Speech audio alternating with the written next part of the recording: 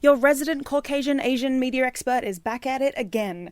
I've tackled K-dramas, I've tackled BLs, and now I'm here to cover Chinese bromance dramas in all their glory and frustration. Before I start, I feel like I should warn anybody not already aware, please do not post this video to any Chinese social media sites.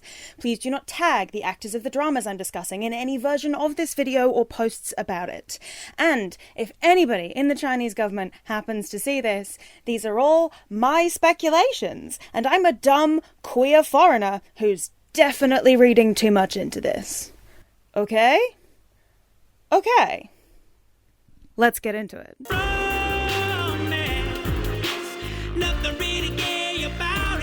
I've gone for like a Ciencia sort of look with my makeup today. I don't know if I'm feeling it, but sometimes you take big swings, you know? So what are Chinese bromance dramas? Basically, they're Chinese gay romance dramas where the gay part is all subtext, and there's... Okay, wait, no, I need to provide context first. No! Who are you? Where are we? No! This is my new character, anti-improv, man. A few years ago, I made a video covering most countries that create BLs, GLs, and QLs. Essentially, queer shows. And in that video, I said this. Next up! China doesn't make BLs because they're homophobic. Vietnam's BL scene, okay, there's more to it than that. Because of their homophobic Hays Code, they can't make explicitly gay content, so what China does is bromances. But I have way too many thoughts about those. And this video is long enough already, so I have a whole other video in the works just about those. Watch this space. Now, I was mostly being facetious when I said that China was homophobic. Obviously, in a country with over 1 billion people in it, statistically, that means there's a lot of fucking queer people. What I actually meant is that the government is pretty hostile towards them. While it's not illegal to be gay in China, and it hasn't been since 1997, that's like 2 years before I was born, but alright, it is heavily discouraged, and queer content of any kind is extremely censored and suppressed. This goes double for Chinese television, which has extremely strict rules around what can and cannot be shown. I will be referring to it henceforth as the Chinese Hays Code, because that's essentially what it is. China very famously censors a lot of what its citizens are able to see, and as somebody who has been in Shanghai airport on a layover, I can attest to at least some of it. I couldn't access Reddit, Google, Tumblr, Pinterest, YouTube, Twitter, Shitter, Facebook Messenger, WhatsApp, or Instagram. You can imagine how aggravating that layover was. No access to any of my favourite time-wasting websites or apps. No doom scrolling for me. If you want a more comprehensive list of all the websites blocked in mainland China, there's a whole Wikipedia page keeping track. I've got to hand it to them. At least they've got ChatGPT blocked, which is more than I can say for us. Before I continue, I don't want this video to be all Red Scare about China. The Chinese Communist Party is not actually very communist, but the word communism is enough to scare most Americans because of a propaganda campaign against the ideology waging back decades. So people are automatically inclined to dislike their government based on the name alone, even when, as I said, they're not actually particularly communist. The private sector still influences a great deal of China's economy and politics, and even within the party, while they express some socialist ideals, that doesn't tend to actually extend to beyond the inner workings of the party itself. China as a country is not a communist one, and their government can skew towards the tyrannical, which is not actually all that different to the rest of us. Because I think a lot of American finger-pointing about China's censorship tends to be very hypocritical and ignores the USA's history of very similar things. Not to mention my own country's problem with obscuring the truth from its citizens, such as the BBC has been doing for the last 2 years with Palestine. None of us are immune to propaganda. None of us are immune to propaganda. It's a problem a lot of governments are guilty of, and I feel like it is easier to make China's control over their media sound scarier because their whole culture is different. So it's automatically an other, and people can treat it as weird and scary. Does that make it any less weird and scary? Nope.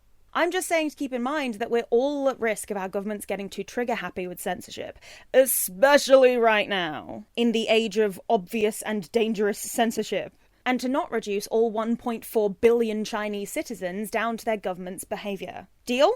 Okay, now that we're on the same page about that, the Chinese government's censorship is absolutely bananas. They have a thing called the Great Firewall that blocks hundreds of thousands of websites, and they're also known for removing social media posts and entire accounts that spread things they don't deem appropriate, which can be anything from actively criticizing the party to writing gay fiction. We will get to it. A lot of it is to reduce the amount of dissent among their people by basically removing their access to anything different that might encourage their people to look for lifestyles outside of the ones the government deems normal and necessary. Because the more exposure people have to other ideas, the more they risk the people mobilizing against them. And 1.4 billion people is a lot to fight back against, so it's easier to just shut all dissenting ideas down before they can flourish. This is also how all the right-wing parties of today work, by the way. This obviously manifests in a lot of censorship of LGBTQ organizations, because what's less normal than the queers? There has been a lot of push and pull between the CCP and Chinese citizens over the years. Weibo, one of their main social media sites, attempted to ban any mention of LGBTQ issues back in 2018, but was met with such resounding backlash that it quickly walked it back. Similarly, the government banned Grindr back in 2022 as part of a month-long campaign in the lead-up to hosting the Winter Olympics to create a civilized, healthy, festive, and peaceful atmosphere for online public opinion, which clearly does not include the gays. They do have their own gay app, Blued or Bluid, which has also come up against issues with the government, despite its immense popularity, and other queer apps as well, which are always at risk of being shut down for indecency. Huge air quotes around that word. Is this sounding familiar to anybody? Like I said, China isn't all that different from the rest of the world. We're all at risk of puritanical shitheads ruining everybody else's freedoms. So, to get back to the Chinese Hays Code and how this relates to the bromance genre, no gay content on Chinese airwaves. None whatsoever. This didn't actually used to be the case. In fact, there were a number of queer dramas aired during the 2010s, as you can see. But it all really kicked off with the airing of the show Addicted Heroine in 2016. Addicted is based on the novel Are You Addicted?, which I have read, and it is explicit in ways I actually don't enjoy reading. It tends to verge on, if not actually fall right into, non-con territory, which is just not my personal cup of tea. And the show does walk that line a little bit too, but not in a way that is overly pearl-clutchy to anybody who has seen more than a few TV shows in their lifetime.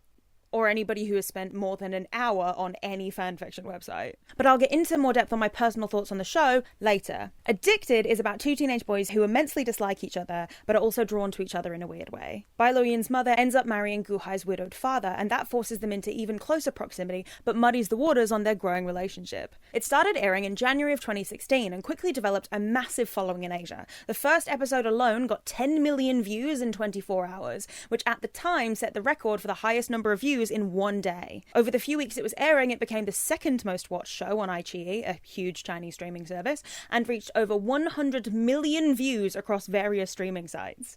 The main two actors became famous basically overnight, which would prove problematic later down the line, put a very quick pin in that. However, 3 episodes before the finale was aired, which all would have come out at once due to the upload schedule being 3 episodes at a time, China banned it. Deadass removed every single episode from every Chinese streaming service due to the gay and explicit content, and all hopes of a second season were pretty immediately dashed. While the final few episodes were eventually posted to audiences outside of China, a lot of the explicit scenes, read any scene where they kissed, were removed upon re-upload. This is not the only time this happened, but it is the first big crackdown, and we will get to Guardian and Justice in the Dark later, don't you worry. I did find a version of the episodes with those scenes in back when I first got into BL, but in the years since, it seems they've mostly been scrubbed from the internet.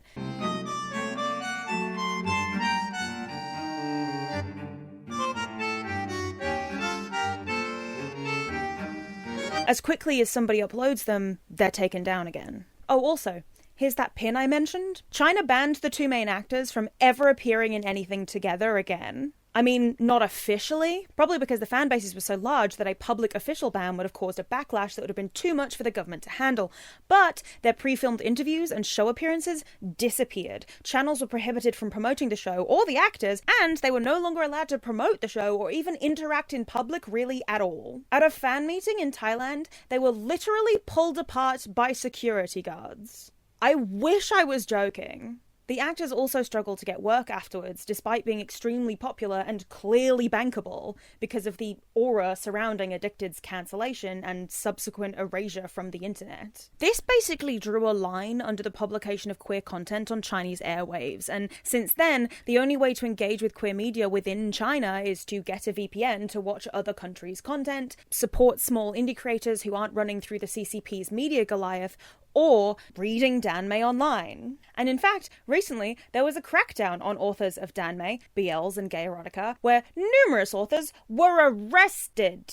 Now, there is an argument to be made that this crackdown isn't as severe and scary as people are making it out to be, particularly as the authors are all from one region. So it's really more of a case of one precinct getting a little overzealous. But I don't agree with that interpretation. There have been various crackdowns of queer content in China over the years, notably in 2004, 2010, 2014, 2016, and 2024. There's also the famous arrest of Tian Yi, who, in 2018, was sentenced to 10 years in prison for writing gay erotica. You heard me right.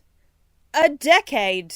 Liu's jail sentence is 10.5 years and stems from a judicial interpretation dating back to 1998, according to the South China Morning Post. This states that if an author sells more than 5,000 copies of pornographic books or makes more than 10,000 yuan, £1,123, from them, it is an especially serious circumstance that carries a sentence of imprisonment for not less than a decade or life.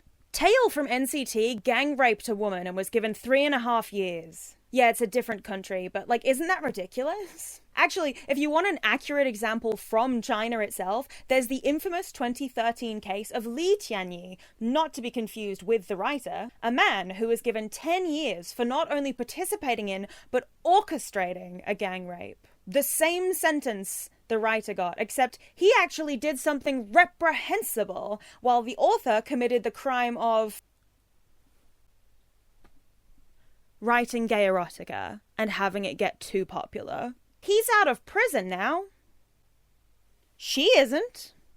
What's even more frustrating about the Danmei authors getting arrested and fined is how quick they are to blame themselves for it. Meanwhile, there are actual dangers to society out there who don't feel one iota of guilt for their actual immoral actions. Tumblr user Baiwu Jinji translated some of the authors' statements from Weibo, and so many of them are apologizing for things they shouldn't feel sorry for. I knew I was being naive and over-optimistic about the repercussions of writing Danmei, so I can't blame anyone. Sometimes I want to resent society, but then I'll give up on the thought. As for the criminal punishment, my view on it is still the same. I even feel that I'm different from those who engage in prostitution. After all, I made all this money by typing my stories word by word, yet when I got into trouble, people talked about it as if I didn't have to work for my income. This is from an author who wrote Danmei because her family's poor and she wanted to save money to travel. She got into a master's program before this, and the program kicked her out because of her arrest. Ever since I was little, I've always been the well-behaved golden child in my parents' eyes. I had the best grades among my peers and won scholarships in both high school and university. When we visited family during New Year and other festivals, my parents were always proud of me in front of our relatives. But that day I shamed them thoroughly, and the shame will always stick around. I love the characters I wrote very much. Planning and creating their stories always brought me so much happiness and fulfillment. But a mistake is a mistake. I want to use my personal experience to admonish others. Don't try to go against the regulations in any way, ever. Don't put yourself in the slightest bit of risk. I've never felt this horrible in my entire life. I've always firmly believed that nobody in this world could be that bad. My rose-tinted glasses were broken, along with my romantic expectations for the world. My values and outlook on life were shattered. When something like this happens, perhaps only the family of the author involved and the author herself would be hurt deeply. It's just business for everyone else. There was also the banning of AO3 in China in 2020, caused in large part by the popularity of an RPF fic about one of the actors in The Untamed. But the gorgeous creator Rowan Ellis has already made a video deep diving that particular topic, so you should go watch that after you finish this one. This is unrelated, but I have nowhere else to put it, so I would like to mention as a small aside that The Untamed affected AO3 in another significant way aside from this, because a fic in that fandom was the reason AO3 enacted tag limits on fics. As Tumblr user AO3 Top Ships Bracket pointed out, Sexy Times with Wang Xian had over 4,400 tags, and the author would deliberately add more tags in an attempt to clog people's feeds as much as they could, including adding as many popular fandom tags as possible to put the fic on more screens. You couldn't report it for mistagging either, because the author was conscientious about only adding tags that appeared in some way in the fic. Which is not relevant to anything else, but it is very funny. Danmei began in the 1990s when Japanese boys' love BL manga were introduced to China through pirated Chinese translations that were published in Taiwan. Since 1998, there have been Danmei web forums in China, such as the Lucifer Club and the Danmei section of the Sangsang Academy, and Chinese women have begun to create Danmei fanfics or original Danmei novels. In the 2010s, Danmei became more localized and mainstream, and highly popular novels began to be adapted into web series.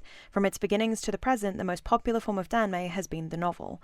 Danmei authors publish online, and the most influential Danmei novel website is Jingjiang Literature City. Because Danmei involves romantic male-male relationships with homosexuality and obscenity and pornography, censorship of both its original works and adaptations has been strict. To cope with such censorship, multiple strategies have been adopted for the various Danmei formats, from the original novels to the web series adaptations, in efforts to keep the stories public. Danmei have historically been the most popular way of disseminating queer content in the country, because they're often spread online through webcomics or web novel sites or forums, and are harder to outright ban the way that they can control television and film. Being distributed online also helps the authors and distributors remain anonymous, which makes it much more difficult to track them down and arrest them. They're also extremely popular, with ferocious and highly loyal fan bases. Hence the recent arrests as part of their crackdowns, which are clearly being done to discourage people's engagement with this kind of content.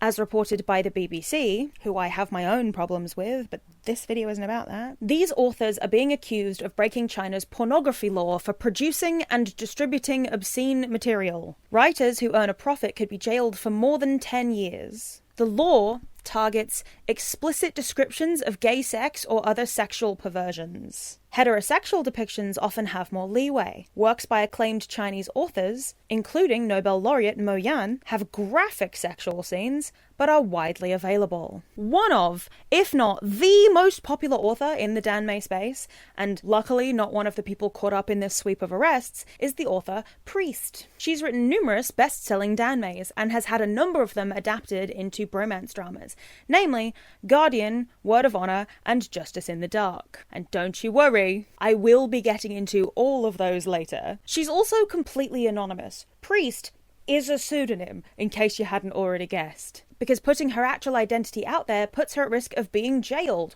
or otherwise punished for profiting from Danmei, which is just super cool and awesome and not at all intensely aggravating. Anyway, we love Priest in this house, which is perhaps the only context you'll ever hear me say that phrase in. So the Chinese Hays Code is bad, but online Danmei forums aren't the only ways people have of getting around it, and that is where the bromance dramas come in. Bromance, nothing really gay about it. Not that there's anything wrong with being gay. Basically, they're Chinese gay romance dramas where the gay part is all subtext, right down to wardrobe choices. This includes adaptations of gay novels that are de-gayified to please the censors, called dangai, as well as original dramas whose scriptwriters are also clearly trying to sneak queer content under the wire. This means the main couple don't ever confess to each other or consummate their love with a kiss or anything else, and oftentimes it means they barely touch, which actually became another restriction later on, but we will get to it. But the audience is clearly aware that the story they're telling is a romantic one. They're sort of running under the umbrella of plausible deniability, where they can accuse any censor who tries to pull them up of being too harsh or reading into things, while still managing to tell overtly queer stories. And again, if any Chinese officials are watching this, that's what I'm doing right now. It's all in this silly white girl's head, okay? And I feel the need to say, as a bi-aromantic spectrum asexual, that the refrain of "there's no platonic explanation for this" about acts of devotion isn't always great, because I am deeply devoted to my platonic friends and would do a lot of things that we societally limit as romantic towards them. But I have a whole separate video coming out about that at some point. In terms of these kinds of implied romance, their strength is in the plausible deniability to be able to say, of course this is platonic, even while the audience can clearly tell it's not. If you watch these same shows and you do read it as platonic, that's totally fine. You're just not the target audience for the subtextual stuff going on in these shows. It doesn't mean you can't enjoy them for your own reasons. And if you're Arrow or Ace and you see them as representative of you, even better. I know that I've headcanoned more than one of these pairings as Ace, which is easy to do when they literally never have sex on screen. Everybody's Ace. You get an asexual, and you get an asexual. Everybody gets asexuals. It's a lot of tit going on there. Queer coding is doing most of the heavy lifting in stories like these, and subtext is doing all the rest of the work. So for the most part, it's left up to the audience as to what they take away from it. These kinds of shows and movies aren't exclusive to China, however. We have things like this in the West, too. Whether it be accidental, because of an emphasis on masculine bonding and a dearth of women, a la Supernatural, or highly intentional and obviously queer down to the bones of its creation, a la Hannibal. Things like Merlin and Sherlock and even 911 fall somewhere along this spectrum. The Good Omens book is the same way, while the second season made it more overtly clear. Hell, even Thailand, which has built half of its economy off the back of QL, has released its fair share of bromance shows, such as The Gifted, Midnight Museum, and High School Frenemy, all of which I am utterly bewitched by. Korea has loads of these too, because while Korea has a slightly better track record with queer media than China, and I do mean slightly, and only really progressively so since 2020, see my video for more info on that, it's still hard to get a mainstream televised show that centres overtly queer characters. Yes, there are Korean BLs, but they're often web dramas, or created by independent studios. And while they are increasing in volume and popularity, especially since the breakthrough of shows like Where Your Eyes Linger in 2020, again, see my video for reference, syndicated TV channels still aren't willing to hitch their wagon to us gay folk. So instead, we get a lot of heavily queer-coded shows, which I tend to froth at the mouth about. Beyond Evil, The Devil Judge, Weak Hero Class 1 and 2, Ghost Doctor, At a Distance Springer's Green, DP, Good Manager, Bloodhounds, and Goblin are all great examples of shows with two male leads with absolutely bonkers chemistry, and some of those even include straight romances with one or both of those main characters. The best ones, though, are the ones that would clearly be straight romances if one of their leads was a woman. Beyond Evil is one of the best shows I've ever seen, but it's also so explicitly about devotion and the things these two men will do to stop each other from sinking into hell that it makes me froth at the mouth even thinking about it. You should all go and watch the show and then read my fanfic about them so we can all spiral together. 잘 지내는 거지. 사장님은 유연히 찾으러 나가셨어. 걱정하지 마. 찾을 거야. 왔어요? 여기 왜 왔어요? 미안. 내가 아직 버릇을 못 고쳤어요. 기억나죠? 이동식 씨네 지하실 하도 들락거려서 월세라도 받아야 하나 그랬었잖아. 우리 집 지하실에만 기어 들어오시는 줄 알았는데. 여기도 이동식 씨 소유 맞잖아요. The Devil Judge has so many homoerotically charged moments that I deadass almost thought they would kiss at various points. Hard to think of one way out of this heat. How will it end? I don't feel like anything good breath I take. 상처는 아물었네.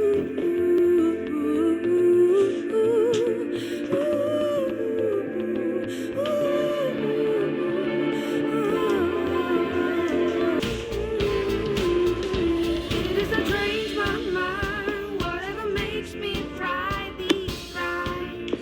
의외로 잘 어울리네. 의외로.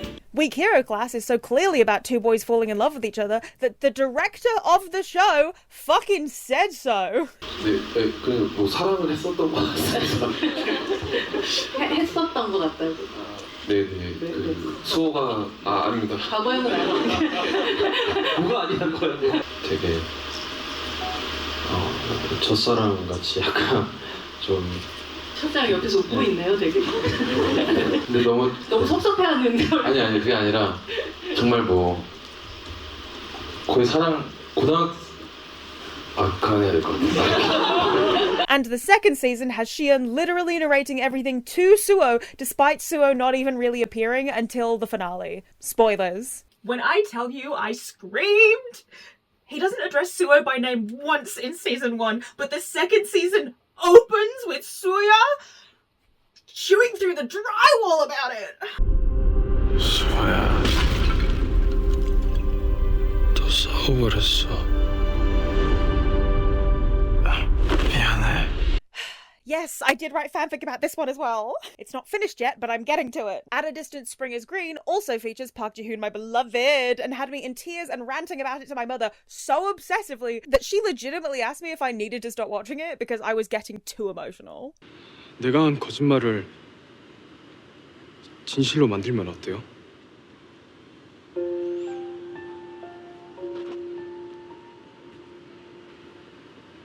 같이 살아요. 우리.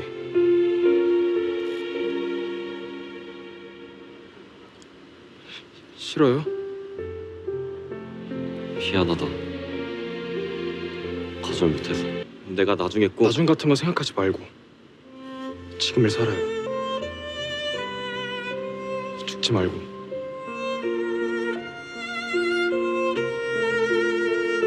But don't worry, I worked through all of those excessive emotions through, you guessed it, fanfic. Is this whole video just a ploy to get people to read my K-drama fanfics? Abso-fucking-lutely. There are also plenty of K-dramas with queer-coded men, but I will refer you to this other video I made if you want more info on that. So let's talk about romance coding. This is one of those things that makes people feral about Western creations too, by the way. When you create two characters with chemistry and an interesting dynamic together, it's a very short step from that to shipping them, provided you're not one of those weirdos who's hung up on gender. Guess what? Fucking pronouns! Seriously, some people will tell you that any two opposite gender people standing next to each other constitutes a ship, while ignoring the blatant gay shit happening in front of their eyes. But I digress. I'm using male examples because that's what this video is about, but trust me, there are women that fall into this category. Supercorp and Swan Queen are just two examples.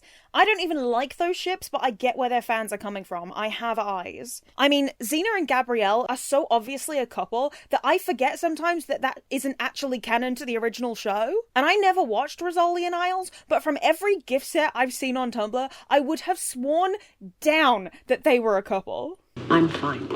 Is she fine? If you don't tell her, I'll have to, and she won't believe me, so please, you'd be doing me a favor. I'm giving her a CAT scan. We'll reevaluate after we get those results. And we're going to the CAT scan now? I have an appointment later. And we can wait because she's fine. Well, she needs to rest, which means limited physical and mental activity. If you don't take it easy, I'm going to have you arrested. What charges? Failure to listen to me. Clinical stubbornness. I don't know. I'll think of something. But I learned in my research that they are yet another queer ship destined to never find canon. And that's okay. Canon isn't everything. That's what fanfic and fan art and fanvids are for. And gift sets. Oh, gift sets, my beloved. Seriously, anyone not on Tumblr is missing out on so much. Anyway, building a bromance involves a lot of the same elements that you'd see in a straight romance, just slightly obscured. I'm talking about things like giving two characters an unshakable or indefinable bond. This is as simple as one of them raising the other from perdition. Who are you? I'm the one who gripped you tight and raised you from perdition. And therefore bonding them for life. Or them being the only two mystical beings walking the earth and therefore finding company with each other. Mr. Anthony J. Crowley. Your fame precedes you. Anthony? You don't like it? No, I didn't say that. And I'll get used to it. Get thee behind me, foul fiend. After you. Or having an intensely charged first meeting that blossoms into a high-intensity friendship. You completed my mission, Finn. That's my jacket. Oh. No.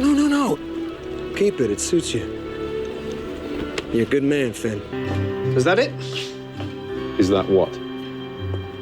We've only just met. We're gonna go look at a flat. Problem? Okay, enough Western examples. I'm pretty sure you'll get the point now. A lot of danmei have the characters' destinies intertwined, especially in wuxia or xianxia, which are quasi-historical or fantasy stories. In Guardian, the characters are tied together by a kind of time loop-based destiny. In The Untamed, it's a reincarnation-based soulmate re-meeting, and in Word of Honor, they are Martial World soulmates, which I will get to in a minute. Hold on to this pin for me. If there's no particular destiny or higher power involved, the two characters are often shoved together by circumstance, and often struggle to get along at first. Typical enemies to friends to lovers type stuff. My absolute bread and butter. We're talking Under the Skin, where the detective dislikes the artist for something he did 5 years before, but they're forced to work together. Or Mysterious Lotus Casebook, where they literally had a huge battle and then both supposedly died, only for it to turn out that neither of them did, and now the bad guy is so mad that the good guy had been poisoned when they had their death match, so that he wasn't fighting him at his best as a matter of honor, that he tries to cure him so he can fight him again, and they become friends throughout. 哎呦，这干嘛呀？10年前东海一战，我一直以为献于你半爪，所以才是天下第一。今日你告诉我，胜之不武。你是说这一切你都不知情？ 你羞辱我，堂堂正正再比一场。问题是我没办法再和你比一场，你去找他们比吧。我帝飞生此生只有一个对手，就是李相夷。此生只有一愿，就是赢他。那对不住了，我也帮不了你。现如今，你就是天下第一。 I love MLC, dude. It rips so hard. There is also the use of heavy symbolism, with a notable example being the rabbit in The Untamed. As in China, the rabbit god is literally the god of love and sex between men. So the repeated appearances of rabbits on screen, particularly with them talking about each other to the rabbits. 你说他一个人出发要去哪儿呢？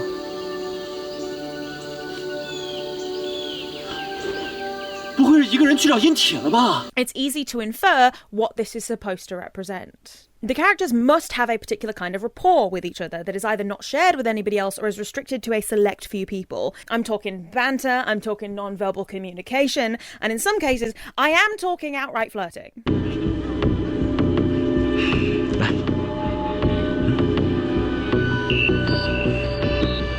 怎么样？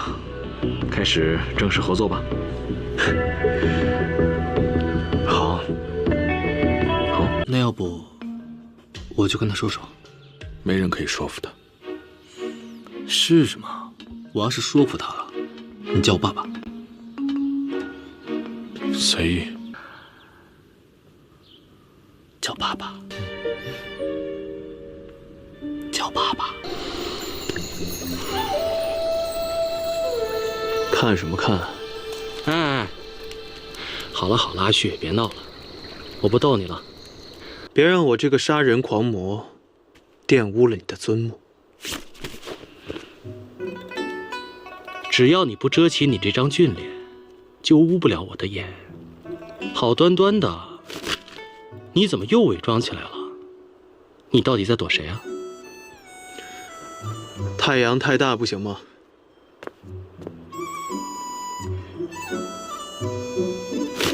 An unsung element of these dynamics is the way the side characters treat the main couple, frequently commenting on their bond or teasing them about their closeness, or even making comments like this. 你这么会说话，能不能帮我看一下这份检查哪里写的不对啊？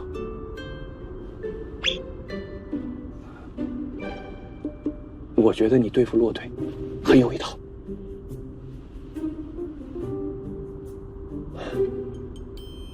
Which to me feels like even if the audience isn't in the know, the other characters often are. You know? There's also an element of sacrifice to these plots. The men will try to throw themselves in front of danger for each other. This happens so many times, I will probably just close my eyes and pick a scene at random to put on screen during the edit. 这一大一小都在我手上，想让他们活命就听我的。要是敢开枪，我绝对不会放过你。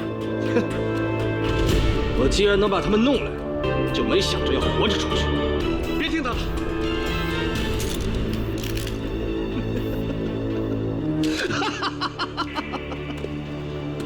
白雨桐啊，你也有今天。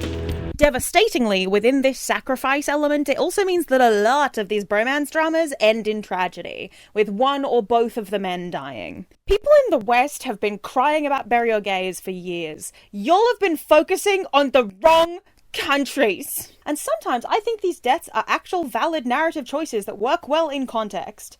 Spoilers. And sometimes they're badly shoehorned in and they piss me off. Linguistically, there are a couple of interesting things about bromance dramas. For example, in Word of Honor and The Untamed, they use words like soulmate, or at least that's how they translate it in English, but only in the context of like, my perfect equal in the martial arts world, or soulmate cultivators, but it's very clearly supposed to mean, you know, actual soulmates. And speaking of Word of Honor, it's a good example for the other weird linguistic trick they use in these dramas, which is strategic mouthing of words. As this paper on the topic explains, because homosexuality has been a banned topic in TV series and web series in China since 2016, and Word of Honor is similar to other dangai adapted danmei dramas such as Guardian and The Untamed, the narrative of the relationship between the two male protagonists in the original story was changed to that of a socialist brotherhood.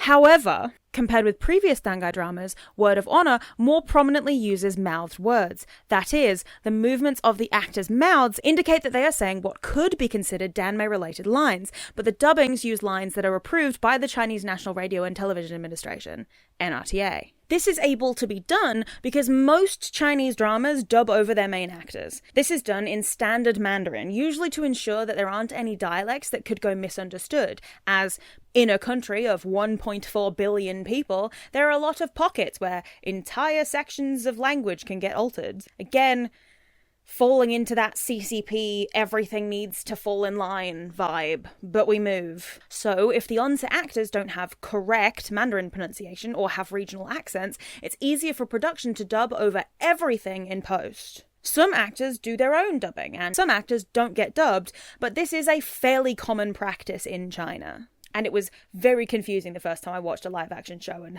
saw very obvious dubbing happening over it. I was very confused. It took me a minute to realize that was like just kind of standard practice. So, allowing the on-set actors to say more danmei-accurate lines, knowing that they will be dubbed over in post, is just one sneaky way for the production crew to sneak things past the censors.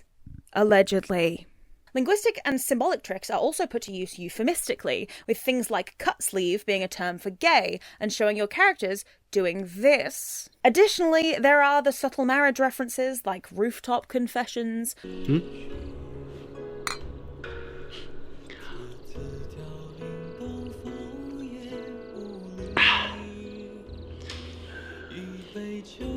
阿雀啊，我心里边高兴，你知道吗？ Or gift giving. 刚刚那个铜板不能白花你呢。这什么东西啊？你这个冰块脸啊，让人看着太望而生畏了。加点小东西，有点生趣嘛。哎，别扔啊！这可是战利品，1铜钱呢。你要是扔了，我就给你换个更有趣的。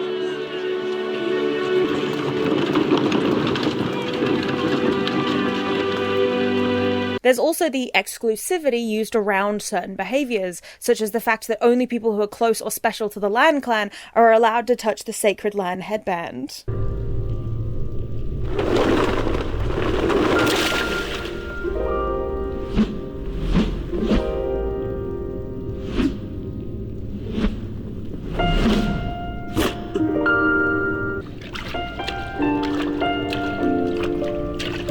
Or the fact that Wuxia can read the ancient language of the Zhang clan, which only members of the Zhang clan are supposed to be able to do.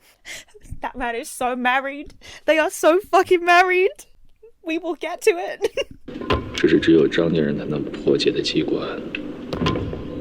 张家人，他不是姓吴吗？ Also, there's the obvious. Acting choices. Sometimes there are situations where actors make choices that come off gayer than they're intending. And sometimes men be gazing at each other like they hung the moon. 是挺好的。喝酒了。喝。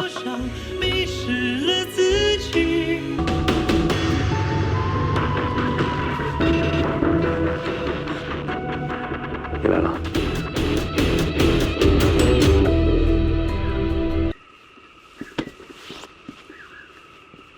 你怎么样？还好。画画的人特点抓得很准，挺有天赋的。这叫有天赋？你开玩笑啊？这画的不是我画的呢？什么呀？这是还不是我？真的你有天赋。逗你的。There's no plausible deniability for some of these, dude. Choices. Choices. I mean, never mind. I'm just a silly foreigner who wants everything to be gay. Don't listen to me. They definitely weren't doing that on purpose. Do you think the CCP have stopped listening by now? God, I hope so. So, yeah, acting choices. Some of these actors are clearly playing these characters romantically. Allegedly. In a lot of cases when they're adapted from Danmei, they're playing the characters as laid out in the source material and just fitting that into the censors, which makes for a better, more layered performance anyway, even if you're ignoring the whole gay thing. Giving characters additional depth through your performance is quite literally what acting should be. And some of these men are doing it exceptionally well. And some of these actors have been in more than one of these bromance shows, which could mean nothing. Maybe it's just like really good acting, you know, maybe it's just like a lot of meat to chew through as an actor, and that's all that it is. Gong Joon, my beloved. Louis Dongqin specifically seeking out an actual queer script after his bromance one. Zhu Yilong doing two of the best bromance shows to ever come out of China. Don't even come for me, I'm correct. Huang Junji serving at all times. Cheng Yi going from one of the Lost Tomb adaptations to one of the best bromance shows ever, to then doing a show where he got to do drag this year. I adore him so much. Oh hey, and speaking of going from Lost Tomb adaptations to Mysterious Lotus Casebook, Zheng Shunxi is here. Huo Minghao being in the Lost Tomb too, Psych Hunter, I Am Nobody, and Fangs of Fortune, because he's collecting men like Infinity Stones. I love you, Minghao. It's one thing to get cast in a bromance show and reap the rewards of that show, namely the surge in popularity that tends to follow, and it's entirely another thing to then turn around a few years later and do it again. I'm not exaggerating when I tell you that most of these men could have coasted off of the goodwill and monetary gain of their first bromance shows for most of the rest of their careers. But for them to specifically seek out more bromances, that is an interesting choice. And one that I respect immensely. Zhu Yilong in particular, I could talk about the two specific characters that he plays in two magnificent queer stories, and how different they are from each other. 沈教授，沈教授，没事吧？啊，我没什么事。哦，哎，那搞定了。 赵蓝挑啊，啊，是不是上回挨揍没挨够啊？我没空跟你废话啊！我来是要问你几件事情。站起来！啊！站起来！你摆这个表情干什么呀？弄得我好像在欺负你。 And how phenomenally he plays them both for literal hours. But unfortunately, that's not what this video is about. Next time, baby. Additionally, we cannot discount how important the way physical touch is used in these dramas. These men are touchy.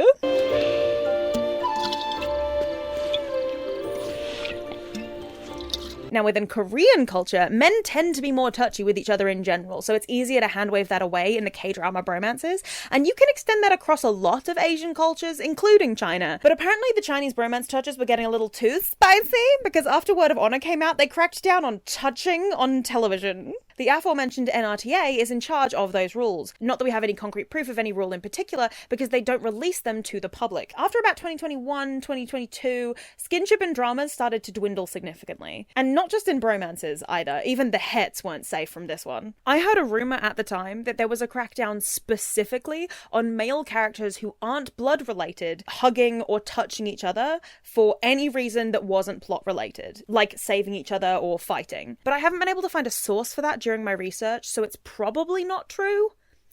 Question mark? However, it's pretty easy to see why I believed it, considering how strict the rules already were and are around what airs on Chinese television. It's not that beyond the realm of possibility. Don't worry, there are still plenty of plot-related reasons for these men to get all up in each other's business, like saving each other from danger.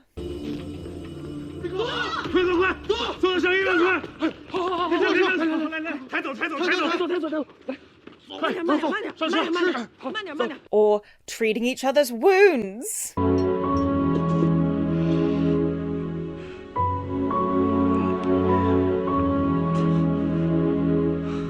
有红土的印记，方圆30里。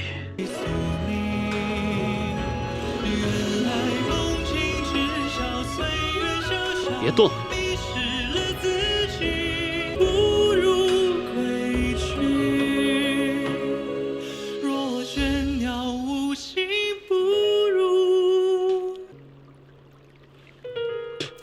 好了，干什么？阿雀。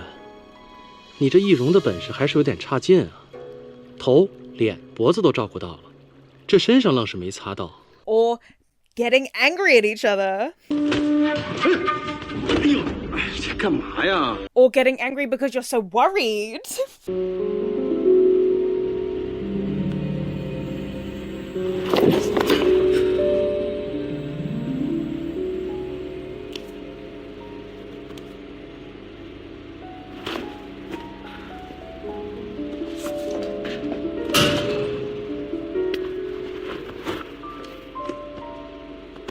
哎，这怎？ Totally normal and not at all subtext-laden reasons to manhandle the homies. Love manhandling the homies. And sometimes the NRTA censorship causes an even gayer thing to happen, like for example in Guardian, when Zhao Yulan's novel counterpart was an avid smoker, but in the drama, they don't want to glorify smoking. So they swapped his cigarette habit out for lollipops. I sometimes hate that I don't smoke cigarettes or drink alcohol because, see if I'm having a fucking hard day, can't I be like, oh, I'll just have a wee glass of wine.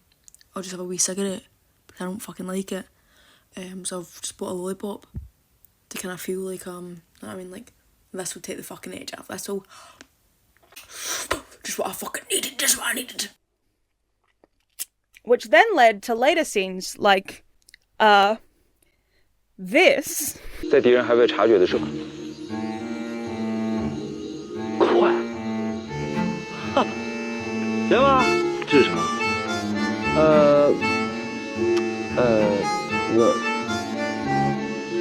能吃，而且必须要那种舔着的，舔。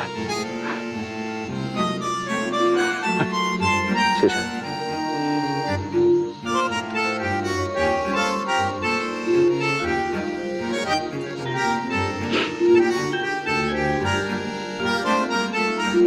哎呀！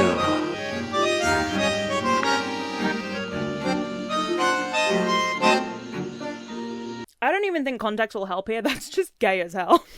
Another beautifully crafty way of portraying a shift or progression in the relationship between two characters is to alter their wardrobe, and in particular, their hair. Guardian does this beautifully. When the main characters meet, Zhang Yulan has a particular hairstyle, and then, after a number of episodes where he and Shen Wei grow closer, at some point, it changes style completely and never goes back. This is a subtle reference to the fact that from that point in the novel, they are in a relationship, because of the historical precedent of changing one's hairstyle after getting married. Cool, right? And speaking of Guardian... Bogus. Heinous. Most non-triumphant. Really excited to seeing your guesses for which particular bromance I'm cosplaying right now. Just because a show is a bromance and not an explicitly gay story does not mean it is exempt from being tampered with or taken down, both of which famously happened to Guardian. Guardian aired from June to July in 2018, and it was hugely popular, and I mean hugely, racking up 1.8 billion views by August. Billion with a B. Where's the B? There's a B. However, in August, Youku, the streaming service it was hosted on, took it down, once again citing an NRTA crackdown on harmful and vulgar content. It was ostensibly pulled for content adjustments, and it didn't return to the service until November, with a number of scenes re-edited or removed entirely. Despite this, the show was still so popular that it managed to rack up another 52 million views within a week of returning. Unfortunately, this was not the last time this happened, and it wasn't even the last time it happened to a Priest adaptation, because in 2023, an adaptation of Modu titled Justice in the Dark aired for 8 whole episodes out of 30 before they refused to air the rest and took it down. When I tell you that Modu is my favourite Priest novel, and that this show had perfect casting, and I had been frothing at the mouth about it since it was announced, and then I got 8 episodes and it was pulled? Again, citing the NRTA's guidelines, not just on queer themes this time, but also violence, because Modu is a really dark, quite intense crime novel, so I think they were hoping they could hide behind the darker themes as an excuse for removing the gay stuff. We were in limbo for 2 years, thinking the show had basically been deleted entirely and we'd never get to see it. And then, at the beginning of 2025, there was a sudden and random announcement that a Japanese streaming service had picked up the show, and it would get to be seen after all. The 8 episodes I'd already watched were re-uploaded, with re-edited scenes and some stuff missing, but I didn't even mind that much, because at least I got to see the show end. Like I said, Western audiences do not know how good they have it, because the queer content might not always be what you're looking for, and they might cancel a show before the story is over, but at least they're not literally taking down shows mid-air, and then refusing to relinquish them to the clearly willing audience. Like, I want all queer content in every country to be more abundant, but truly, the grass is so green here, comparably, you know? I get that we all have our issues and we all need to get better, but like, In 2021, China supposedly banned the creation of shows based on danmei novels, which not only halted shows already in production, or even finished, such as Dreamcatcher, Chasing the Light, and Immortality, but it also discouraged studios from attempting it in the future. While there have been danmei adaptations since then, a lot of those shows have never been released, and we probably won't ever get to see them, which is deeply irritating. And it makes the genre itself subject to a lot of anxiety among fans, for obvious reasons. A number of bromance and BL-adjacent dramas were also seemingly cancelled or remained stuck in development hell after the NRTA tightened their restrictions. So there are shows out there that we might never see, unless somebody happens to leak them.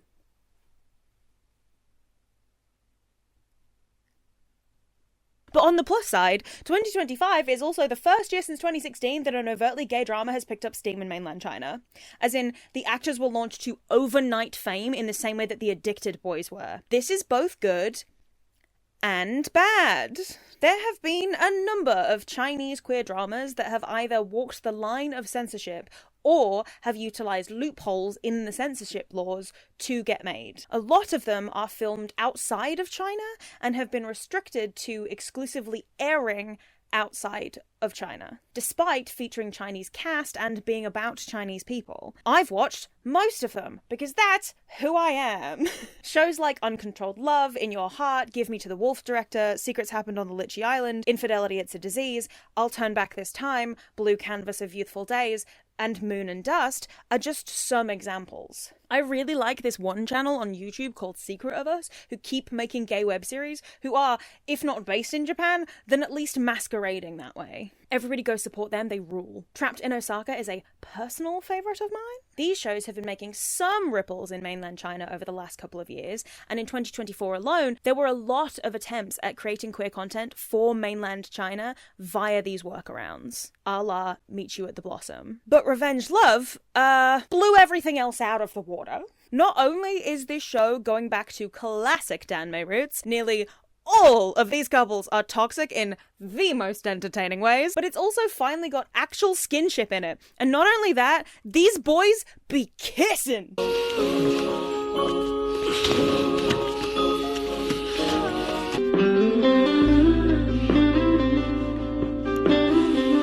In fact, these boys be kissing so much that before the episodes with those scenes in aired, there were messages passed around the internet about making sure none of those scenes ended up on Chinese social media, because it could cause problems for the actors and the production. It's not even airing in mainland China. That's how out of left field its popularity has been to the Chinese government. The show is so overtly and proudly queer that when 2 of the episodes didn't come out as scheduled one week, we all immediately panicked over it, thinking that the NRTA had gotten to them and we'd never see the end of the show. Luckily, the streaming services that host it, namely Gaga Ooh La La, which is essentially the name in the queer streaming game, put out a statement saying they wouldn't let that happen, which was a big relief to a lot of us. Because that's not an unfounded fear. And while Revenge Love has been airing, another challenger entered the ring! ABO Desire is the second live-action Omegaverse show to date. I can't believe I'm saying those words out loud, so it's legitimately wild that it's China who's doing it. I would have guessed that Thailand would get out at least 2 more, and Japan would make at least 1, before China would get an uncensored Omegaverse BL on the internet. But I love when I'm wrong. None of these words are in the Bible, by the way.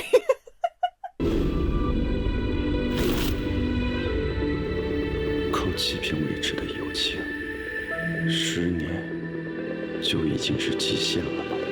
沈文郎，对不起，我喜欢你。沈文郎，你能陪我多待一会儿？只要是我看上的，都得是我的。只要你能够把盛少游的腺体割下来，别说加倍了，3倍都可以。他是我的 Alpha， 想要他的命，你们算什么东西？ I'm not even an Omegaverse fan. I genuinely go out of my way to avoid Omegaverse fanfiction as a genre, but you could bet your ass I am seated for ABO Desire in the exact same way that I was seated for Pit Babe seasons 1 and 2, because I love gay mess. Also, Kim Kenta deserved better, and if they don't put Benz and Garfield back in front of my screen soon, I'm gonna gnaw through the bars of my enclosure.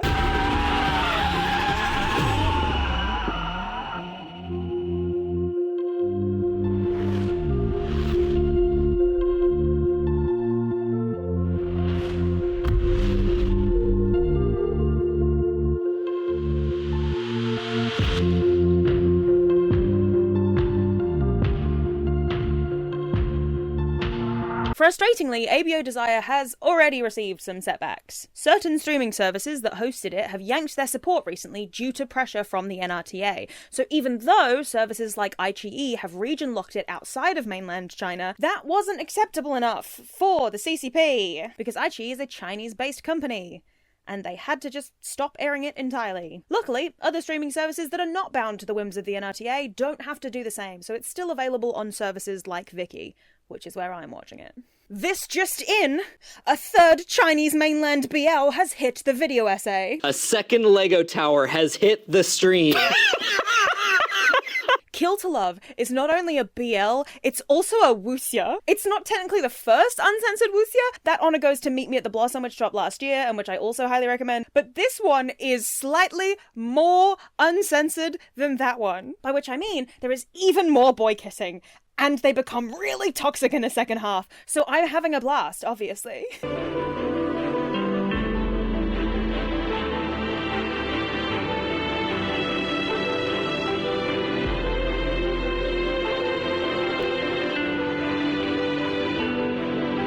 The only downside to the fact that these shows are not only coming out but are also popular, both in the world and in China, is that the NRTA are getting real fucking pissy about it. And it's rumoured that they're cracking down even harder than they used to on this shit. The new rules, supposedly, are that BL dramas can no longer appear even on the international versions of Chinese-owned platforms like iQIYI, Youku, etc. And even worse, that any actors cast in BLs going forward can never act in China again, even if they're Chinese, and even if the production itself is filmed overseas. The second one is frankly nasty work. And the first one is a terrible business plan, because I know for a fact that half of iQIYI's revenue stream is funded entirely by the BLs it airs internationally. So I don't think that the companies are going to be very happy with that. Obviously, these are new developments, literally as I was finishing up writing this essay, so there's no real way to know how severe these restrictions are going to be going forward. We can only hope that the people, or even the corporations and their bottom lines, can push back enough to stop it from getting worse. Honestly, the fact that we've had 3 explicit Chinese BLs come out this year, all in like a 2-month span, has made me feel good about the fact that it's taken me so long to finish this essay, because I really want to spread the word about these shows and talk about them with as many people as possible and get eyes on them. Revenge Love in particular, I have been going absolutely feral about every week without fail. My Tumblr account has become a shrine to their madness, and I love it. I say that like it's not a shrine to the other 2 as well. I mean, really, ABO Desire gets better and better every week. And Kill to Love will be finished by the time this video goes up, but it's not finished at the time of me filming this, and it's everything! It's everything! This video is, sadly, not about Revenge Love, or BLs, or QLs. However, if you'd like me to make an update to my BL video with new best rankings, I absolutely will, sound off in the comments. But in the meantime, let's get back to what you're actually here for. Bromance. Trust me, gay is in, gay is hot, I want some gay, gay it's gonna be. I love my QLs. I love them. I would not relinquish them for anything. But my favourite kind of romance, the kind I start frothing at the mouth over, is the kind where the characters can't just come out and say it. It's well established that I'm asexual, but I'm also a period romance girly. And I don't mean Bridgerton, I mean 1995 BBC Pride and Prejudice. Please allow me to apologise for not receiving it properly just now. You were not leaving. We were, sir. I think we must. I hope you're not displeased with Pemberley. No, not at all. Then you approve of it? Do not get it twisted. I don't mean this modern version of Regency where everybody fucks. I mean actual Regency romances. Which is part of why Kate and Anthony were the most interesting Bridgerton couple to me, because it actually took them most of the season to get together, as opposed to the other 2 who were tangling tonsils from fairly early on. There's nothing wrong with steamy romances either, by the way. I like that stuff too. A lot. I goon to yaoi, remember? By the way, she says she's asexual, but goons to yaoi. First of all, being asexual does not preclude me from gooning. But even if it did, so? And even if it was to yaoi, again, so?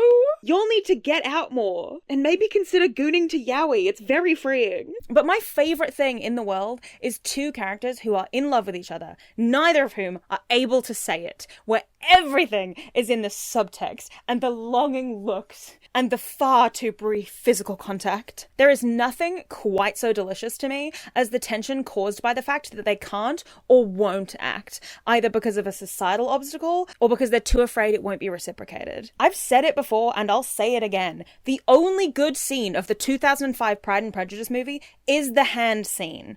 You'll know the one. Because in that context, it's one of the only times it would be appropriate for a single man like Mr. Darcy to touch the hand of a single woman like Elizabeth like that. So it makes absolute sense that he's losing his composure over that shit. That's real yearning right there. Yearning is what all romance stories are built off the back of. So the more you stretch out the yearning, the more invested I get. Building a song towards a drop, you know? The more the build goes, the more invested you are, the more excited you are for the drop. So when you take Chinese gay romances and you filter them down through the censors into bromances, what you generally end up with is the perfect formula for me specifically to go absolutely feral. What do you mean Di Feishan gets so angry at his sworn enemy for being poisoned when they last fought and therefore his victory was meaningless, that he pins Li Lianhua to the wall and then Lianhua just looks at him like that? 我狄飞升此生只有一个对手，就是李相夷。此生只有一愿，就是赢他。那对不住了，我也帮不了你。现如今，你就是天下第一。 All fond and amused. What do you mean that when Feisheng loses his memory later, even though again, they're sworn enemies, he writes, find Li Lianhua on the palm of his hand, because he knows that Lianhua will take care of him. 你认识我？你不知道你自己是谁吗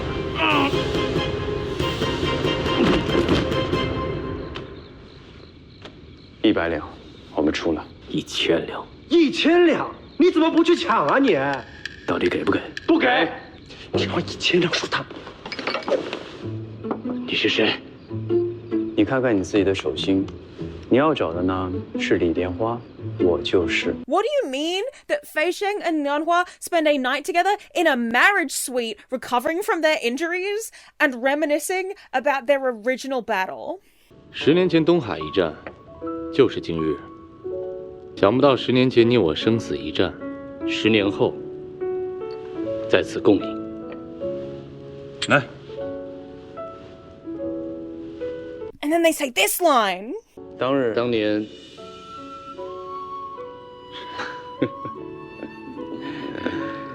当年月色不如今日，当年月色就如今日。哼，就如今日。 In case you aren't already aware, in Japanese dramas, people pointing at the moon and saying, "Isn't it pretty?" is like a declaration of love thing. These men don't kiss. They barely touch. But that doesn't matter because they're so in love that it makes me want to tear my own heart out of its ribcage. Shen Yi and Du Cheng first met 5 years ago when Shen Yi accidentally got an undercover cop killed with his exceptional art skills. And Du Cheng blames him for it, even though he couldn't have known what he was drawing. 这是个画画的，我又不是警察，你们抓不到人，为什么要赖我呀？你的画害死了一个警察。 They meet again when Shen Yi signs up to be a police sketch artist and is assigned to Du Cheng's team. 好久不见，你还好意思来这儿？但至少前2天我帮你们画出了那个杀人犯，我压根儿就没有看你的破画。那希望以后我能帮到你。不需要，立刻收拾东西，给我消失。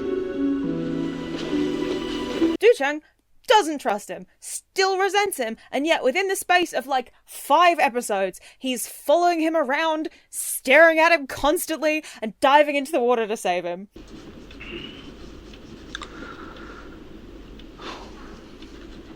你要这样一直盯着我吗？没有，放松一下，发呆呢。你最近是不是有点？什么？没有。 He worries about his safety and his overworking, and there's even a scene where he teaches him to shoot a gun, and 就你这拿枪姿势，手指头不要了。不知道持枪证是怎么拿的？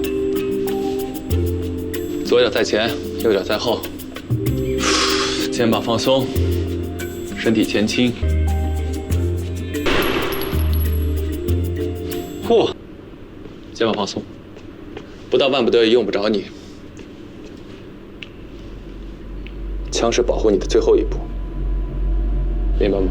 Look, I don't know what to tell you other than that if Shen Yi was a woman, this scene would be labeled as explicitly romantic. Because it fucking is. Zhang Qiling is essentially a half-immortal demigod who doesn't really care about people. And then he meets Wuxia. The last in the line of a family of Tomb Raiders and his best friend Pongzi, and the 3 of them become the inseparable Iron Triangle. People ship this triangle basically every which way. And polyamory fixes everything. But I personally am obsessed with the way Zhao Ge sticks to Wuxia like fucking glue.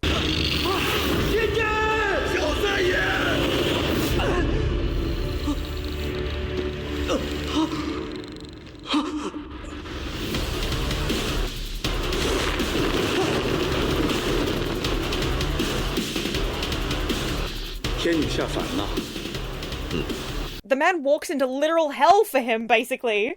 Spoilers. And Wuxia spends their years apart doing, frankly, unconscionable things in order to make the world a better place for when he returns. 你真的变了很多。你觉得你还和以前一样吗？我的心早就不会痛了。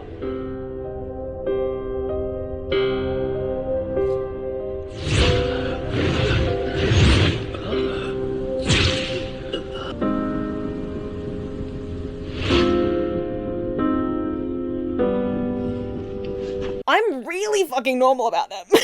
This is an obvious lie. Also, Wuxia being the epitome of the mean bisexual is everything to me. He goes from a man so naive and earnest and trusting that his nickname is literally Qianzhen, naive. 你把裤子脱了。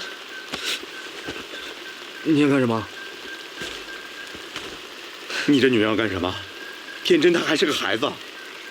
To a man who is barely withholding his contempt for most of the assholes he encounters in check. And it's truly one of the hottest things I've ever seen.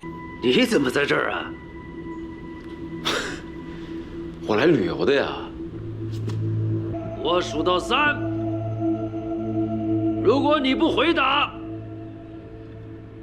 我就杀了他。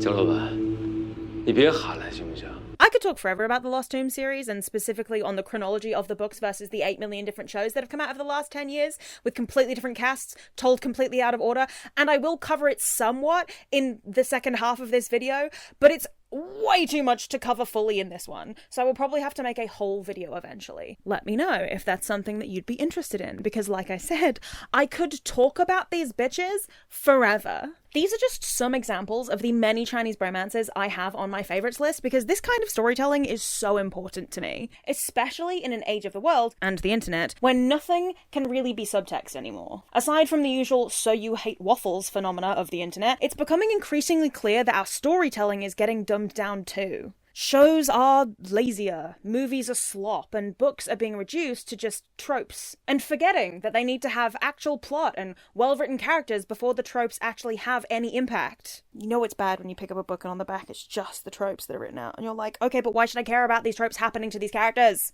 I love fanfic, but that's because the characters already exist and have been established. This is not the video for that. So watching shows where they have put everything in the margins is good for your brain, because you're not just sitting there and waiting for somebody to basically stare straight down the camera and tell you how to feel.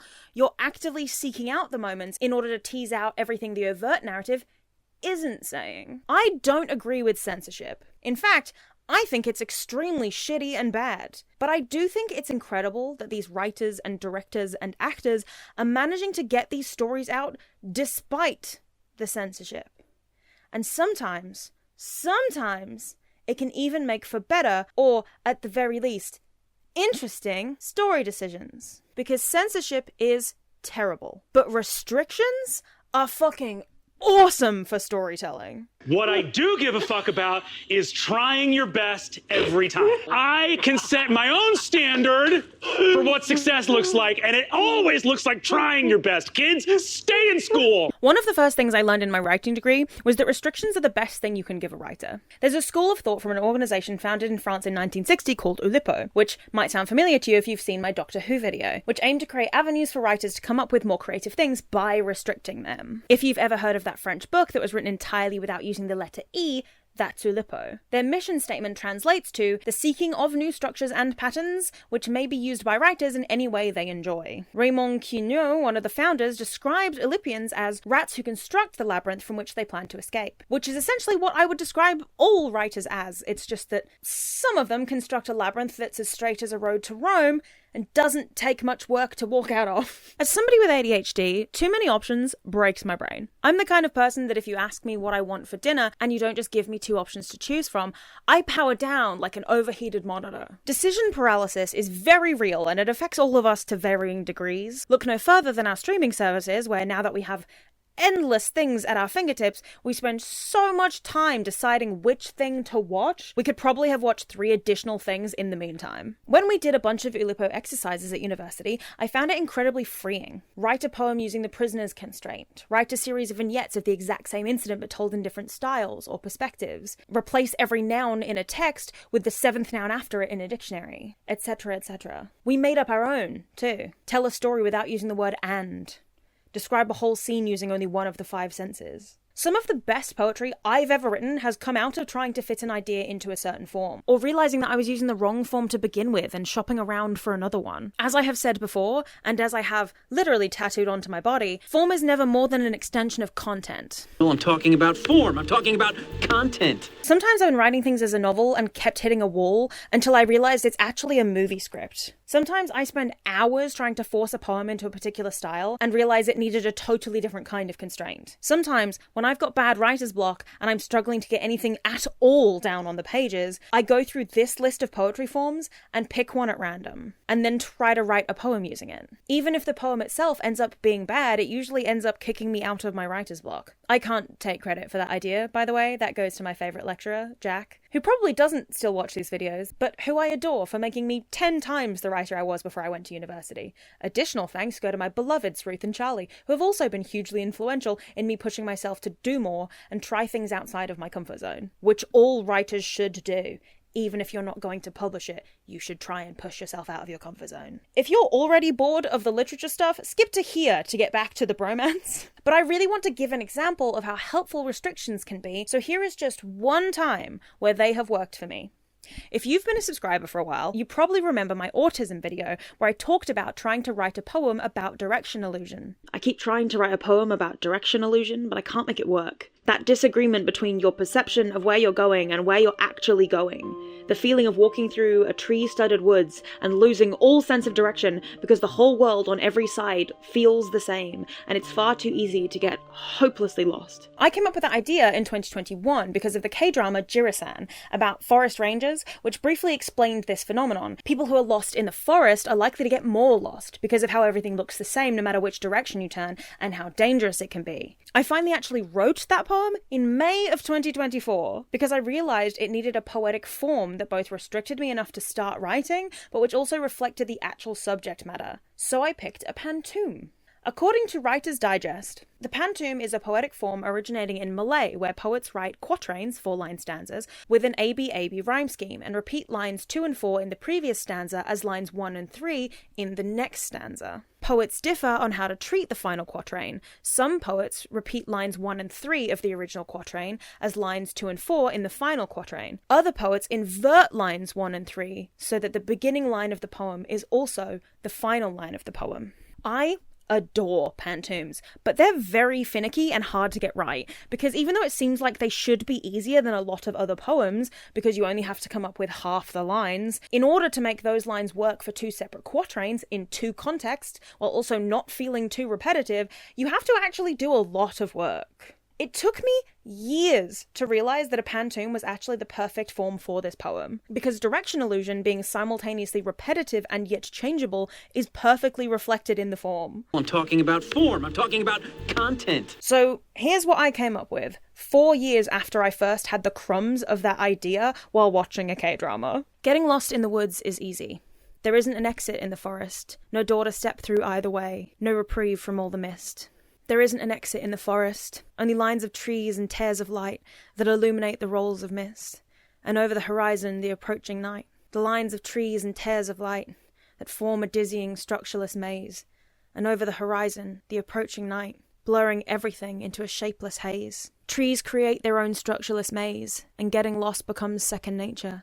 As everything is blurred into a shapeless haze, it hides the shadows of growing danger. Getting lost becomes second nature. Inside as well as out, the sun sets on you and hides the shadows of growing danger. If you die, at least you had a pretty view. Inside your chest, the sun sets on you, and the ground is a welcome reprieve. If you die, at least you had a pretty view. If you die, you're sure nobody will grieve. The ground you sink to is a welcome reprieve. You've been lost for so long, wandering wild. And if you die, you're sure nobody will grieve. But looking back, maybe you're just in denial. You've been lost for so long, wandering wild. When there isn't a path, how do you find their way? You ran away, you're just in denial. In the forest, looking for a doorway. So anyway, if there are any poetry chapbook publishers in my audience, please hit me up so I can finally get some shit published in physical media. I promise at least some of my audience will buy it. And my friends, and my mum. Reading my poetry to you isn't just shameless self-promo. I am genuinely hoping it helps you to understand more of what I'm talking about in regards to restricting yourself in order to enable yourself. If you are struggling with writer's block, or you're stuck somewhere in your novel and can't figure out how to get past a certain scene, or the poem you're writing isn't going anywhere, try to implement a kind of restriction and see if it helps you get somewhere. Because even if you don't get where you were planning to go, or whatever you're writing ends up being scrapped, at least it got you writing, and at least it inspired you to think a bit outside the box. As previously mentioned, and I will keep mentioning it, I am wholeheartedly against censorship. I think it's evil, fascist, and dangerous. However, what people do in the face of that censorship is incredible, because it doesn't stop people from wanting to tell those stories. Humans want to connect with each other, and writers and artists and creatives won't let themselves be stopped from creating their stories by silly things like rules. All it does is restrict how they tell them, and that's when artists get truly creative. As Tumblr user Butch Linkle put it, very glad we live in the era of writers being able to win fights for on-screen gay couples, but the thing about the censorship is it forces people to write insane metaphors and make such compelling use of subtext to write just the juiciest relationships, and I think sometimes writers should pretend they're being censored just a little bit. Like, you can make it textual later, just dance around it for a while and do whatever the fuck was going on with House and Wilson for a bit first. Obviously, I would prefer that the restrictions were self-enforced, like Ulipo, rather than government-mandated, like the Hays Code or the CCP's meddling. But the fact that these stories exist at all, that people are willing to go to jail for writing explicitly gay content, that people are willing to act in censored dramas, even knowing the risks, that writers and directors and actors and cinematographers will find any way to tell a love story without technically breaking a single rule, it almost brings me to tears with how unbearably human it is. Censorship doesn't get rid of us. It just makes us realize how willing we are to tell our stories, in spite of whatever risks are placed in our way. I think it says something about the state of media literacy over the last 5 to 10 years, that half the comment sections of these kinds of dramas nowadays are people disappointed that it's not romantic enough, or there isn't enough chemistry, or it's not explicit enough in its intentions. Because, oh my god, some of these dramas are genuinely more romantic than any actual romance drama that exists. And if you can't see that, then I don't know how to show you. These characters can't confess their love, but they can call each other soulmates, provided the universe establishes a different meaning for that word. They can't get married, but they can say things that sound suspiciously like vows if you didn't know the context. They can't kiss, but they can do each other's hair in a ritualistic way, or push each other up against walls, or say each other's names just for the sake of saying it. They can't confess their love or confirm their relationship, but they can stare at each other with heart eyes for the entirety of a drama until it makes you want to explode.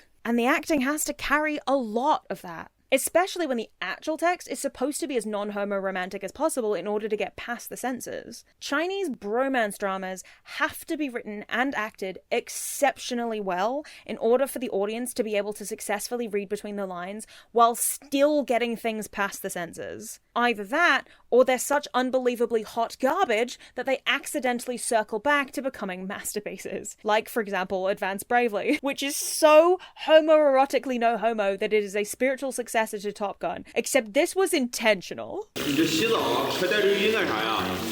一股大爷们，谁不知道谁呀？啊！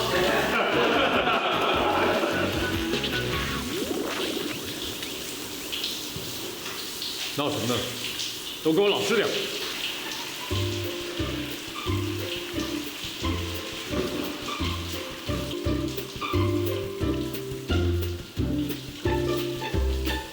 Rest in peace, Val Kilmer. And look, some of them are better than others. Some of them are also more censored than others, which definitely kneecaps them somewhat. And I think you should all go and watch them to form your own opinions on which the best are, but if you want to know my opinions, then you're in the right place, because I love talking about my hyperfixations, and ranking things is fun. So here's my official stance on every Chinese bromance drama that I've seen.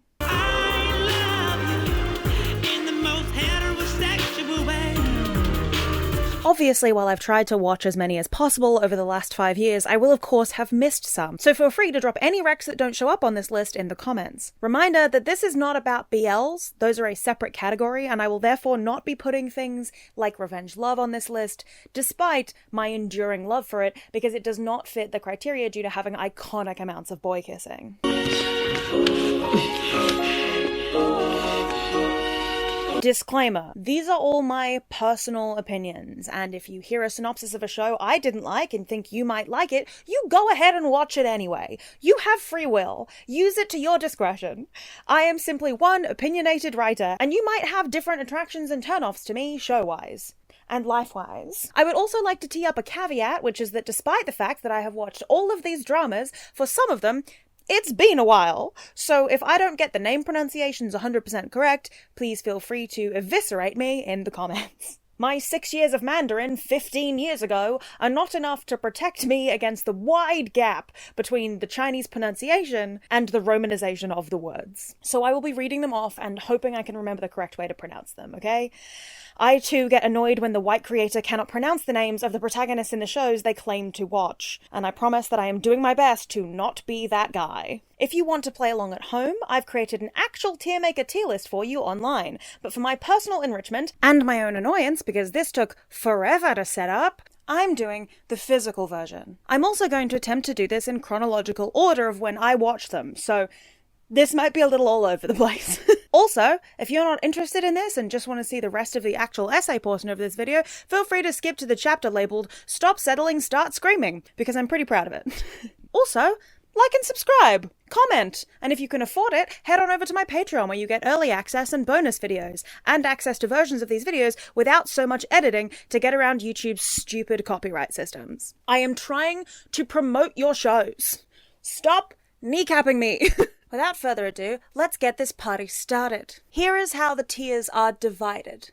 On the bottom, we have This Show Made Me Homophobic, for shows so bad that I finished them either not wanting the main couple together at all, or shows that were sold to me as bromance that simply aren't, or were just generally badly made to the point where I can't recommend anybody watch them. Then we have I don't dislike it, but it's not gay enough for me. For all those shows that aren't really my personal favourite, but maybe I get why some people like them. In the middle, we have These Men Should Kiss. Pretty standard. Does the show make you think this at any point? It's probably going to end up hitting at least this tier. Moving up, we have I am actually somehow gayer than I was before I started this show. This is for those bromance dramas that don't just sell the romance to you, they also make you feel pride in your queerness, as well as wanting those two men to kiss. Oh my god, why can't they just kiss? And finally, the very top tier, we have I Have Died and Gone to Gay Heaven, in memory of at least 50% of the protagonists of these shows, who will inevitably die, so that the show can't be accused of giving the gays too much of a happy ending, and in memory of me, who after some of these shows needed somebody to come and give me mouth-to-mouth resuscitation. Preferably a gay person. I'm not picky about gender. Technically first, despite it not being a bromance, but actually trying to be a BL, because the re-ed censored version kinda counts as a bromance, and because it was the thing that made me aware of this genre of shows, Addicted. It's fine. I get why it was such a sensation, but as somebody who also didn't really like the book this was based on, because of the frankly copious amounts of non- and dub-con scenes, it doesn't get a particularly high ranking from me. I'm sorry to say that of the two mainland Chinese adaptations, I did in fact prefer Stay With Me, which we will get to. However, that all comes down to personal preference. I think Addicted did a phenomenal job adapting the source material, and it didn't deserve to get kneecapped the way it did. I just personally prefer my love stories with less consistent non-con scenes and violent sex. That's just a personal preference. It is especially aggravating that the only kiss scenes China opted not to scrub from the internet were the ones that were actively one-sided and rapey. Gee, thanks NRTA. We can't show the men kissing while in love, but if it's assault, it's totally fine, because being gay is bad, remember? Love that. Anyway, it didn't make me homophobic, but I do struggle with the re-edited version of the show. However, it is essentially the benchmark, so I will be kinder to it than I would otherwise, and put it firmly in the middle, even though personally, I'd probably put it lower. I mean, not only did I think These Men Should Kiss, but in the original version, they did, in fact, kiss. So...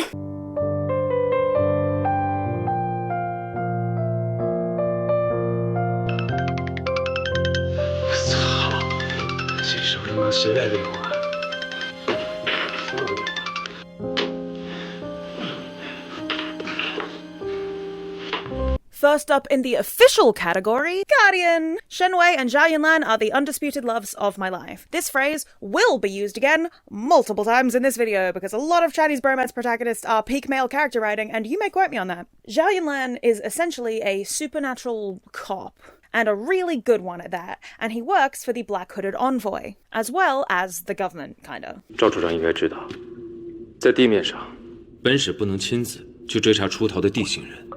其一，地面上的负荷太重，我不能久留；其二，在这里我的实力只能发挥到一半。我知道，这才有了我们特教处嘛。In the first episode, he meets a sweet, shy-seeming professor called Shen Wei, who is an expert in the supernatural world, and ends up helping Yulan on cases. What he doesn't know, but that we, the audience, figure out early on, is that Shen Wei is the Black Hooded Envoy. So that makes for some fun hijinks.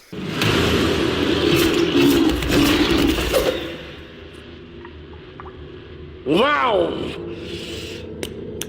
有黑老哥开路，这就是好啊！是不是给你们添麻烦了？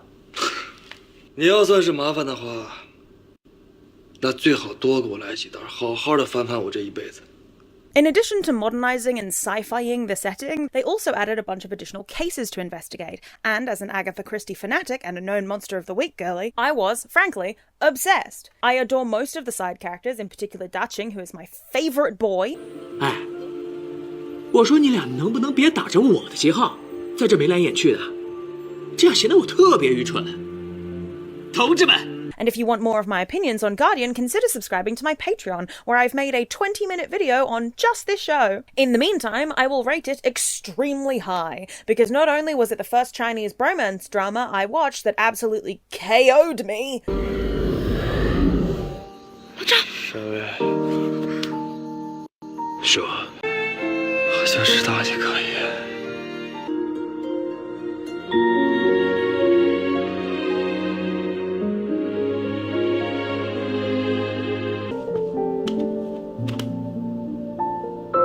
你别想着骗我，为了治我的眼睛，你到底都做了什么？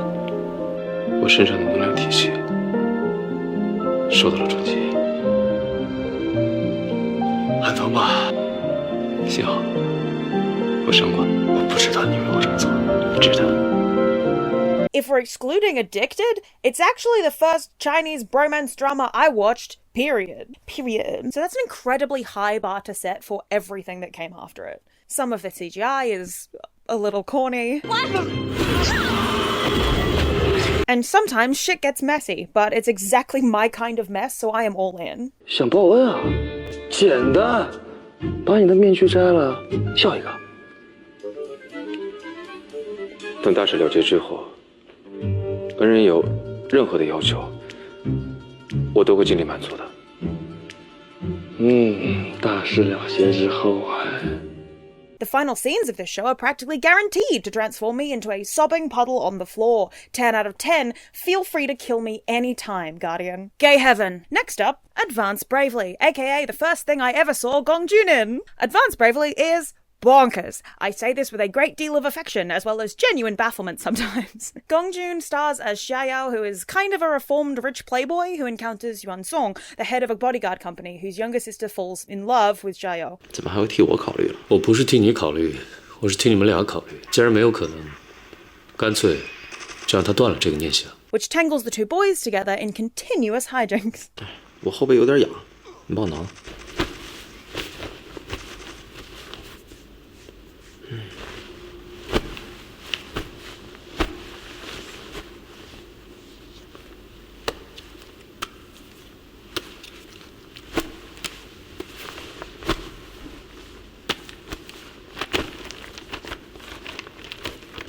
打不过就咬牙耳朵。Yeah, hijinks is the right word for that. As previously mentioned, Advance Bravely is so homoerotically no homo that it's a spiritual successor to Top Gun, except that this was definitely intentional. 要是在部队里敢这么赖装， We've got shirtless sleeping scenes. 但老子是直的呀。Cabadons. 谁让我碰上一个难伺候的？ Homoerotic workouts. 不用你带。And multiple leaning over each other to assert dominance or some other vague story-related reason. So these two gay asses can stare into each other's eyes for, frankly, excessive periods of time. Also, this man is one of the few people who can make Gong Jun look small. That man's tall as fuck. 谁让我碰上一个难伺候的？ This made me gayer. Next up, Beloved Enemy. This is not an Omegaverse show, and maybe it's just because I've been watching ABO Desire lately, but it really feels like it should be. Lots of posturing, fighting without actually fighting, and just essentially letting your aura do the job. People hating each other without really knowing why. It's really very silly. The main characters, a competent worker and an arrogant son of the boss, are essentially pitted against each other from the start by the chairman of the company. They hate each other immediately, and the chairman's son knows he can't actually physically fight him, so he spends most of his time trying to get the serious, uptight worker in trouble. 我原先以为你原样只是幼稚、蛮横不讲理，真他妈恶心！你他妈说谁恶心呢？你再说一遍。When I did a quick rewatch to make sure I remembered the important parts of this show, the guy playing the troublemaker looked so much like the guy from History 4 that I had to actually double check that it wasn't. So that was a fun little Easter egg for me specifically. Also, go watch History 4. History 4 is great. No, it is great. Check the tags, check the trigger warnings. Some people will not like the second couple. Obviously, despite the bad foot they got off on, they eventually become confidants. 谁让你进？我把门锁换了，钥匙在餐桌上，还有您的手机。你凭什么换锁？因为我得住这儿。什么？喜欢就继续买，或者有什么其他想要的随便挑，就当提前给你过生日了。 I believe how gay this is. The troublemaker is clearly furious, not just at how competent the other guy is, but also at the fact that he's attracted to him. And vice versa, the uptight businessman is distracted by the cute, chaotic Nepo baby. Pretty solid. Next up, Capture Lover. I don't remember this show, but in my official Asian drama document, I've labelled it under my never watch again / do not recommend to people colour. So that's not a great sign. Upon a skim rewatch, it's, not great. It's an enemies to lovers-ish story with the deputy general manager of a cosmetics company and the son of the chairman of the board. So, similar to Beloved Enemy in concept, but vastly lacking in execution. Possibly why I was extra miffed upon my original watch, because I literally just watched a better version of this. It also technically qualifies as more than bromance, because there is actually implied consummation in it, but it's not good. Acting isn't great, production was clearly lacking in funds, I appreciate the effort, but it did, in fact, make me a bit homophobic. Next up, Winter Begonia. Thank God we're back in decent show territory. This show is not for the weak because it is very long, capping out at 49 episodes with a 45-minute runtime. This will not be the last time this happens in this video, not by a long shot. And it's also very slow-paced, which if you're not all in on the characters will probably feel like nails down a chalkboard to you. Definitely not the kind of show to watch if you haven't recently detoxed from doom scrolling, because then it will feel even slower. Also, if you don't like listening to Chinese opera, probably not the show for you. Maybe give it a miss, because this show is full of it. 佛陀多就是个杨贵妃啊，今儿怎么变成个小书生了？唱戏的不都这样吗？欠人钱面嘛。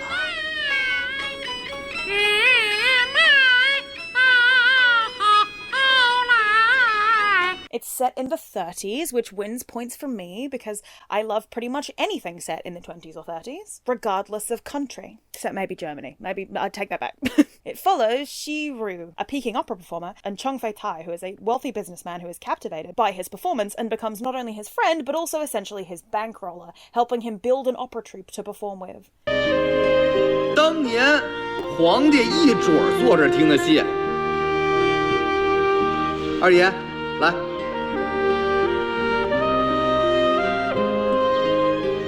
Then the Japanese army invade, which causes some hiccups in their respective life stories. While I do like this show, it loses a lot of points from me for being really overdrawn, and did I mention it's almost 50 hours long? On the other hand, I do love my bitchy violent opera singer and his smitten smarmy businessman. 老板这么打扮真精神，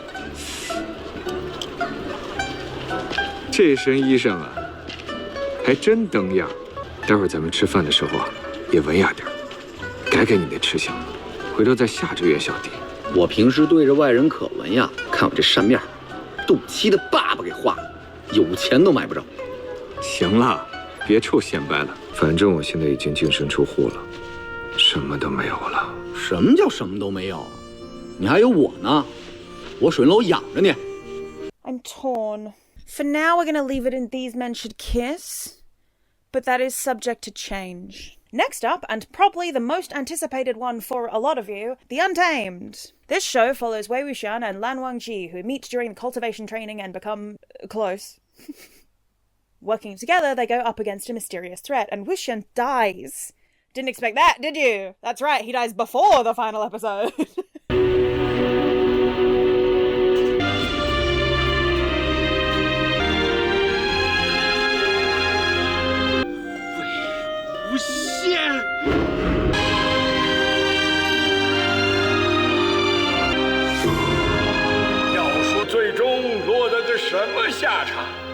16 years later, he gets resurrected, but like, kind of in the epitome of the brought back wrong trope, and assumes a secret identity, mask and everything.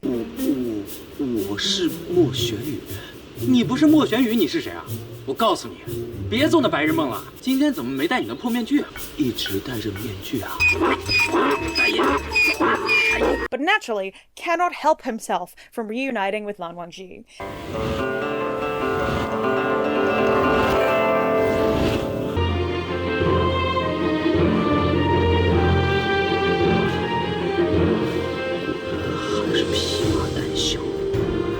This is kind of the Chinese Bromance show to a lot of people, being one of the highest earning dramas of 2019 and passing 9.5 billion views by 2021, cementing it as one of the highest viewed Chinese dramas on Tencent, and therefore across China and the world. Do you know how many other things have achieved 9.5 billion views in under 2 years? With a B.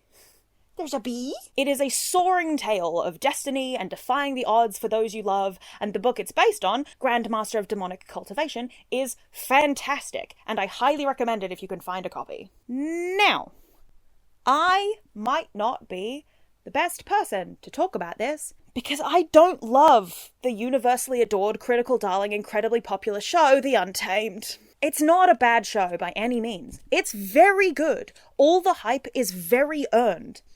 It's just not for me. Can we bring that back, by the way? Just being able to not like a thing without having to justify it or find a moral reason to hate it. The Untamed did not vibe with me. I will happily recommend it to people who aren't me. By all accounts, it's fantastic and well worth the watch. In fact, it's so beloved that after a while, I started to feel gaslit into thinking that I had watched it wrong somehow. It's 10s across the board. Nobody has anything negative to say about it. I started to feel clinically insane. Do you know how much traffic your page has to get to rank that high? It must be good. I personally found it stiff and uninteresting, despite the fact that the plot is something I should really enjoy, but it's not bad, it's just not made with me in mind. I cannot stress enough that I loved the book. I'm not big into Asian fantasy/historical dramas as a rule anyway. Saeguk's are my least favourite kind of Korean drama, and Chinese fantasy dramas, wuxia and xianxia, are 50-50 for me. They either really hit or they really don't. That was the most Australian don't I've done in a fucking while. Don't. Cleo, Ricky. Word of Honor was my version of The Untamed, a fantasy historical drama with magic and resurrection and evil redemption arcs, etc. They're both great, it's just that Word of Honor hit more of my personal sensibilities and The Untamed didn't. Word of Honor had Gong Joon, sizzling chemistry, and a sense of humour I really enjoyed. The Untamed had none of those things. I can't say that. I can't say the two characters didn't have chemistry. Their fans will kill me. Their fans will... I'll turn up dead in a ditch. They had chemistry, I swear to God. This should not be a cancel-worthy take, and yet I am genuinely writing every word of this with the anxiety levels of somebody being hunted for sport. I will say exactly one negative thing about this drama. I don't think it's Wang Yibo's best acting. 蓝湛，借你的屋顶睡一宿。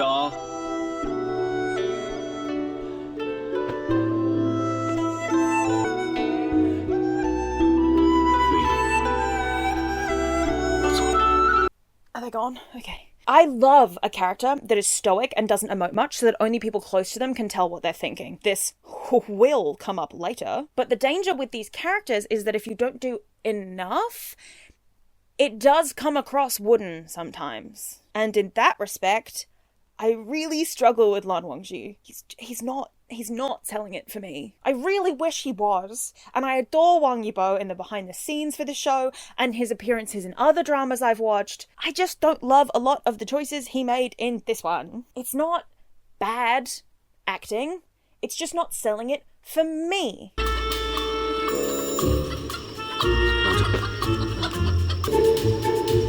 肥不肥？肥，好肥！你好厉害！ Again, this will come up later when I talk about this character archetype in other shows, and what I think more successful versions of it look like. To be clear, I like Wang Yibo. I'm sure a lot of you think his acting in this show was stellar, and I'm not taking that away from you. I'm just saying it didn't hit for me personally.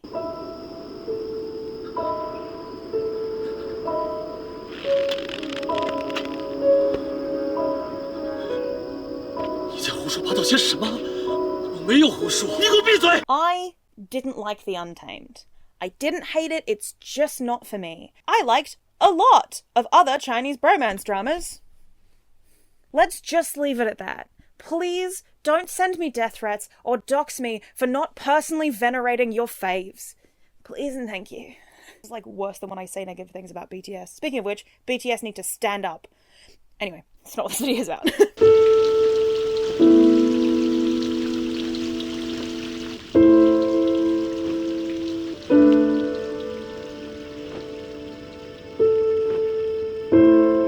That said, my personal ranking would be lower, but judging it as a show, objectively, I'm putting it in This Made Me Gayer, because I know it did this for a huge percentage of the audience, and I love that for y'all. I know that some of you are probably screaming at the screen that I haven't put it in I Have Died and Gone to Gay Heaven, and honestly, it will probably end up there at the end because I'm terrified of y'all, but for now, this made y'all gayer. It will probably migrate up to Gay Heaven by the end of this video, give it time. Next up, Precise Shot. Back to safe ground. For those of you who didn't immediately click off the video when I said The Untamed wasn't my favourite show, thank you so much. I appreciate you. Please consider liking and subscribing and maybe even commenting to save me from the onslaught of negative ones I will almost definitely receive. I'm mostly joking. I know that most of you are normal. But any huge fandom is gonna have just a higher percentage of people who are dicks. Precise Shot is a show about air pistol shooting athletes. The main character struggles with pre-competition nerves, so his father essentially adopts another shooting talent as his son and encourages them to live together in order to help him grow. Just thinking about my parent being like, you seem to have the yips. Would you like a gay live-in boyfriend? This was fine. I kind of wanted them to kiss, but not enough to put it in that category, you know? 我觉得你们两个一点都不像兄弟。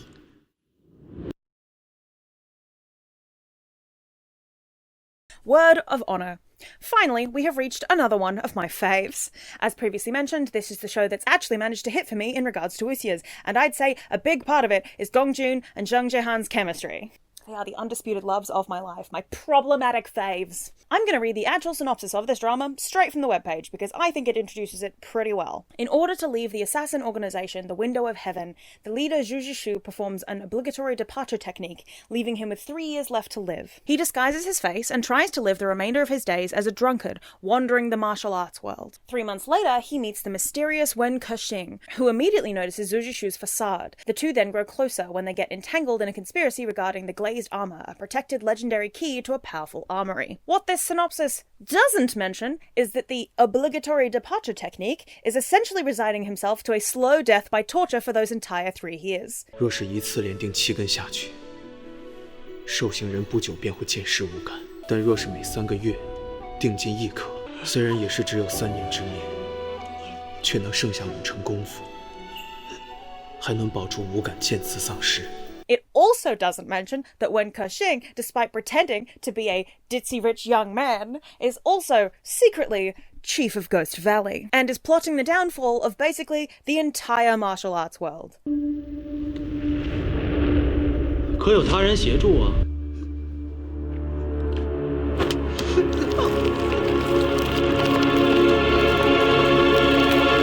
孤主息怒，孤主息怒！现在鬼谷正是用人之际，放谷主！哎哎！ His main weapons are a fan and a lethal serving of cunt. Kexing is basically obsessed with Zhishu from the moment they meet, knowing that he must be handsome under his grimed-up disguise, and Zhishu, despite pretending he isn't also drawn to him, keeps letting him bother him.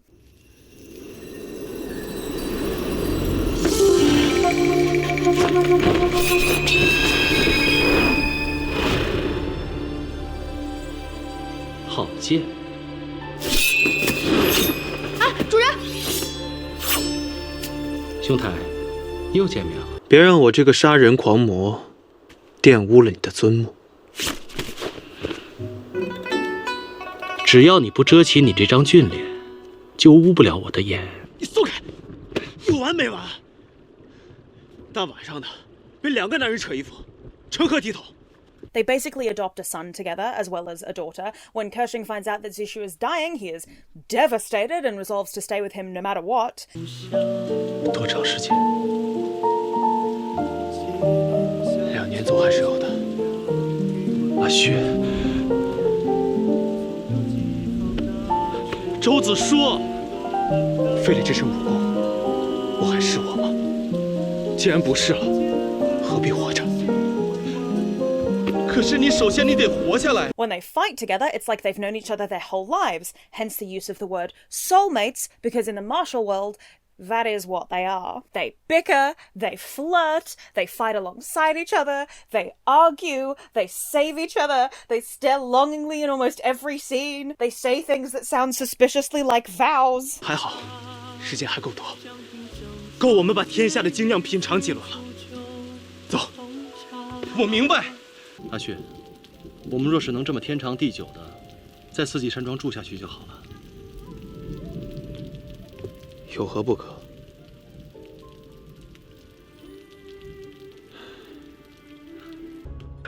老万，这19个孩子都败在我门下，你不替我分担几个？没问题，周庄主。我不想再对程岭撒谎了。你别过来，有些话看着你，我可能就说不出口了。 你出狱时见到我，怎么一点都不惊讶？有什么好惊讶的？我不知道你什么时候来，怎么来，但我知道你一定会来。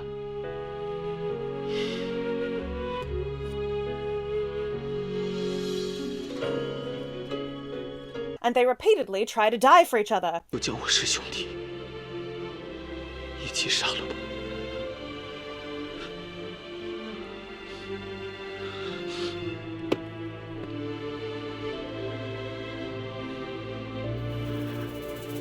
And sometimes succeed. I want these two men to kiss so badly that I can almost convince myself they did.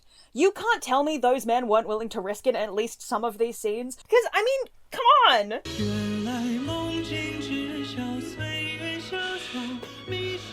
阿雪，我问你，你是故意支开我，抄近路去拦住叶百亿的？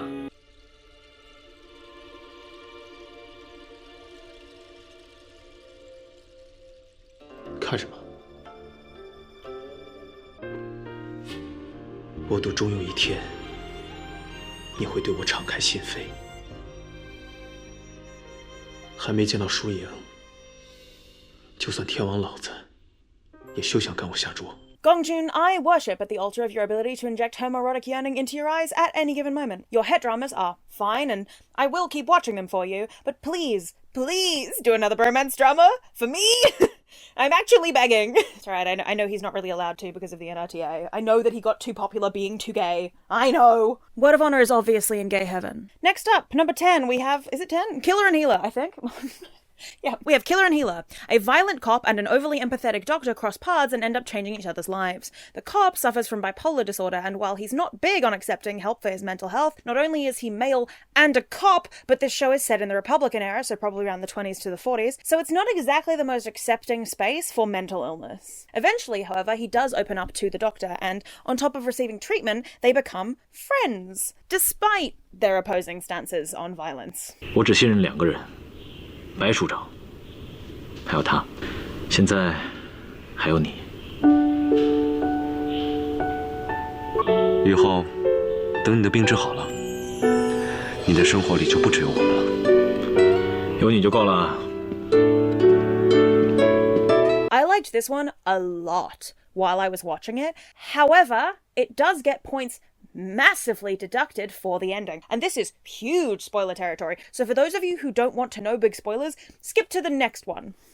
Because when I mentioned earlier about people in the West underestimating how bad Bury Your Gays can be, this is the epitome of what I was talking about. Some of the dramas I've previously mentioned killed off both of their main characters in the finales, and I've ranked them incredibly high because of how well they integrated those deaths into the wider story. If a story is written as a tragedy and then executed well, it gets high marks. If you want to know more about how this works, you should watch my video on it. But essentially, the number one rule of writing anything with a tragic ending is this: it should be sad, not depressing. Your audience should leave crying, mourning, wanting to watch the show again to relive the happy moments. They should not finish the show and need to go on an angry walk to let off steam. I will give you one guess which one Killer and Healer did to me. Considering how many dramas I'd watched up until this point that had decisively buried the gays, I should have guessed it would happen. But because it's literally the final moment of the series, watching the Doctor die set to a sad montage of his moments with the detective, while the detective collapses in devastation at losing the one man who ever understood him and loved him for exactly who he is.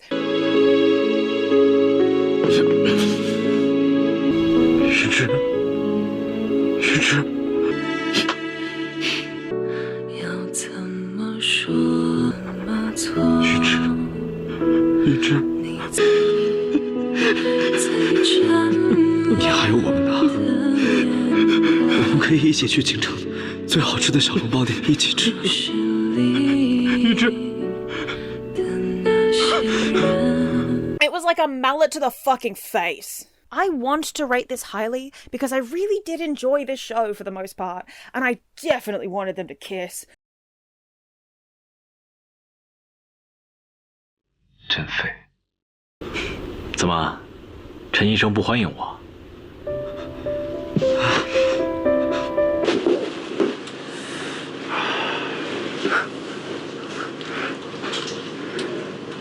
警务手，警务。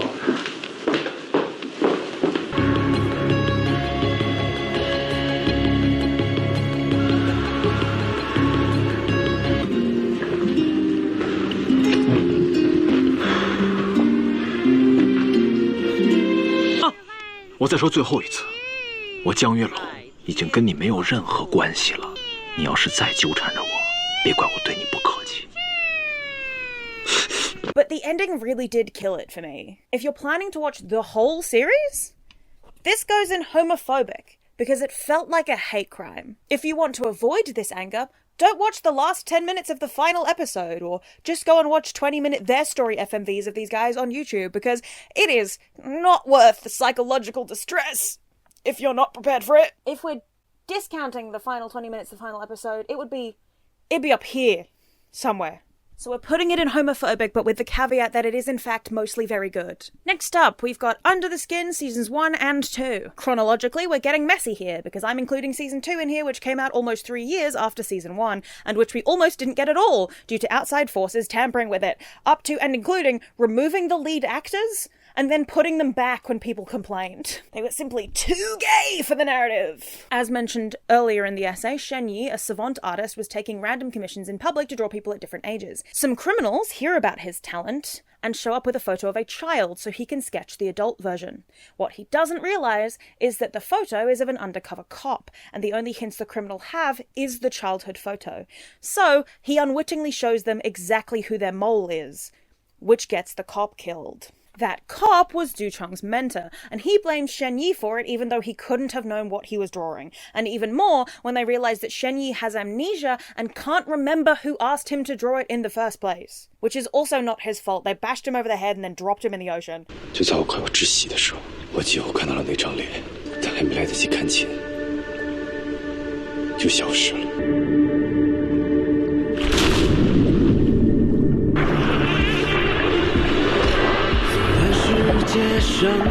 Years later, they meet again when Shen Yi signs up to be a police sketch artist and is assigned to Du Chong's team. As previously mentioned, Du Chong doesn't trust him, still resents him, and yet, within the space of like 5 episodes, he's following him around, staring at him constantly, and diving into the water to save him.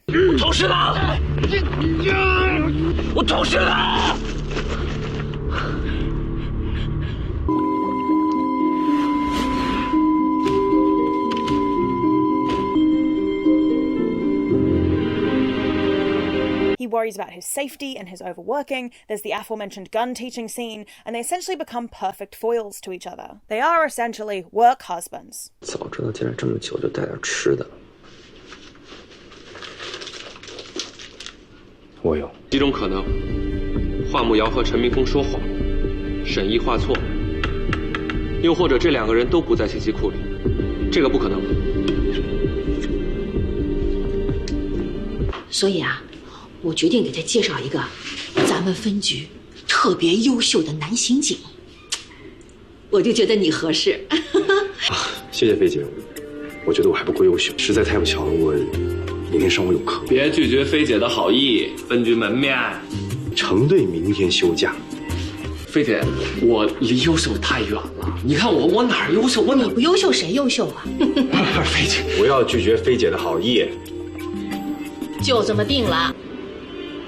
喝多了，喝不了就别喝了。比我想象的时间要久啊！不是每一个人都能有一个能让自己牵绊的人。那是啊，我不但有我姐，还有蒋峰、李涵、何荣月、老严、张局，还有你。我们都是朋友和伙伴。Shen-Yi also befriends Du-Chung's sister, and they have like a genuinely really lovely relationship. And actually a lot of this show, especially the first season, but in the second season as well, puts a lot of emphasis on really fleshed out female characters, and in particular giving a lot of grace to women, where in a lot of cop shows that's just not done. Like there's one where a woman gets kidnapped by a man she was dating, and even her father immediately reprimands her for trusting this guy, and Shen-Yi is one of the few people who immediately extends a hand to her and tells her that she's not being stupid, and that of course she trusted this guy. They were dating. He wasn't some stranger to her. 他陌生吗？他是你喜欢的人，对你来说一定不是陌生的吧？ That's the angle that this show takes on a lot of its plot lines involving women being attacked or degraded. There is a lot of respect and empathy given to women, and pretty much all of the female characters in this show are written in a really three-dimensional way. Like they're not just props in the crime storylines the way that a lot of other shows would stoop to doing. 如果杀人不犯法的话，你就没想过。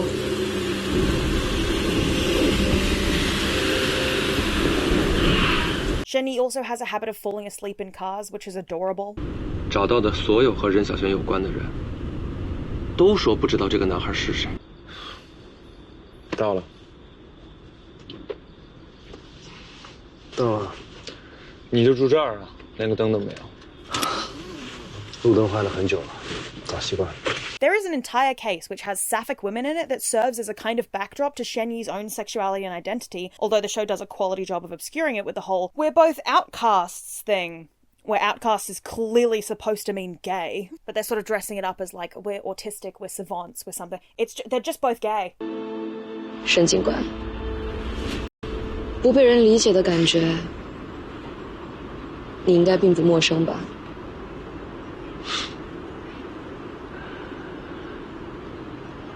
与众不同或许很难被理解，但应该被尊重。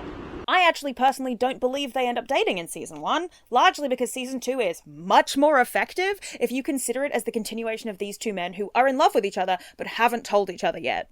Because Shen-Yi befriends Fang Kai-yi, a scientist who is essentially an evil eugenicist, but we don't know that until a little bit later. At first, he's just trying to have theological conversations with our artist, and Du-Chung does not like it. But it doesn't feel like it would if they were already in a relationship and he felt threatened. It feels more like Du-Chung has no right to tell Shen-Yi that he doesn't like him spending so much time with the handsome, intelligent doctor, and he doesn't know what to do about it. 走吧。这就是你说的殊途同归吗？如果有一天，你的职业和你的探索产生了冲突，你怎么想？我相信，他们殊途同归。 Shen-Yi's arc in the second season is also fascinating, where on one side he has this scientist telling him he's a savant and a genius, and he's being kneecapped by having to work at the police station. And on the other side, he has Du-Chung, who wants him to stop throwing his entire soul into every case and risking his mental and physical health. But also doesn't want him to stop helping entirely. Tan Jianxi does some phenomenal acting in the second season, and I'm so glad we didn't lose out on it because of outside interference.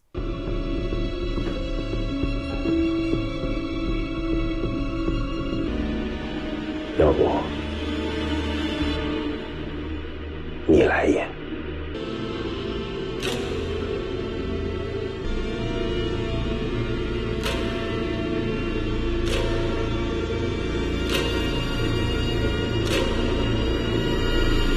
triple fuck you to the NRTA. The second season ends on a cliffhanger, so I'm gonna need all of you to go and watch this show immediately and then start social media campaigns about it, because I need season 3 or I'll die. 吻那只猴子啊？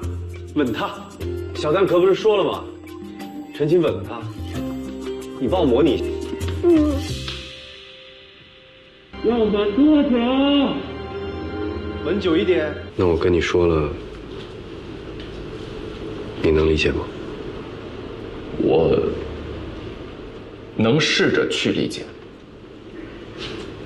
成队的防戍人，方正、对称，给人一种大方、威严之感。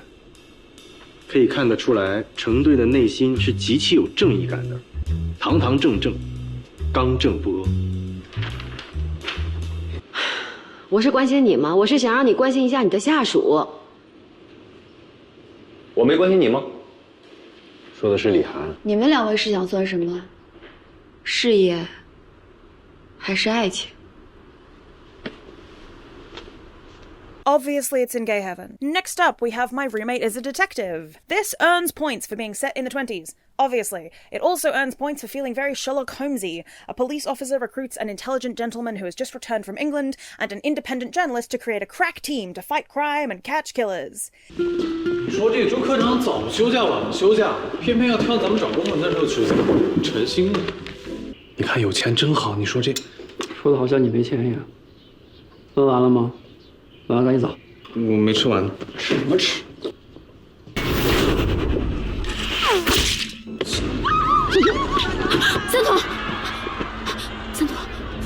三坨，漂亮的。 It then loses a lot of those points by getting the gentleman together with the journalist in order to make sure that nobody thinks it's too gay. 报案！你给我放下！放下！放下！报案！报案！你过来！报案！再跟我说报案！你还告我 ？Because these men definitely aren't gay. 那咱们也算是物以类聚，那以后就常聚。今朝哪能问到女朋友到打得来了？他有几个女朋友？这位小哥您是？我是他男朋友，免贵姓陆。哦，陆兄弟您好，您好，您好。一干活就想跑啊？我就是出来透透气。今天不把批文找出来，谁也别想睡觉。来，我给你念啊：流行性脑脊髓膜炎。好巧哦。关河流研究就是这病吧？对，你能看清？非常清楚。 I wish this show had less beard in it, but it still ranks pretty high. 你许佑宁到底是权宜之计还是心甘情愿啊？如果是权宜之计的话，你现在跑还来得及。跑了我是专家，想去哪儿我帮你安排，保证谁也找不到你。婚礼当天你就把我拐走，你不怕他抓狂？ Next up, SCI. Speaking of buddy cop dynamics, SCI is pretty much the only one that nails specifically the Holmes and Watson version of subtle gay undertones. And it ain't actually that subtle. It's giving Sherlock. It came out in like 2018, so that checks out. It follows Bai Yutong, a brilliant detective, and Zhang Yao, a criminal profiler and doctor of psychology, who team up to head the special criminal investigation team and tackle cases together. Yutong handcuffs himself to Zhang Yao for the bit in episode 3, he brings him as his date to a party in episode 6, and by episode 8, they've got the married bickering down. 哦，白池，帮忙找。你也找。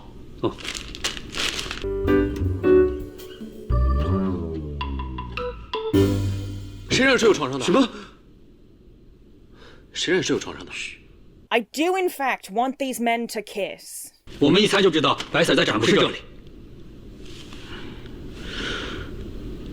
行行。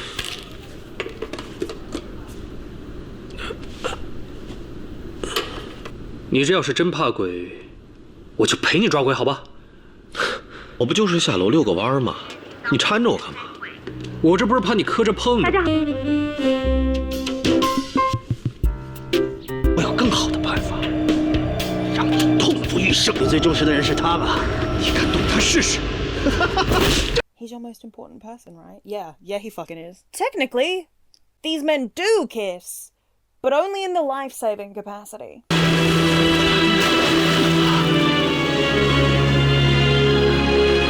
陈瑶，喂，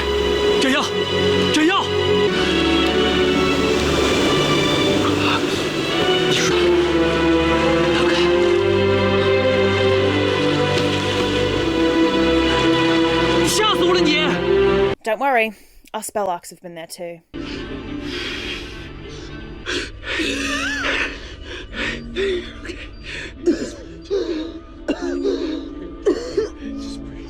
It's also got some sapphic stuff in it. 神经病，神经病！喂，人家都被你看光了，你得对我负责。靠！我对你的 A 罩杯我实在是不感兴趣，好吗？ And a dorky little guy and his non-binary magician love interest. What a collection of words. 大双鱼啊，不要欺负人啊！哎，给你们老大吧。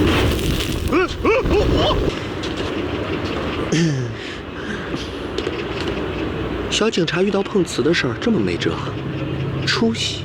想知道？说呗。你猜？哼。哎，来，我连你一起杀！那你先杀了我吧。 It was popular, had some of the worst het kissing I've seen in a while, and was supposed to have a second season, but it never came to fruition, which is a bummer because maybe they could have improved on some of their mental illness representation in further seasons. These men should kiss. Alright, let's rattle off some mini-series before we undertake the next big section. First up, we've got the Fairy Fox. In a past life, a man sacrificed himself to save a fairy fox, and now, in the future, the fairy fox tracks down the reincarnated man to repay that debt. In this life, he's a normal college student. But don't worry, there's some messy good and evil nonsense thrown in there too. Wolves are bad, foxes are good, at least in the context of this show. It's obviously low budget, so I respect the big swings. Wobbly acting, weird editing choices, and some questionable CGI make this a silly campy time. 下次进来麻烦先敲门好吧？ 没敲门，我刚恨不得把门都给拆了，好吗？ His Fujoshi sister is hilarious. 可是我们只有2个房间啊。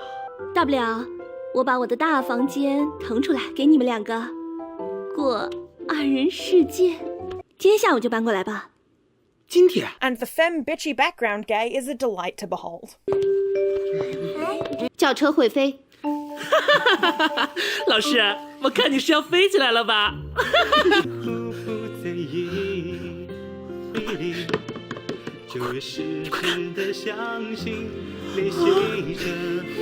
It is more explicit than a lot of these shows are allowed to be in terms of directly referencing the fact that these two men are into each other. And if I was basing my rankings on just that, it'd be higher. But,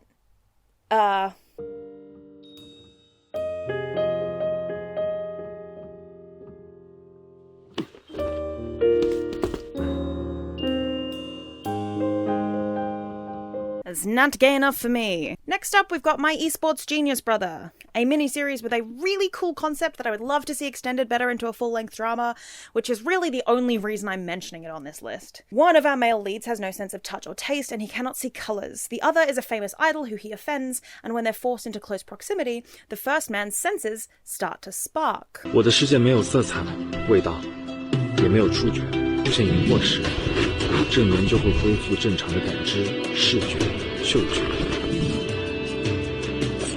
哟，客人来了。 Similar vibes to Color Rush and a bajillion fanfics you've probably read, and I want way more shows that use these tropes because they're so fun. Unfortunately, this one isn't great, and it's really trying despite the low budget, so I do feel bad. But the underutilized potential is enough to make me homophobic. Just go watch Color Rush, but not the second season. Crucially not the second season. Just watch the first season of Color Rush. Till death tear us apart. A chaebol comes home from studying abroad to find out his inheritance has been stolen by the rest of his family, so he becomes a teacher to get by. He runs into an old school friend who basically immediately helps him out and is definitely overly interested in him for somebody who hasn't seen him in years. 来，你呀就别客气了，就当这是自己家。要是不嫌弃的话，就在这住下吧，就最大的那间。这是我同学柳医生，以后啊就住咱们家了。哎。 Lots of shady dealings and a communist versus Republican plotline that was a little too muddy to be overly interesting. And honestly, considering the title, I was expecting something a little more high stakes. Like, at no point did I think either of these men was actually going to die. Farewell, My Villain. This is a miniseries, and it's hard to find with English subtitles, but it's not bad. A writer's villain character crawls out of his computer to tell him to stop writing him bad endings. They basically end up living together while he hounds the writer into making better narrative choices, and it ends up mostly being very domestic and silly, but there is a better show with the same plot that I will tell you about in a minute.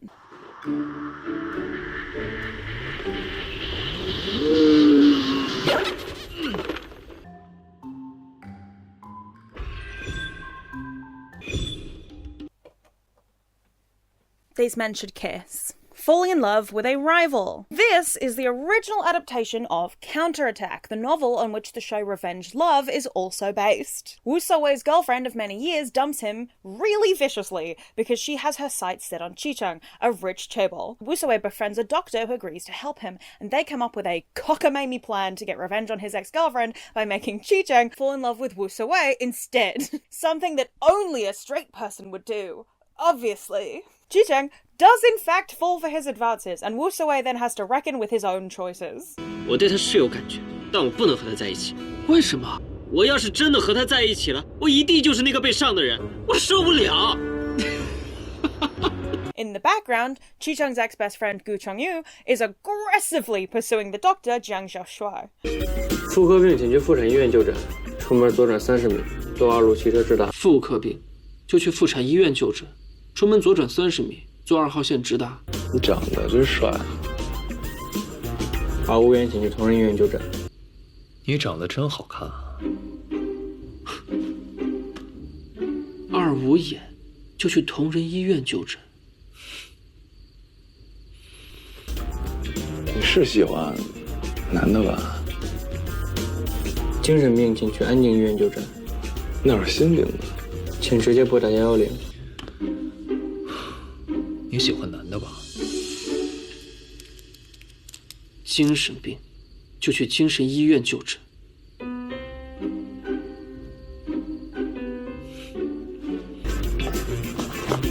江小帅，我记住了。江小帅，我记住你了。 Alas, Revenge Love is not only gayer, it is also better. The casting is better, the budget is bigger, and the chemistry is chemistrying in that show. Am I just using this as another excuse to talk about how much I loved Revenge Love? Yes.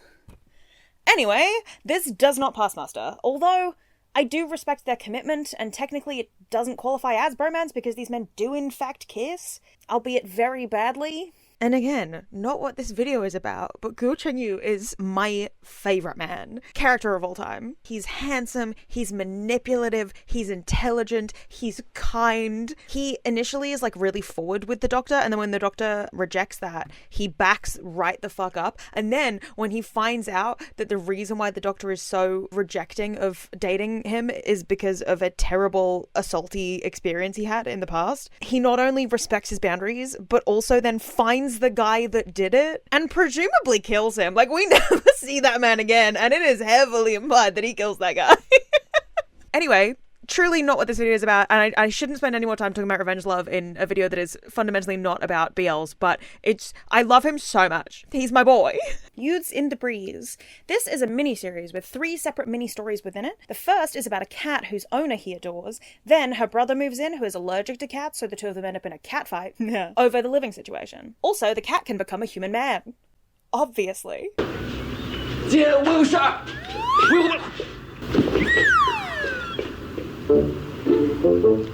江夏，我警告你，你再欺负小葵，到院子里睡。没有，我们很好，我们很好。 This is making me want to go rewatch Choco Milkshake. It also features a proud cross-dressing cat who, despite this moniker, does not cross-dress nearly enough. The second is about a man who discovers he's a character in somebody's novel, and he's angry about the terrible ending he was given and comes into the real world to try to convince the author to change it. This was genuinely quite touching. I got a bit emotional. 你这么喜欢看死人，怎么不去殡仪馆门口蹲着呢？哪儿死人多呀？余生为了他妹妹这么拼死拼活，他该死吗？ The third is about two boys who, due to a misunderstanding, have been beefing for a while but are forced together during athletics training. This was also super cute. It gave me Mr. Hart vibes with all the running and push and pull. I liked it a lot. 挤一挤哈，不行，出去。哎呀，小时候又不是没睡过，那是小时候。就一天，忍忍吧。我真的困，睡了。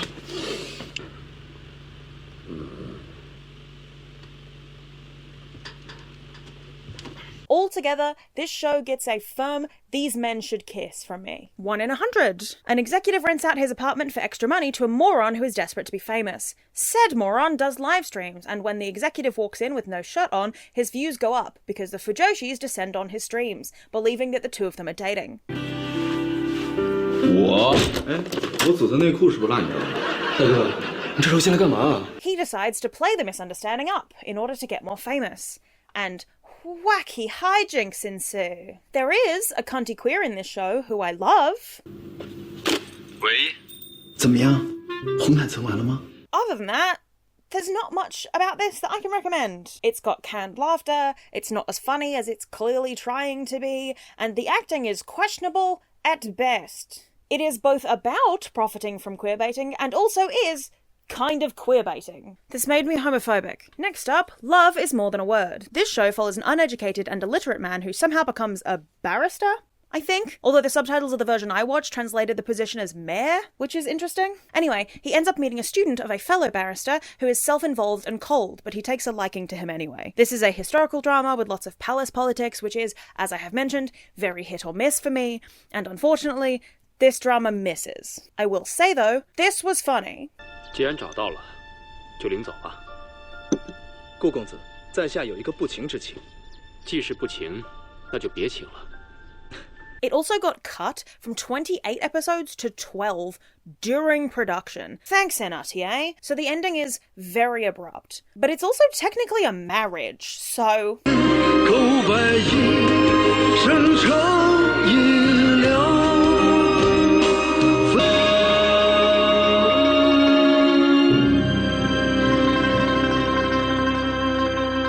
Go off, director, I love that spite from you. Make it gayer out of spite, baby! Regrettably, despite the big swing in the final moments of the show, it doesn't rank very high for me. I know that's not the director's fault, he was forced into it. Yandere Byway number 10. One guy runs a pet store / some kind of kennel or pet lodge, and the other is a novelist who owns chinchillas and brings them to the pet store to help. This show has a man dressed in a caricature of a Native American outfit, and that's all I have to say about that. It is more explicitly queer than a lot of other things on this list, and these characters are clearly some flavour of gay.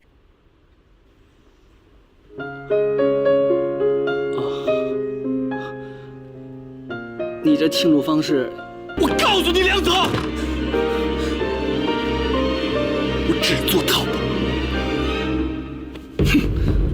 But it's also, unfortunately, not great. These men actually do date on screen, which makes it not even really a bromance, and despite the fact that it's explicitly gay, it did in fact make me homophobic. Like, you know the messiest gays in the friend group that you just are tired of hearing about all the time? Their constant misadventures? That's what these people were like. Next up, Janhun. Janhun, or Soul Sword, is a super miniseries. There are 25 episodes of about 3 minutes each. You can find compilations of them on YouTube. Someone from the modern day is magically transported back to the Qin dynasty where he meets Mong Yu in the middle of a fight to the death.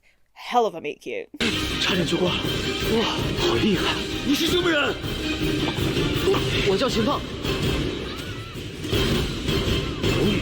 This is extremely corny, wuxia to the max, but it is a fun romp, so I decree that these two men should in fact kiss. 是我。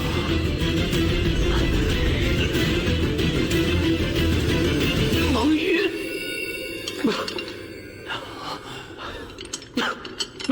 I'd also like to add a small aside with some het dramas that came out this year. Sadistic Love, Grab Your Love, and Blazing Elegance. These aren't technically bromance dramas. They're actually essentially the Chinese equivalent of makjangs or telenovela-style storytelling. Very dramatic, saucy het romance, usually with some betrayal and backstabbing in there. To be clear, I'm not really recommending most of them. Especially if you're not into that man dominates a woman even when she's struggling or trying to push him off thing. Because that's the demographic that most of these dramas are going for. Like I said, They're for horny het women. But these ones in particular have very cute, fairly explicitly gay subtext with their side characters, so I did want to at least mention them. Sadistic Love falls into the category of more toxic, one-sided yaoi and gay villainy, my absolute beloved, but it's not really that good of a watch. It's very much like turn your brain off, watch some trash type vibes. I had a pretty good time.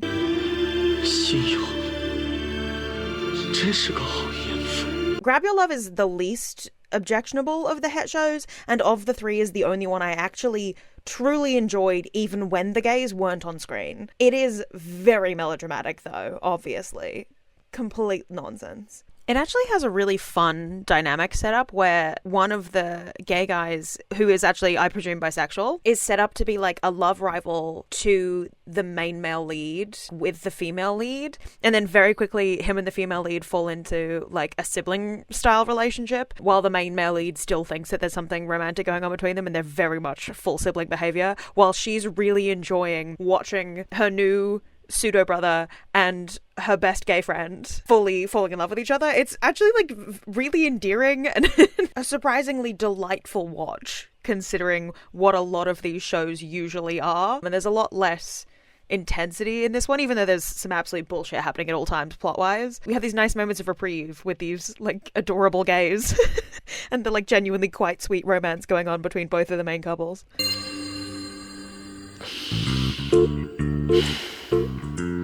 侄子，你觉不觉得眼睛疼？咋了？你眼睛沙子了？我的意思是说，咱俩识相点儿，给人家小情侣腾地方。嗨，长大善人，我想蹭你车，我还想去你餐厅吃好吃的。And Blazing Elegance is the one I really can't see myself recommending this to anybody outside of the gay storyline. Like, the straight stuff is inexcusably bad. Non-conny, toxic, and not in like a fun, interesting way. In like a, oh my god, will these two people please just stop fucking talking to each other way? But hey, at least there are good gays there, you know? 我想做他的入幕之宾。少帅不喜欢男人，你以后不准跟着他，听到没有？知道了。吴崇墨，我会盯着你的。欢迎至极。 Blazing Elegance in particular has the man who plays Gu Chongyu in Revenge Love in it, so I was immediately endeared because that's my bitch. And they put him in some fuck-ass outfits in this show, which is even more endearing. 你也觉得我会杀他吗？你不会吗？如果今天是彭武做了对不起你的事，你会杀他吗？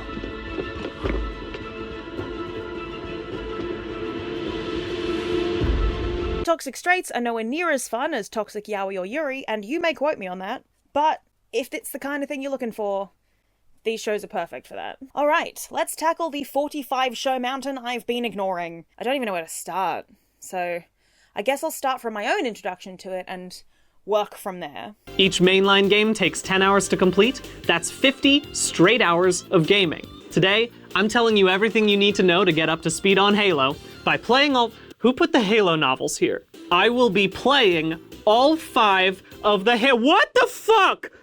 Did you figure out the costume change from earlier? Yeah, I thought so. First up, The Sound of the Providence. This was the first Lost Tomb Daumubiji show I ever watched. I didn't know it was part of a wider universe when I started watching it.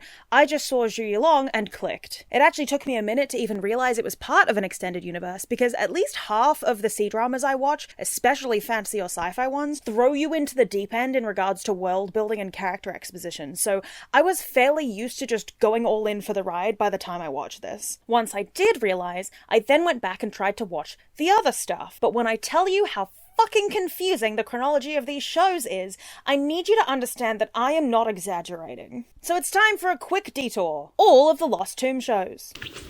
No, please, get these out of here! No!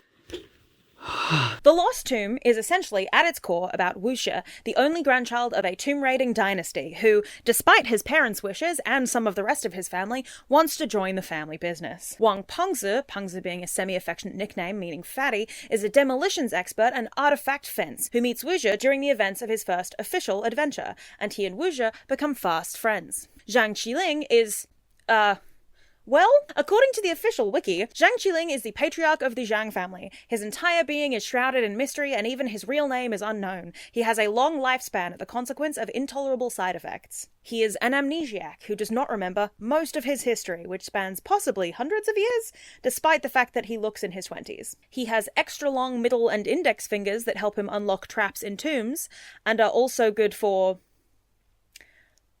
other things. Heightened senses, incredible fighting abilities, magic blood that deters some mystical creatures and curses, and he generally does not emote or speak much. Here's where my thing about stoic characters comes back, because I love Zhang Qiling, or as Wu Jie and Pangzi call him, Zhao Ge, which is a super cute nickname basically meaning younger brother, based on the fact that despite the fact that he's older than both of them by at least a century, he looks Wu Jie's age, or younger, depending on where in the story we are. There are 8 books in the original Gravediggers Chronicles series, which is called Damopiji in Chinese, and an additional prequel called Mystic 9, and a bunch of sequels to the original series. That's already a lot of information to absorb. And then, when you combine that with the release order and casting of the shows, you start to lose your grip on it a little bit. So like I said, Sound of Providence was the first one I watched. It is also, chronologically, the last in the series. It's set during the sequel books. Unbeknownst to me, its official title is actually Reunion: The Sound of the Providence, which may have given me a hint had that been what it was labelled on Viki. But it wasn't. The second one I watched was Ultimate Note. Sound of Providence and Ultimate Note came out within 2 months of each other at the back end of 2020, except the former is set when the characters are in their 40s, and the latter is set when they're in their 20s. Obviously with completely different casts.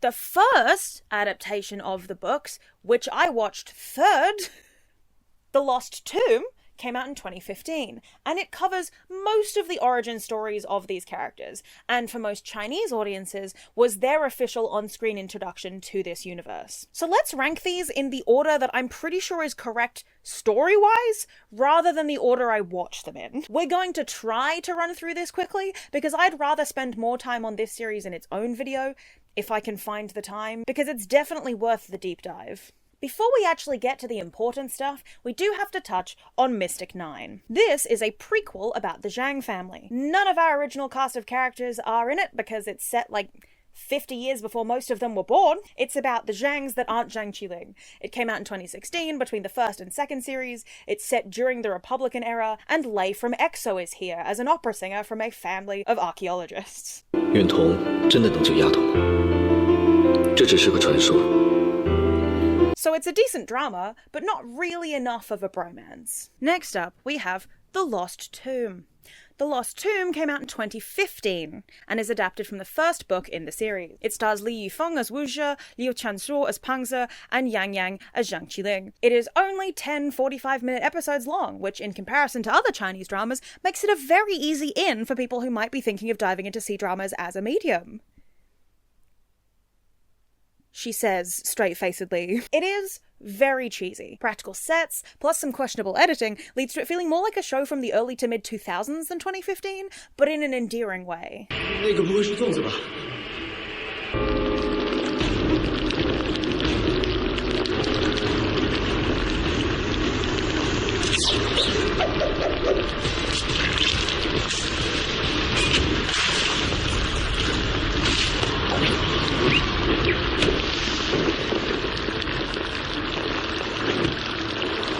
Zhao Ge has a Dan and Phil emo side fringe for the entire duration of the show.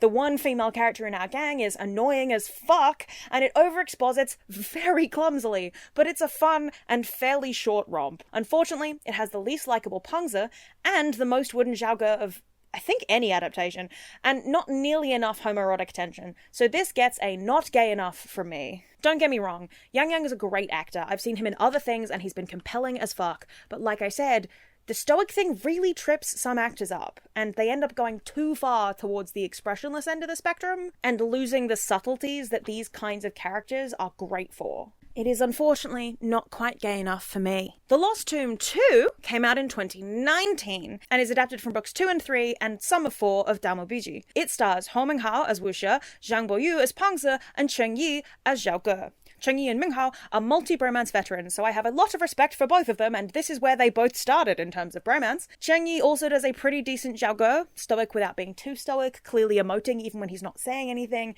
He gets points from me. 你哑巴生逗闷子是吧？你居然骗了我们一路！ He will get more points from me later when we bring up MLC again. This Pangzi is more likable, but still not quite fat or endearing enough. 当你回来的时候，原来的1层变成了2层，原来的2层变成了3层，所以说你回去的是原来的1层。12、21、123，你说人话。This show opens with like 4 nightmare fake outs, so you know you're in for a good time.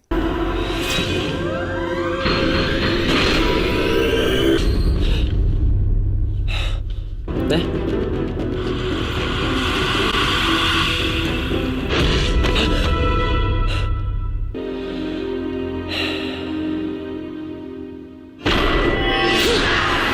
Zhao Ge uses Mission Impossible mask technology, the monsters look like Doctor Who villains, it follows dual timelines intercutting across the same locations, it has horrendous English, redoes scenes from the previous show with the new cast to preserve continuity, it's our first introduction to He Yanjing, and first real introduction to Zhi Yuchen, and Anning continues to be a manipulative swindler, and I love her. 我告诉你，这坚果，你别看它长得漂亮，跟朵小白花似的。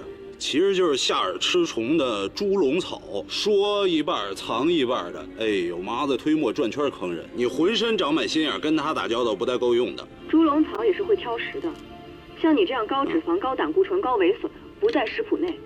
赶紧来甲板吧。 It also has our first real romantic moment, with a side of cheese, between Zhao Ge and Wu She. 小哥。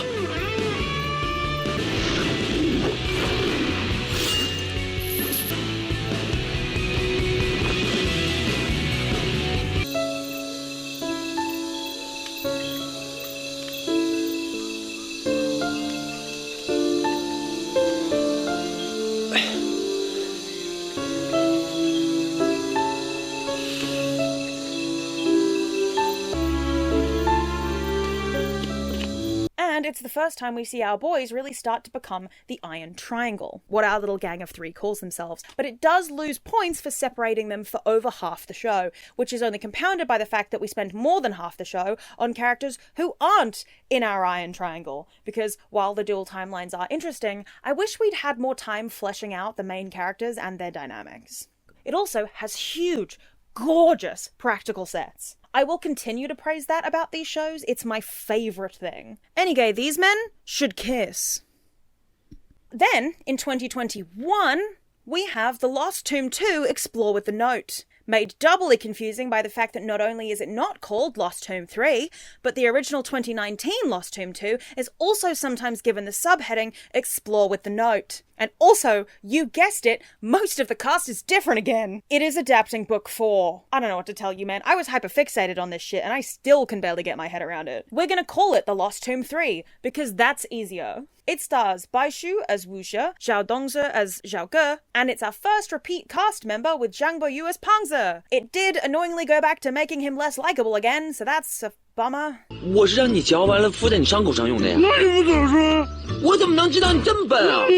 This whole season has everybody on the outs with each other, so the whole thing is a major bummer. Yu Chen also shows up played by the same actor, as does Sanxing, so we're winning somewhat. Yu Chen is kind of a secondary main character in this one, so it's a good thing I like him so much. It's also only 24 episodes, probably because it's only adapting 1 book this time. Also, the first, 9 episodes are basically just catching us up on the point the last season ended on. Not my favourite Wu She, and a middle-of-the-road Zhao Ge, but it does have some classic Iron Triangle banter, so at least there's that. 是我出现幻觉了吗？小哥他竟然有手机啊！你扫个码加个微信呗。我没微信。那你给我留个电话号呗。我有你的。来，小哥，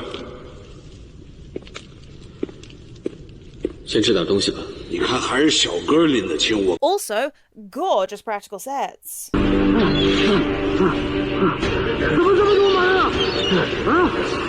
Great gowns, beautiful gowns. Close enough. Welcome back, Scorpion King.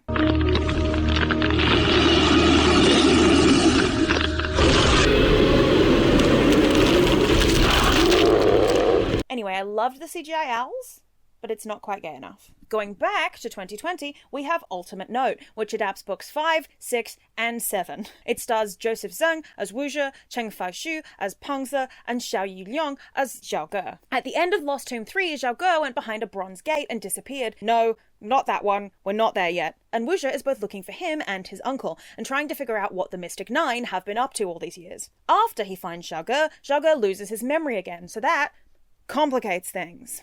很多事都记不起来了，所以可能醒过来的时候，连我们是谁都不知道。 This is our first proper introduction to Heiyang, my absolute beloved. 我这儿有。你有病吧？你走什么劲啊你？不是你到底谁啊你？黑眼镜，道上人称一声黑眼。他和张起灵是我们这次行动的顾问。Yuchen has been recast along with everybody else, and he's also pretty great. A lot more of his antics with Yanjing are on display here, which is always a good time. 等回去之后，给你置办2双好鞋。能折现吗？你可想清楚啊！就算你再有能耐，也挡不住我们人多。况且，你们的装备都在我们手里呢。装备？说的是这些？他说让我把你绑了，不让你下水，我就假装答应了他，然后啊，趁他放松警惕的时候，咱们一块儿去偷装备。这就是霍当家说的断崖了。这么多洞啊！ Anning is also great in this one. This is probably my favorite Anning. 我肯定支撑的比你久，因为我可以吃了你。不是说了不要吓唬人了吗？我没有吓唬你。如果真的到了绝境，我会毫不犹豫。血液可以补充水分，肉可以补充能力，别让我陪你死。走吧，希望我们没有迷路。 Ultimate Note has a lot of people's favorite Zhao Ge, and he is pretty fabulous. This Wuxia is also pretty great. Still naive, but not as much as he used to be, and much more fed up with the conspiracy bullshit. 其实我的要求很简单，我只要知道到底是怎么回事，我就满足了。 As is tradition for these shows, it ends on a cliffhanger, because they keep setting up the next book/season with dastardly unsatisfying endings. But it kind of works with these because they do technically carry on from each other, even if it's done in the weirdest way possible. This show ramps up a lot of the homoerotic undertones between Wuxia and Zhao Ge, and Pengze comments on it constantly.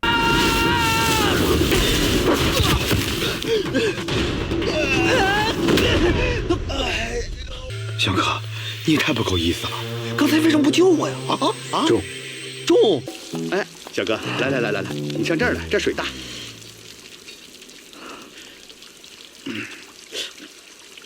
要不咱俩一块儿验吧？送。哎，真的，太好了。不能记仇啊，小哥，要记我们2个人的仇啊。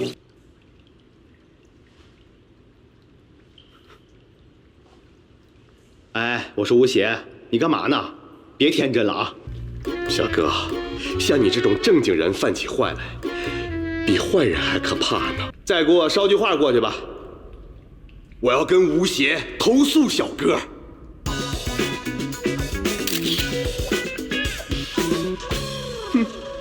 And their relationship has clearly evolved from the last few seasons. They have a kind of psychic connection, with Pengze too, that was not as prevalent in the previous adaptations. So that's super fun. 你把手伸起来，伸手指，2，就这么着吧。来，3、2、1。我死了吗？你死了，我们又在地府重聚了。 不信你打自己一下试试。哎，你怎么不打他呀？我打得过他吗？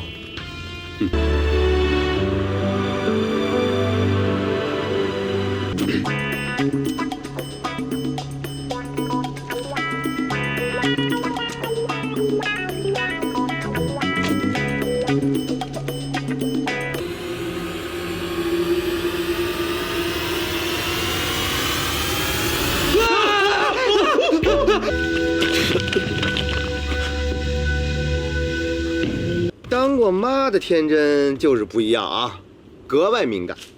可惜呀，你的蘑菇崽儿已经夭折了。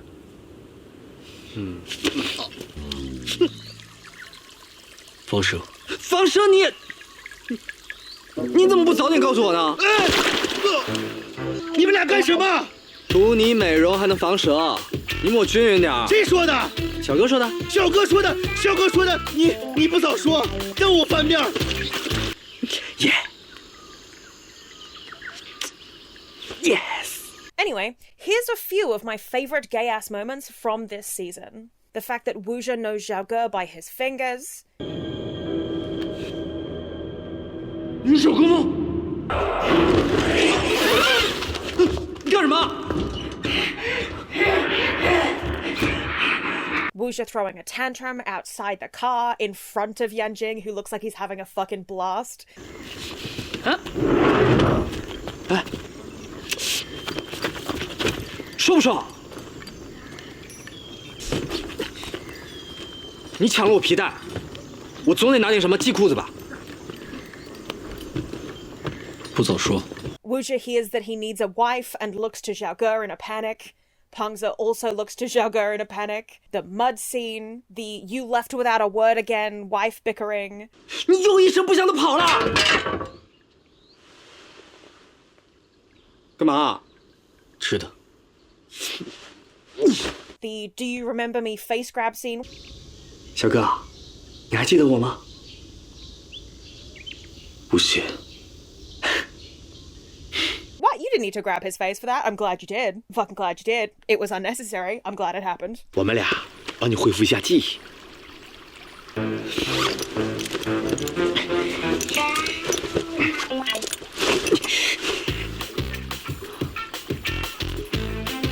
小哥，你这内裤，我选的。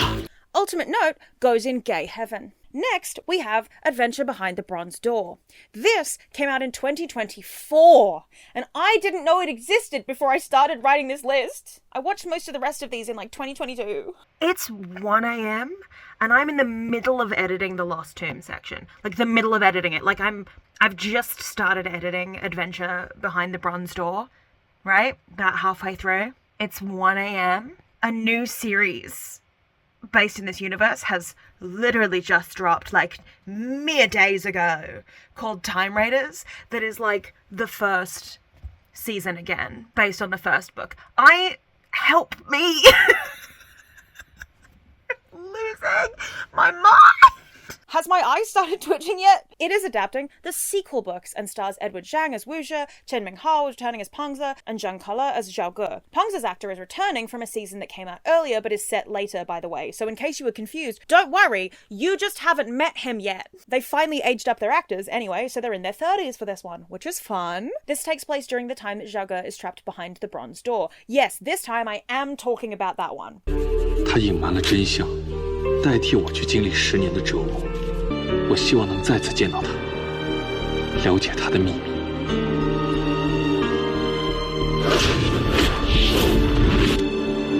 He's been there for 5 of the 10 years, probably. At the very least, Wuxia and Pengze haven't been adventuring for 5 years, so that would make sense chronologically. This show also tacks on an epilogue to the final episode that essentially takes place both before Reunion and after the events of Reunion. Why do you look so confused? It's not that complicated.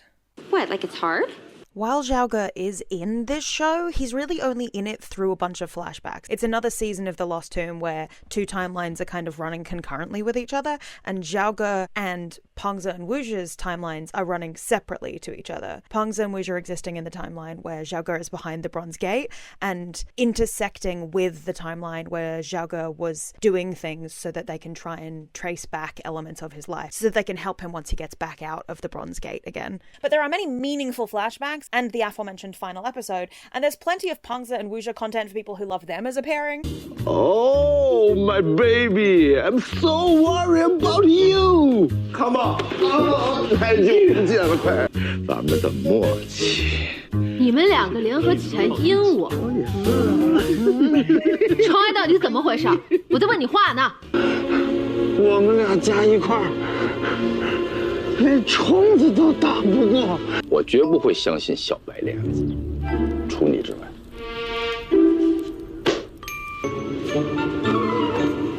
只是开会吧。往这边威胁咱们，他们就得整你，所以就得拿出点样子来。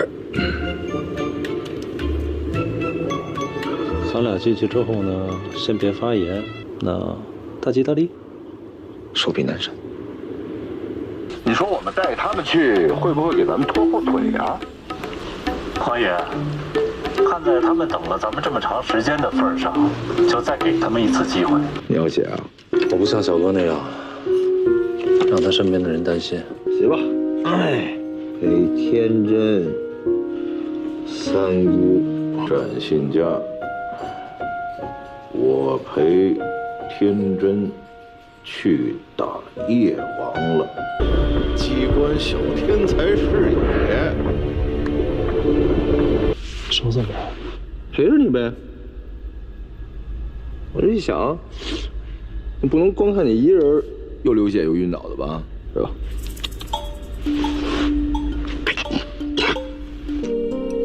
不知道吧？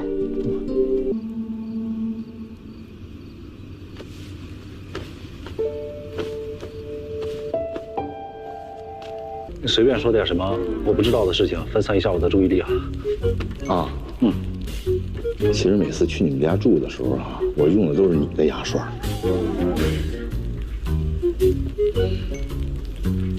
小哥。Also, I'm kind of obsessed with Wuxia's consistent bisexual riz. Like, every single person that comes across him falls in love with him in a way that is just very endearing to me.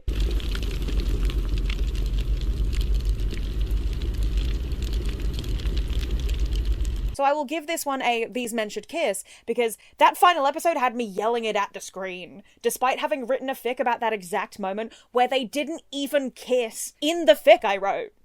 So...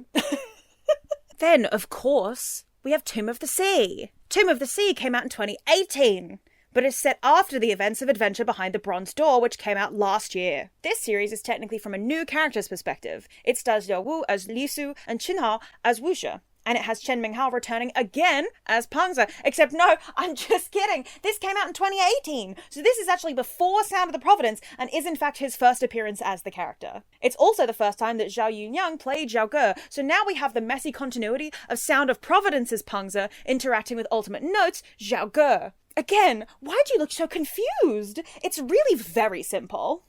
I literally cannot get into the rest of the casting of this particular show because it massively messes with a lot of future stuff. So if you want me to talk about that in its own video, let me know, because it is, frankly, bonkers. I will say though, Lei from EXO makes a cameo appearance as Yuchen, so that's fun and not at all madness-inducing continuity-wise. Anyway, the plot is that Li Su, a high school student, gets mystically tattoo marked by somebody and ends up essentially kidnapped by Wuxia and the gang in order to unlock a tomb, and then his subsequent return to the tomb with his own companions to, quote, unravel the mysteries involving Wuxia, the Mystic Nine, the 10th Wang family, and Gu Tongjing. The name of the tomb. It takes place during the years Zhang Qiling is behind the Bronze Door, but pretty close to the end, so Wuxia has changed a lot. He's a lot meaner and more depressed and willing to do despicable things, like kidnapping a teenager, and we know that it's because of Zhao Ge's absence, because he basically tells us so. 姓张的都不会痛，我不管怎么说，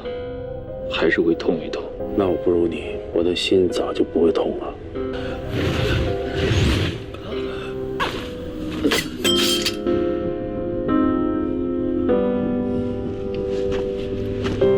别把自己搞死了，我没法交代。 Li Su's great as Wuxia's reluctant adopted son, Batman and Robin style, and I love the Wuxia from this part of the novels. All mean and no longer naive. 可以封起来了。啊？我刚刚才拆开的。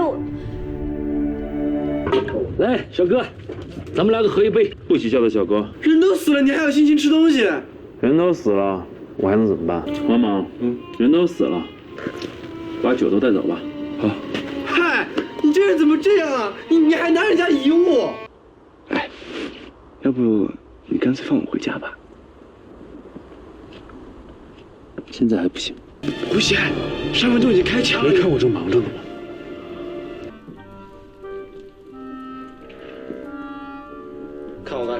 And it is a quality show, but it's also barely a bromance drama, and it does not have nearly enough of the iron triangle. It does, however, feature this stellar moment. 吴老板也太会打算盘了吧？这八卦算盘的算珠都是有固定敲击数的，这是只有张家人才能破解的机关。张家人，他不是姓吴吗？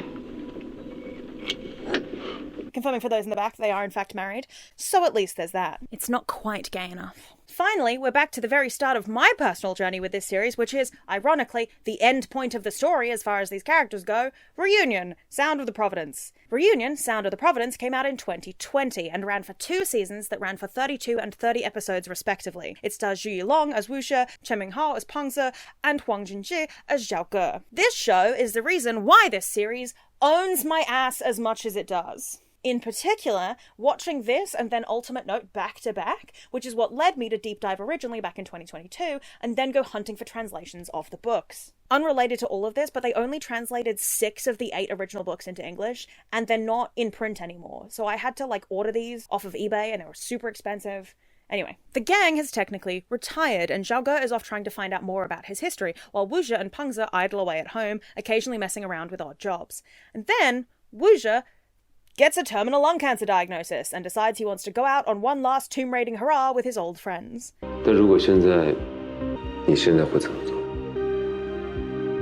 没有答案。如果我一定会死的话，我希望是在路上。也是我绝望。嘿嘿嘿！出发吧，铁三角！哎，等什么呢，哥俩？恍如昨日，还记得我们第一次见面吗？七星鲁王宫。哇吼！大战世界，大战世事，我去，大战全世界！哎，哦。They hear tell of some kind of thunder-based supernatural tomb that might have the ability to cure him, and they try to find it. And on the way, they encounter just so many obstacles. From Wuxia's uncle, to actual enemies, to Wuxia's failing health.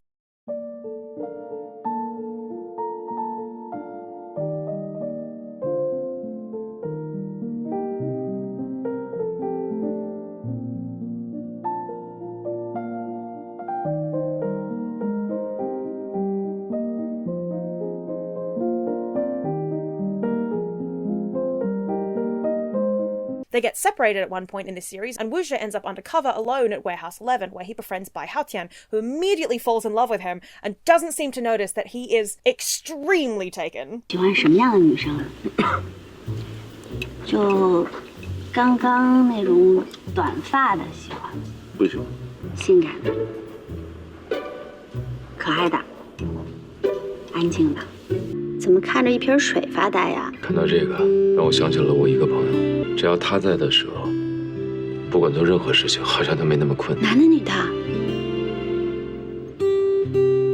男的。看什么？你认真的时候特别好看。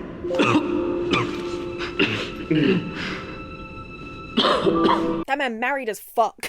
The Warehouse 11 stuff is also super cool and interesting. The final arc and twist in the last 15 episodes of the second season are also fantastic. Spoilers. The cast is fantastic, the sets are fantastic, the action OST is very clearly Dolly Parton's 9 to 5 with the cast singing over it, to the point where I don't know if the copyright machine will catch it if I try to play it for you. Yep, that's my entire channel taken down. It's a perfect show. Wuxia and Zhao Ge are more married than ever before. 我提醒你一下啊，我们已经金盆洗手，从良了。你这小弱缺身体行吗？啊，哎呀，还真有点为你担心呢。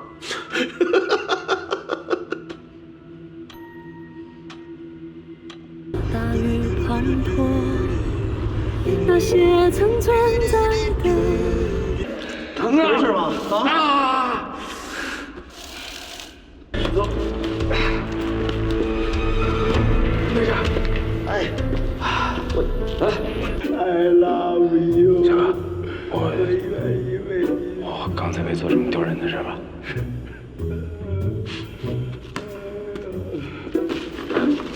你这笑些是几个意思？既然你未娶，他可能也未嫁，一会儿你俩就错误在这儿给我得了，行不行？是吗，小哥？你来吧，这位奶奶你收了吧。行，别动瓶了。哎，小哥，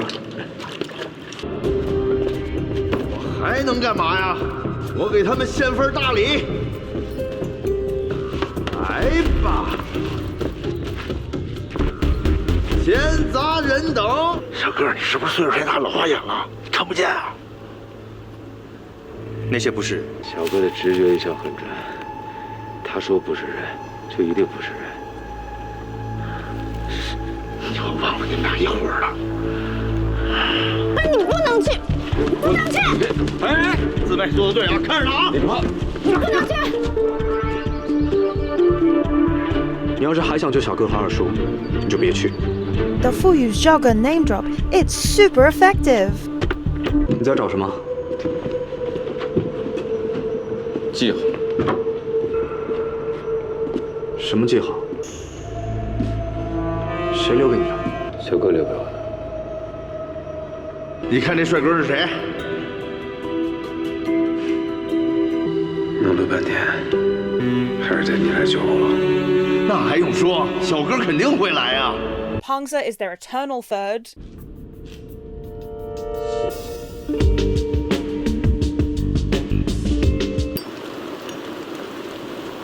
来，我这心里边，我想这个时候就跟你说，也不知道合适不合适。合适说，我拉有你很久了，乖。以后我去哪儿都得把你别裤腰带。好，哎，好，什么你就好啊？他裤腰带勒那么紧，你也不怕把你给勒死？人愿意，你管谁愿意？天神，不能白发人送黑发人。你答应我，你不能比我先死。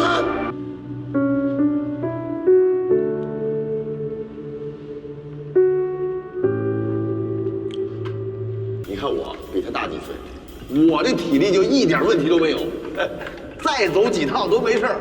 咱俩体力一样好，你也不累，是不是？我闭嘴。我渴了。哎，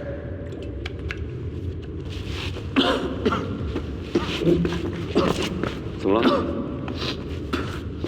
你怎么还带酒出来了呀？好像是我伤害他了。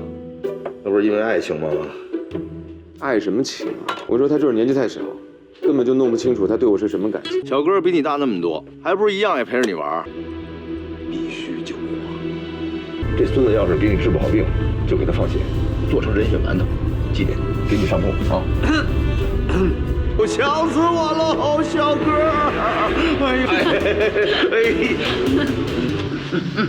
背着他。先暖和暖和。 胖爷，我暖和。我这是怎么了？要不是胖爷我是个暖男，你都给冻死了。没事了。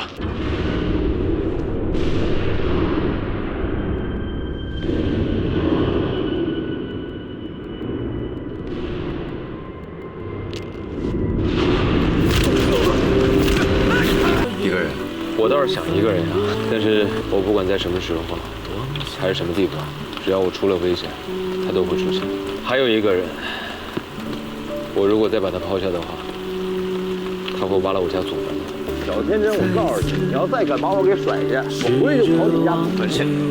我还真是了解你啊！你是不是都知道雷城在哪儿了？小哥，一直向南，我们一起去雷城了。And pretty much all the side characters are absolute blasts. 吹牛的说。 就是一移动的声呐。照你这么说的话，确实是挺厉害的。谢谢了。谢谢。我是医生，既然接了这个病人，我就会负责到底。我们可没什么钱财。想听真话吗？说。我想看着你死。我会如你啊。 我连个鬼影我都没看见。你没有眼睛。东西是不缺了，就缺一车亡命之徒了。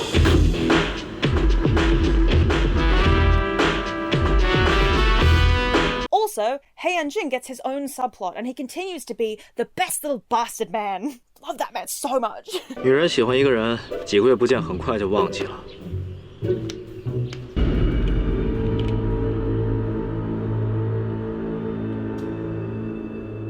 你开个价，2倍、3倍。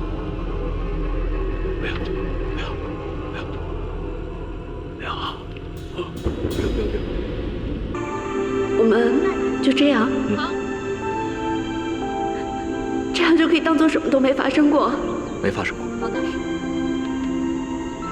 我知道你舍不得我，要不我们抱一下 say goodbye。My favorite Wuxia, my favorite Pengse, and my joint favorite Xiaoge. And you might say, tell us, this is because it's the one you watched first.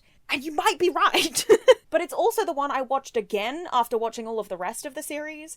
And it's such a brilliant closing chapter to these characters. And it understands them so well that the last time I rewatched it, I burst into tears at the end. 人生本来就是一条不断追寻和解谜的旅途。只要旅途没有结束，我们的故事就还在继续。 Gay heaven. Also, because the universe loves to fuck with me, while I was editing the first half of this video, but before I filmed this section, a trailer dropped for a sequel to Mystic 9, the prequel show set 100 years ago, that came out in like 2018, that stars the same actor portraying the same member of the Zhang family, and Joseph Zhang playing a member of the Wu family, evidently to draw a genetic parallel between him and Wuxia, his descendant, who Joseph played in Ultimate Note. 新闻：张启山和吴老狗联手了。 It's not out yet at the time of filming, but I am in fact tearing my hair out. Grave Robbers Chronicles as a whole obviously ascends to gay heaven. Wuxia and Zhang Qiling have me in a fucking vice grip. It is unreal how much I am obsessed with these men. Not to mention Pengse, He Yanjing, Yu Chen, Aning, Yuishang, and Hu Dafu, who all own my entire ass. I like all the alternative castings for Yanjing and Yu Chen, by the way. I just had to cut some stuff because otherwise we'd add an extra hour to this video. But Wuxia especially is one of my favorite characters ever found in all of fiction. I am not exaggerating. That's my boy. It's my fucking boy. His arc from a naive kid who is desperate to continue the family business despite being discouraged from it because he's the only lineage they have and he doesn't have any kids, who doesn't care about that because he just wants to go on tomb raiding adventures, to a world-weary, battle-hardened, mean bitch of a man who has no time for anybody to waste, is peak character development, and I am obsessed with it. 这把枪，我还是举得起来。为什么要杀我？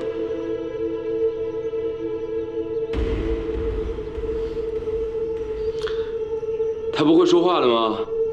Wuxia becoming a worse person while Zhang Qiling was behind the bronze door. We literally do not have time to explain this lore. In order to make the world a better place for when he returned, is simply one of the most tragically romantic things in the world. Zhang Qiling I tend to headcanon as somewhere on the arrow or ace spectrum because of the fact that he literally doesn't care about anybody except for Wuxia and Pengse. The joint bond with Pengse, the Iron Triangle, is perfect. The fact that you can read the three of them as romantic together, platonic together, or varying levels of dating each other depending on your particular interpretation or which shows you attached yourself to is iconic. I don't think I've talked enough about how much I love Pengse, to be very, very clear. Like, just because I don't always ship him romantically with Xiaoge and Wuxia does not mean that he is not one of my absolute favorite boys. And sometimes, in some contexts, it's very easy to ship him with Wuxia and Xiaoge. Pretty much every version of the Iron Triangle ship dynamics that exist, I am in full support of. But I also really like, especially in Sound of the Providence specifically, how much Pengse's dynamic with Wuxia, regardless of whether it's platonic or romantic, is the thing that's holding this entire show together. He loves Wuxia so much. He loves Xiaoge so much. And he's such a good fucking friend to both of them. And even outside of his canon romance in the show, he also has a dynamic with Liu Sang, which is so much. It's hard to not ship those two together because of how fun they are. It's very enemies to friends to lovers core. It's lots of bickering, which is very entertaining. The Iron Triangle is called the Iron Triangle for a reason. The shows don't work as well when you take any one of those points out. The triangle doesn't stand up if you take any one of those three men out of the show. That's why the shows that had them split up for periods of time or had one of them not in the show for periods of time feel weaker to me, because you really need all three of them in order to make the show feel cohesive and correct and like it's supposed to. 就你和小哥好是吧？我胖爷缺席过1分钟吗？铁三角下去俩脚，在上面搁一个脚，你们就不怕站不稳啊？ The Iron Triangle's other connections and friendships are also fantastic. Heian-jing is one of my favorite dickheads in the world, and his unique quirks, like the fact that he's blind in the light and can see in the dark, which is why he wears sunglasses all the time, and that he's known Zhao Ge longer than most of the rest of them because he also ages weirdly slow, are also peak character design. Only something this good could inspire me to write 60,000 words of fanfic about these characters, as well as ranting incoherently to anybody who will listen to me about how fascinating they are, while also have me sobbing to my friends in hysterical laughter at 5 a.m. about trying to nail down the chronology of this series because I'd spent the last 40 minutes going down a My Drama List rabbit hole to make sure I hadn't missed any. I didn't even mention the movies, by the way, because they don't qualify for this list. It's only about dramas, but there are a bunch of them, and they are all confusing as fuck in their chronology. And there's an upcoming series, which is a side story prequel not featuring our main trio, but is going to be starring two of my favorite actors, and might have bromance vibes. So, not between either of them, probably. I'm pretty sure they're both playing Zhangs, but still. 一个聪明伶俐，是我设计好了这一切，我好亲手杀了你。另一个爱惹是生非。我是南阳第一快刀手。你刚才又上头了。我之前跟他有点私人恩怨。私人恩怨？是你的个人爱好。咱俩就没有私人恩怨。真没事了？没事了。两个大男人腻腻歪歪，恶不恶心？师傅，张海琪，南部档案馆馆长。我说的话就是规矩。If you want me to do a video just about these shows and maybe the books as well, I absolutely will. Let me know in the comments or subscribe to my Patreon and let me know so I can afford to go on fun side quests like that. Okay, back to some of our more regularly scheduled programming. I'm doing research and I need to know if it's true. Well, you're a truth seeker. I don't care how many people have to kiss to find the truth. I'll kiss you. I'll kiss your dad. I'll kiss anyone. Yeah, I did another costume change. Can you tell? Is it obvious?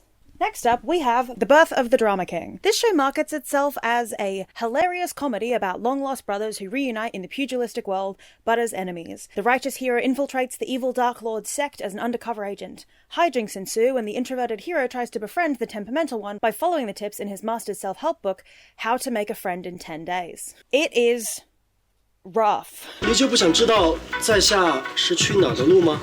去哪儿的路？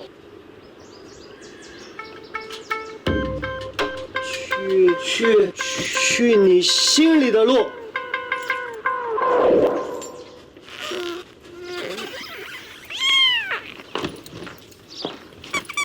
Not funny! If this style of humor doesn't hit with you, you're gonna be in for a long 24 episodes. Deadass, if you're looking for a wuxia where two men who knew each other as kids where one of them returns as a secret agent for the enemy but they fall in love anyway, just go and watch Kill to Love, because in that one, they actually get to kiss. 过一会儿，爹便会晕倒。届时，你便走吧。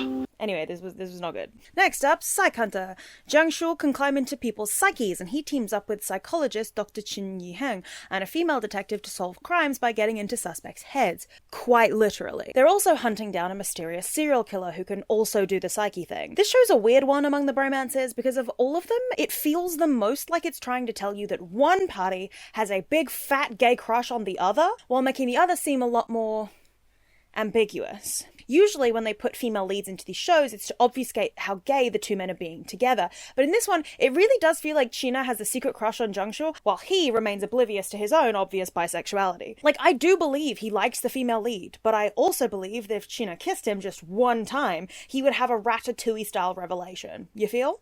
新宅里的电影居然能有声音？你忘了吗？在新宅中，什么都有可能发生。 我想我知道凶手是谁了。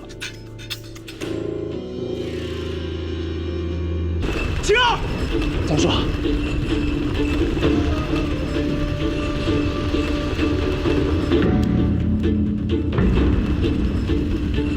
我相信你一定会来救我的。谢谢了。木青，头先给我。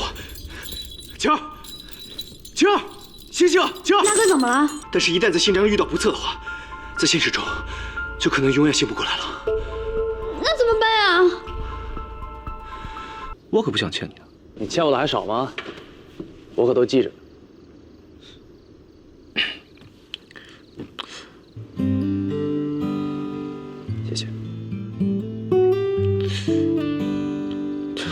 你这大老爷们儿说话怎么那么肉麻呀？行了，有什么谢不谢的？那实在不行，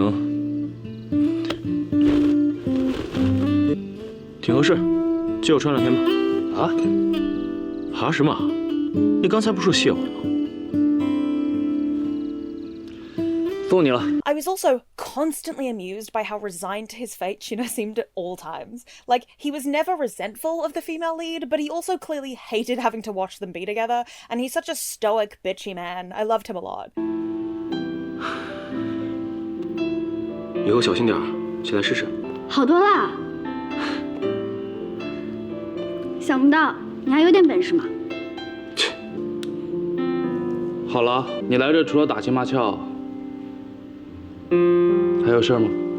One of my favourite scenes in this whole show is in an And Then There Were None style episode, or series of episodes, with 7 people getting picked off an island, and a woman goes to seduce Gina, and he's never been so unmoved by anything in his life.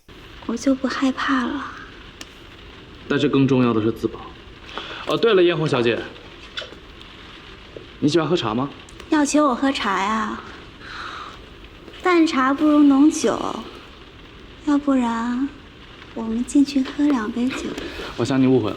A gay icon, unbothered by her feminine wiles. Also, there's a scene with only one bed. Oh no, how do we solve this? 这里只有1张床。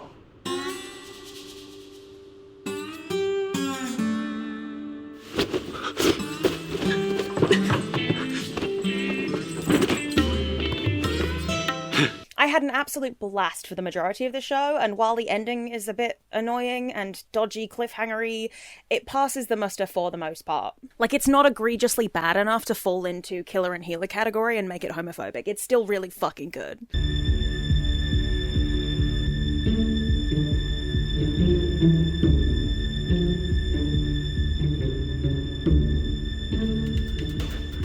这事儿肯定不简单，走，咱回警局说。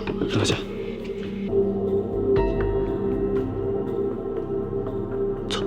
I call it very close talking. I see. Next up, Desire Catcher.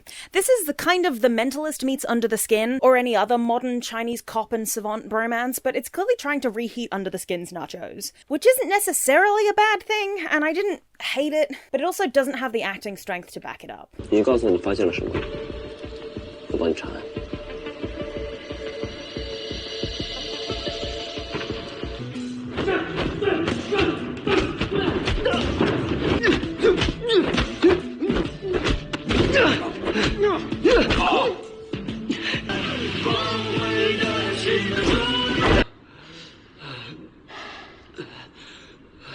Perfectly fine, but not gay enough for me. Then we have Zhanglong. This is another Republican-era drama, and much like with the Saeguks in Korea, I'm beginning to realize that I'm just not the biggest fan of these kinds of dramas when they don't involve some kind of magic or martial arts. When it's just politics, it can turn into a bit of a slog. That's also the same problem I have with, I think, half of the wuxes that I watch, that I end up not enjoying. There's just too much politics about things I just frankly don't care about, and they're not putting in enough work to make me care. The main character's family were all killed, and he's living on the streets where he meets a rich, arrogant guy who promises to help him avenge his family as long as he helps him in his aspirations for politics and wealth. The arrogant guy is the most fun part of this drama. The actor clearly loved mincing around in every scene, and I was delighted by it. 天气都变冷了，大家有找过你吗？我刚从房里出来，他又找我了。那老子得想一想，看看跟你怎么玩。 However, there's too much het nonsense for this to really get by, and it literally ends on a wedding between one of the leads and a woman, while the other man leaves in despair, which is nasty work. So... 龙象，雅雅，祝你们白头偕老，再爱也留不下，再好也停不住。 Homophobic. Next up, we have Ancient Detective. We've got another historical drama, but this one's got Sherlock Holmes vibes, so I'm far more endeared to it. A travelling detective with amnesia seeks to find out what really happened the night his father was killed, and his Watson is a himbo with a very big sword. 多谢出手相救，兄弟，你怎么这么聪明啊？你是干嘛的？我是个探视人。在下王山赵我环，兄弟，我看你人不错，交个朋友。 This show also has a straight love interest, so that might be distracting for some. She's kind of an asexual autistic baddie, so for an audience of me, that's great.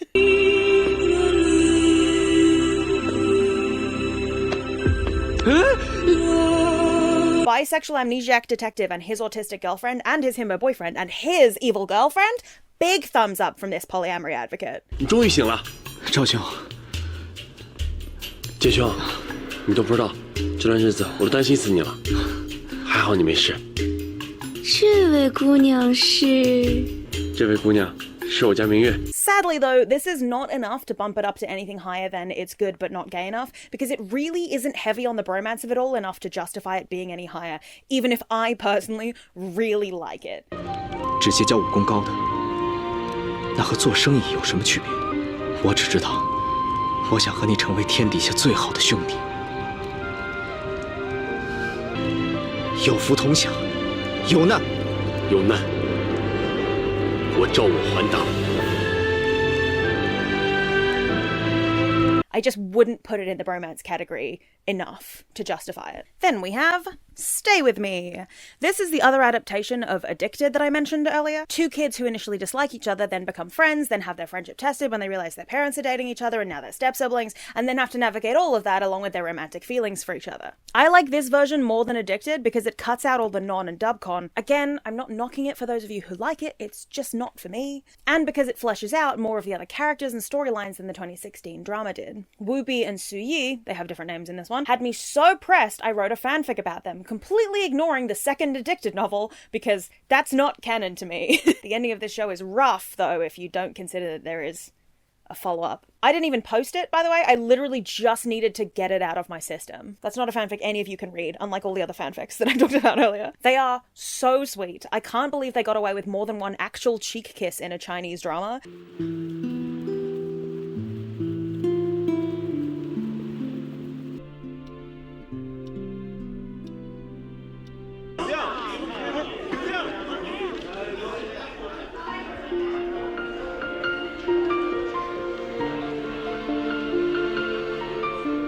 And to be honest, it technically crosses the line from bromance to BL because it all but confirms their relationship. 今天开始，到你成家之前，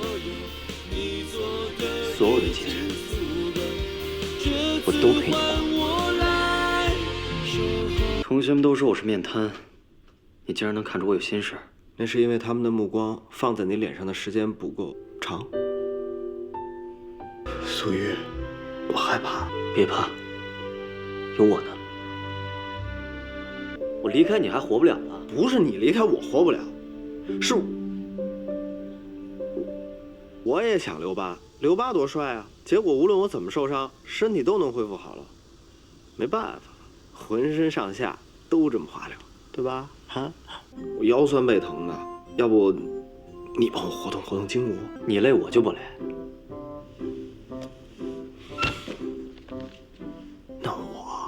给你活动活动，你少来啊！又不是没活动过，轻点儿！我凭啥白给你辅导功课啊？给钱吗？咱俩人这关系，我可以给你比钱更好的东西。 But if Addiction is on the list, then so is Stay With Me. This has way less boy kissing than Addiction did. This made me gayer. Technically, I watched the first 8 episodes of Justice in the Dark next, but considering the actual show didn't re-air and finish until this year, we're leaving it for later, so we'll skip straight to The Silent Criminal. This one feels the most platonic dude-bro buddy copy of all of these dramas. It's also one of the most outright comedy ones. It's very slapstick and silly.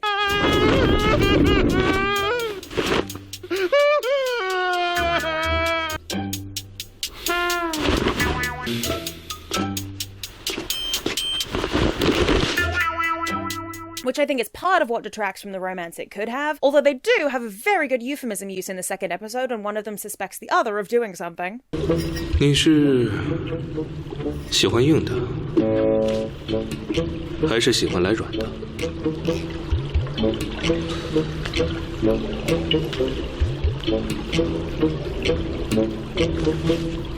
软的。 But I really can't see myself recommending this to anyone. 我觉得你是看上人家了，怎么可能？我们是官府之人，他是匪，我们俩才门当户对，好吗？你说什么？ I'm putting it in I don't dislike it, but it's not gay enough for me, even though I do kind of dislike it, because I don't think it's egregious enough to be homophobic. The next up, we've got A League of Noblemen. A lot of these shows are really good at the whole person you'd willingly sacrifice your own life, the universe, and everything for soulmates kind of dynamic. But have you considered that, but stretched across multiple people? That's right, it's polycule time, baby! Lanju is the poster boy for polyamory. That man has a husband, a side piece, a boyfriend, and a situationship. His husband also loves his boyfriend is dating his situationship, and his side piece is evil. The other main character is his boyfriend, Zhang Ping, who is on the spectrum in the same way that Sherlock Holmes is, and I would die for him, as would half the men in this show, apparently. 你脑子里想的事情，你跟我说过一件吗？跟你做朋友，我只有天天踩泥坑的份儿。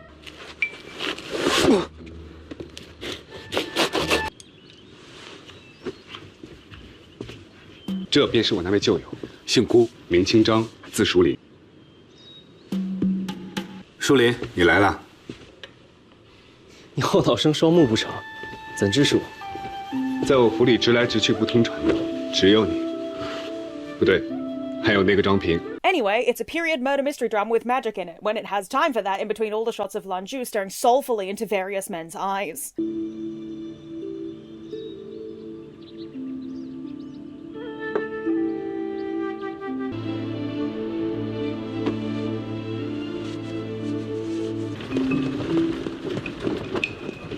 I'm obsessed with this man. He has this undeniable quality about him that just attracts wayward men to him like flies to honey. The fandom have affectionately nicknamed the show Lanju and his harem of men, and honestly, not inaccurate. And to be fair, the actual plot of the show is well written too. Sometimes these dramas are carried almost entirely on the chemistry of their leads, cough, beloved enemy, cough, with very little in the way of interesting plot to back it up. And in the case of some of them, actually doesn't back it up at all, honestly. I'm looking at you, Capture Lover. But this show has good narrative twists and turns, fun side characters, a solid mystery and villains, and is generally just a fun watch all around. Plus, you'll know I cannot resist pairings where they start as rivals or enemies, and then become friends who would die for each other, and then want to tear each other's clothes off. It's my favorite dynamic. 这不是上次在半月楼让这小子给搅和了吗？我就干脆给他叫来，如果我赢了，他就老老实实入我麾下，也别进什么大理寺了。名号我都想好了。如果不喜欢黑雕这个名字，自己挑一个。王大人，大人威武，我辈楷模；大人威武，我辈楷模。本官最不爱听这些阿谀奉承之词。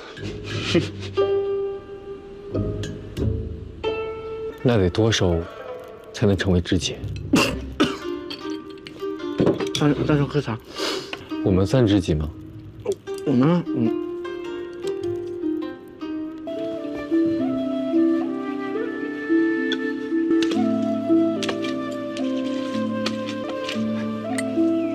？10年前，你我一起埋下，喝吗？喝，不醉不归。 I was gonna put that in This Made Me Gayer, but I talked myself into putting it in Gay Heaven while I was talking. Next up, Revive. This show starts with some Korean exposition, and I was so taken aback I had to go and make sure I hadn't clicked on the wrong drama. 안녕하세요. 오늘의 연애가 한 뉴스입니다. Revive is about a struggling actor who dies and is reincarnated as a younger artist. This is another drama with way too much heterosexuality for an adaptation of a gay novel, but at least we have scenes like this. 忘掉你自己，忘掉心中一切杂念。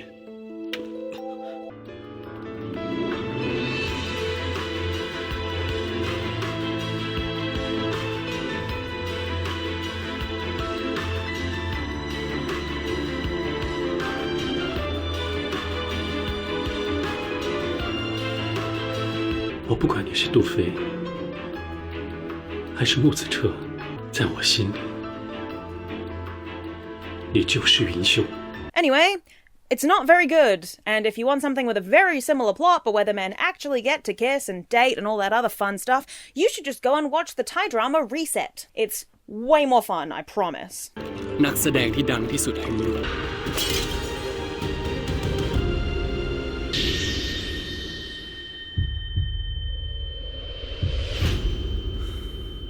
บอกมา นี่ปีอะไร ก็2542ไง แปลกนะ ถึงผมไม่รู้อะไรเกี่ยวกับคุณเลย แต่เวลาอยู่ใกล้คุณ ความรู้สึกคุณเคยยังบอกไม่ถูกใกล้พอไหมใกล้พอไหมครับ Homophobic. Next up, we have Original Sin. You might recognise a familiar face here from Winter Begonia, which I'm pretty sure is half the reason I watched this show to begin with. One of the best parts of watching bromance dramas is that you find a fantastic actor and then you discover that he's been in more bromance dramas, and then you have more queer shit to watch. Unfortunately, Original Sin isn't great. It's actually so not great that I didn't write a follow-up to that. I didn't elaborate on the plot or the... It's a cop drama. It's a buddy cop drama. It's not great. This is a buddy cop show that follows a lawyer who has served jail time and a cop who is basically another one of those Sherlock-style savants. Two people who generally should not work together but end up forced together by circumstances. 我律师做不成了，现在当老师也挣不了多少钱，你说？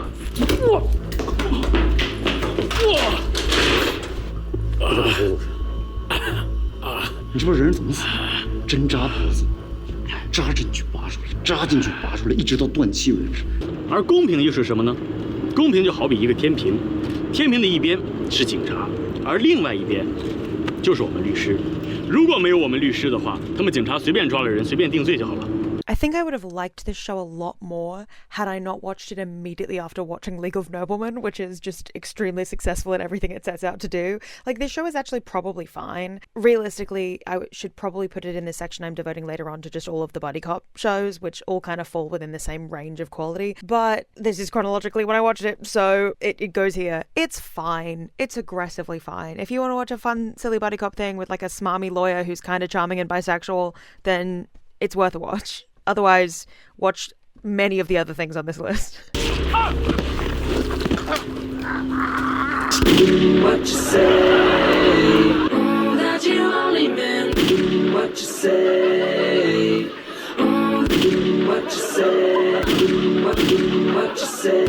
What you say? I'm putting it in homophobic because I clearly didn't like it enough to even write a section about it. Next up, Mysterious Lotus Casebook. This is one of my favourite shows ever made, up there with Word of Honor and Guardian and Sound of Providence. It follows Li Jiangyi, who has spent the last 10 years hiding as a wandering doctor named Li Lianhua, ever since he lost a duel with his rival Di Feisheng, which rippled across the martial world so dramatically it is still affected to this day. He plans to remain in hiding until Fang Dubing, who had desperately wanted to train under Jiangyi, happens upon him, and while he doesn't recognize him, because he's supposed to be dead, he does recognize his intelligence and ropes him into helping him become a traveling detective.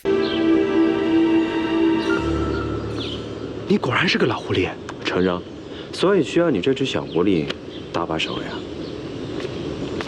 Not only that, but Di Feisheng also returns and, of course, recognizes Zhang Yi immediately. 狄盟主啊，这10年不见，你还是这么缠人啊？你看你想多了吧？我只不过呢，有事请你帮忙，你威胁我。 You'll recognize one of these three men as Wu Zhe in Ultimate Note, and one of the others as Zhao Ge in The Lost Tomb 2, because the universe is hilarious sometimes. A lot of people treat this trio the same way they treat the Iron Triangle, with interchangeable ships or polyamory, and while I support all of those interpretations, mine is definitely more of the divorced couple and their golden retriever son variety. 我就越来越好奇了，你就那么信任他？什么信任？哦。 有心隐瞒的人怎么会告诉你真相呢？等等，能不能把话说清楚了？别当着我面打哑谜，行不行？无知！你说谁无知啊你？啊！别激动，别激动，把野兽给丢走了。这些年都多少回了？就是。哎，要说怪事儿，最近啊，那你们俩半夜鬼鬼祟祟的凑在一块，又是干什么呢？哦，我们呀。 Fang Dubing always comes off a little too young and petulant for me to ship him with either of the other two, which is honestly a testament to Joseph Sung's acting, because while he acts young in Ultimate Note, it never gave teenager. 李莲花，你肯定有问题，你别指我，没大没小。哎，就你们俩江湖见闻多，只有我什么都不知道。你什么意思啊？你觉得我欺负他了是吗？我可是在帮你哎。跟你也说不明白，你声音小一点啊。我。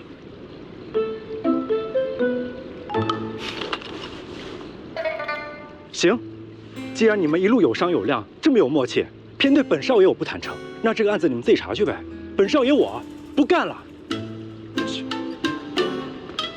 这李莲花，良心没有？这钱不多给点，害得本少爷在屋顶吹风。听端了。我的，当然你又不信。哼，现在的小孩真是麻烦。Lianhua and Feisheng have one of my very favourite character dynamics, which is divorced but never married. And their chemistry is, frankly, ridiculous. 你们俩老有一场，总得关心一下他去哪了吧？他和你说我们老有一场，有意思。乔婉冕是你的女人，乔姑娘，她只属于她自己。我是你的朋友，好朋友。朋友？不可能。找李莲花。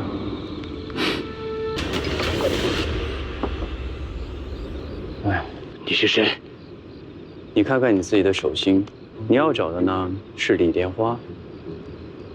我就是。你叫阿飞，是百川院的卧底。百川院，我也不信你。你当我是傻子？你呢？至少救过一个人。谁？我。你体内有我的内力。你之前哭着喊着想把内力传授给我，不惜一切代价去救不了我。看来你真的对我很重要。成交。不管方才你在屋里说的话有几成是真的，有一句我相信是真的。你说我希望你活着是真的。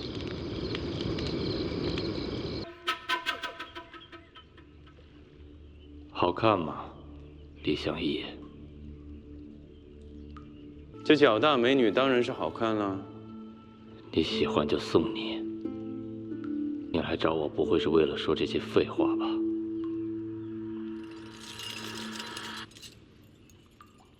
先躲一躲风头啊！躲哪儿啊？最危险的地方就是最安全的地方，婚房。婚房？你的婚房。狄墨主，这李相夷已经死了，这李莲花也快死了，你啊，赶紧去横扫天下，放过我啊！ They want each other so bad. They want each other so bad it makes them look stupid. There are also, and this is crucial, numerous gay side plots. Queer-coded characters abound in this show.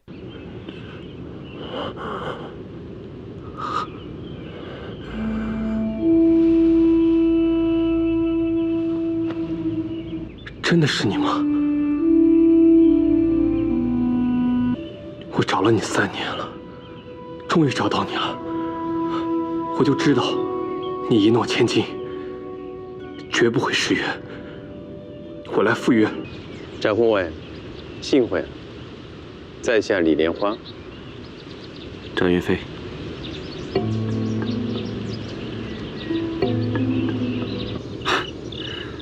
这么多年过去了，我还是破不了你的婆娑布。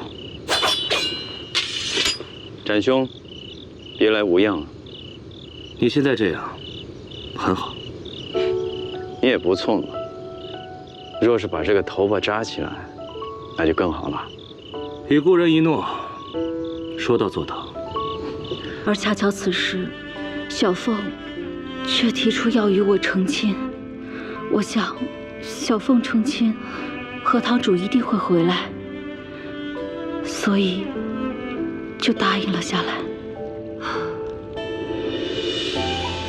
小凤，对不起，小凤，待会儿再给你算账。莫非你还要护着你这位如意郎君不成？怎么了？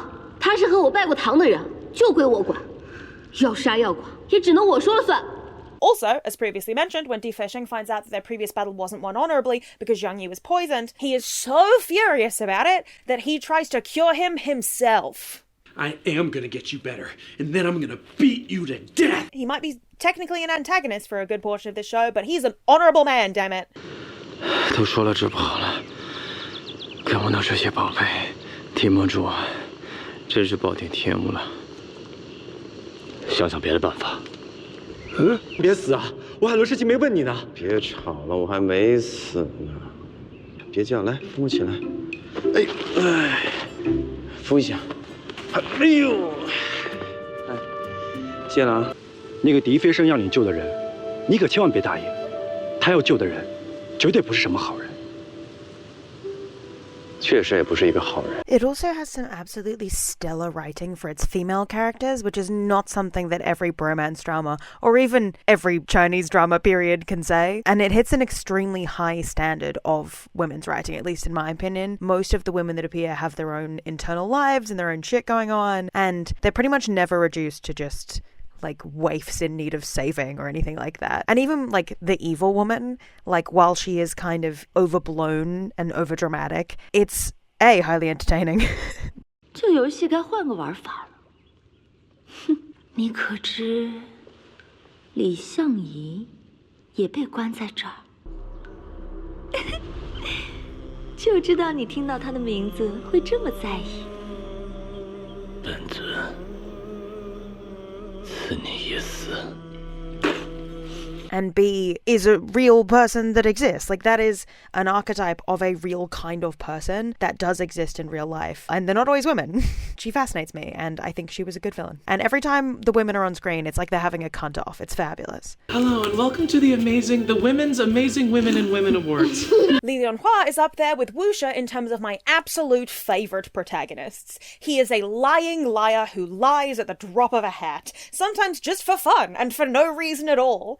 我怎么不知道李相夷还收过你这么一个徒弟？这事没人知道。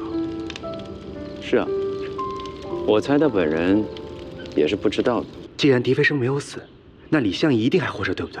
一定还活着，对不对？你是不是被炸糊涂了呀？我就知道，他一定还活着，他一定会回来的，只是暂时被什么牵绊住。你说我师父有没有可能隐姓埋名躲了起来？你没事吧？没事啊。 他刚才就在你身后，你当真一点也没察觉？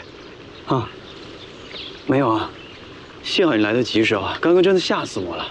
你给我看看啊，怎么样了？严不严重啊？有没有勒痕？你别胡闹了。李莲蓬，这千真万确，我从不骗人的。 He's a bitch, he's the smartest person in every room, he's exhausted, he's bisexual, he's funny, and he's also dying for the entire duration of the show. Zhu Zhishu style. He's my precious little meow meow, he's my baby girl. That's my wife!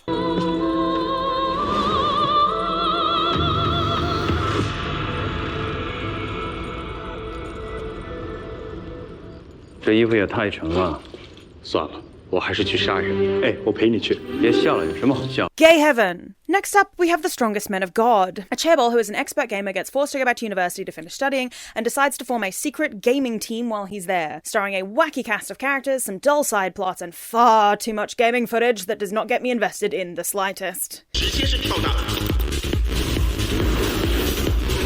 你要被带走喽。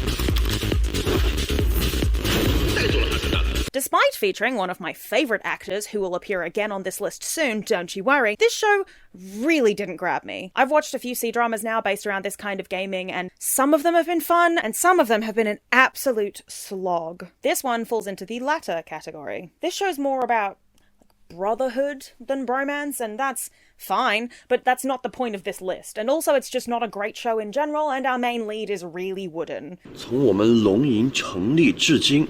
为什么除了校园联赛之外，一个冠军都没有拿过？ This is the extent of the skinship or depth of relationship between these two people that we get.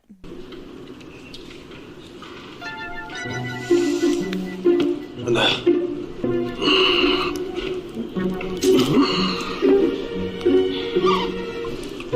赶紧去练去。你干什么？我看你伤口。你没有伤口。 Although, it did deliver one unintentional laugh to me in the form of this punch.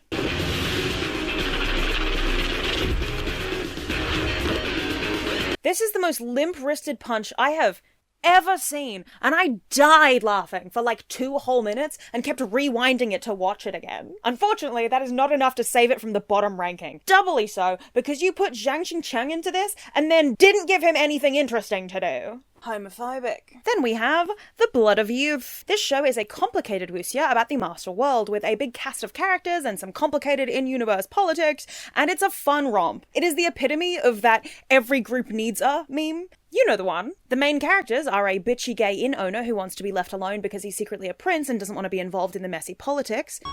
老板不会想把客栈给卖了？等这客栈一卖，咱哥俩没钱没地方，岂不是沦落街头？哎，来，你想太多了。 Who is dragged into the plot by this golden retriever himbo bisexual. 再把值钱的东西交出来，要不然我杀了你的人，烧了你的店。大姐啊！那我就不能不管了。刘杰，正是。刘杰是谁？不过，没关系，很快我的名字便会名震。Where they intersect with this goth baddie with knife skills.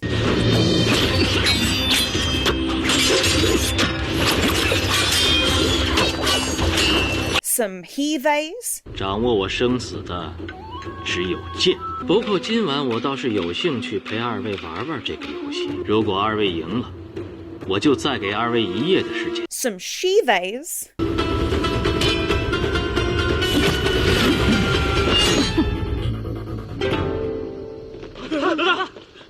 你这下的什么棋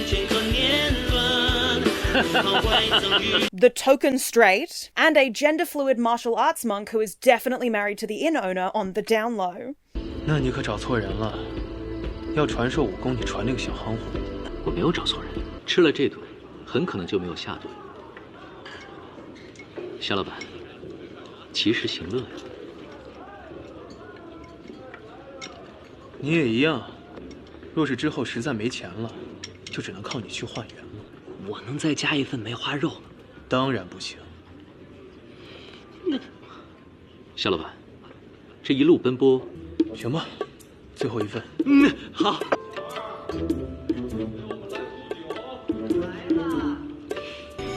真是期待再相逢的那一天。我是想说，这些都是你的劫，你要好自为之。看着我，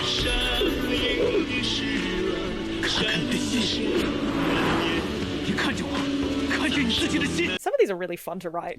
This made me gayer. Master, wait a moment. A wildcard detective meets an overenthusiastic rookie cop for the first time when he's punching him in the face thinking he's a gangster, only to find out he's undercover. They're then forced to work on a team together. You'll notice a lot of these buddy cop shows being as part of this bromance genre because it's kind of the easiest way to manufacture a tight bond without being accused of it being gay. This has a surprising amount of skinship, probably because they can explain it away with bro-y buddy cop behavior.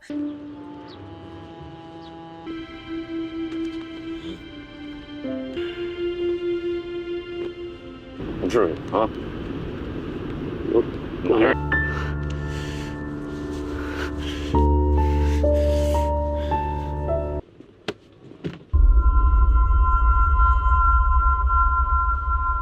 There's a sad montage of them both missing each other after a fight.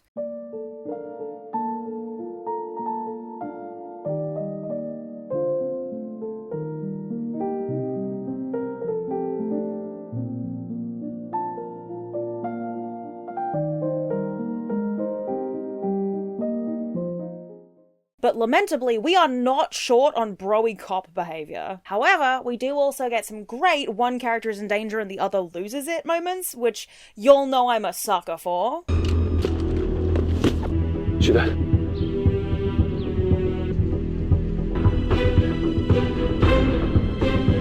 Sadly, there's a bit too much het nonsense in this show, with both main leads being separately paired off with female love interests to varying degrees, which gets a little frustrating.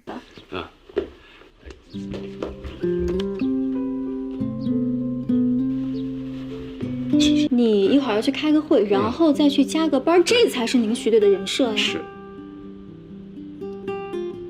At least I got this scene out of it, where he almost deep throats an unpeeled banana while looking at him, and this fake out kiss scene, which did tickle me. 不是你坐下来吧，你戏真多，你能不能听我把话说完？我每次话都说一半。我没有那么窄，我明白，我也没有往心里去，所以你不要误会。对，徐队，都准备好了，可以过去了。 I want to put it in these men should kiss, because I really did think that more than once, but the overheadification to swing it by the senses really did a number on it. So tragically, I think it's gonna have to go in Not Gay Enough. I can't recommend this too highly as a bromance, but if you like cop shows and you're looking for one that isn't too deep, something to put on in the background like Castle or something, this is probably for you. It's not quite gay enough. It's good though, it's fine. Actually, let's get the rest of the body cop style shows out of the way now. City of Chaos. This is a spin on the genre because it isn't just cops, it's a team up between a prison guard and a gangster in order to tackle a drug trafficking ring. It's an extremely competently made show with a great plot and interesting themes. One of the villains is a mincy gay bitch with a hat. 我已经安排好了，待会儿就带他们去七星社。好。 还是你小子想得周到。 This is another show that is sold as bromance when it's really just brotherhood, and I don't dislike it. There are moments that eke into bromance territory, but it simply does not meet the standards I'm upholding for bromance dramas as a genre. I'm gonna need you all to stop being so fast and loose with the word bromance when describing things. You're getting my hopes up and I keep being disappointed. It's its own thing, and you're welcome to watch it. It's quite enjoyable. It's just not gay. 你们男人哪一个不是喜欢美女，见到美女就往上扑啊？我。 你再好好看看我，长得多么的正经，跟里边那些男的能一样吗？开车动！哎，等会儿，车呢 ？GTR 呢？啊，你弄哪儿去了？别演了，人都走光了。哼，没想到被你识破了啊！你别得着便宜还卖乖了。 要不是我替你挡酒，现在谁死还不一定呢。 Breaking Dawn. On the flip side, this shit real gay. It opens with a shirtless man walking out of the ocean, Bond style, and it only gets better from there. This is kind of the perfect middle ground between City of Chaos and Master Waiter moment because it's your typical buddy cop show, also aiming to track down a drug ring, and one of them is an undercover cop while the other is a special forces agent who retired after his previous operation trying to take down this drug kingpin, ended up getting somebody killed. Also obsessed with the scene where they attempt gay telepathy, but it's too soon into their relationship, so it doesn't work. That's funny as fuck. 我绝对不可能是卧底，可以帮我证明的，陈总。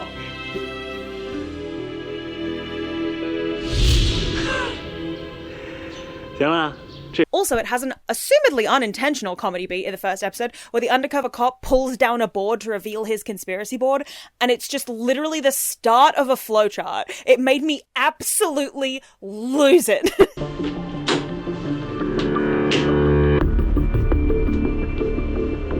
The fact that this man finds a printed photo of himself, oiled up and working out, under this man's pillow and jumps to, "You're investigating me?" instead of, "Are you into me?" is definitely to appease the censors because what are you talking about?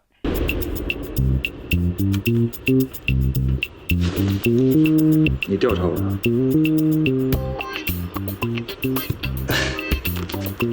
This man monkey vaults up 2 storage containers because his boyfriend is sitting on a bomb. Said bomb is a classic Spider-Man bridge dangling scenario between his future boyfriend and his beloved grandfather. Surprise, motherfucker! I had to. I presume they started dating after they survived this, by the way. That hand is high up his thigh, buddy. Ah!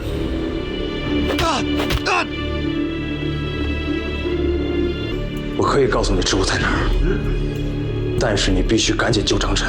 What do you say they were doing? I call it very close talking.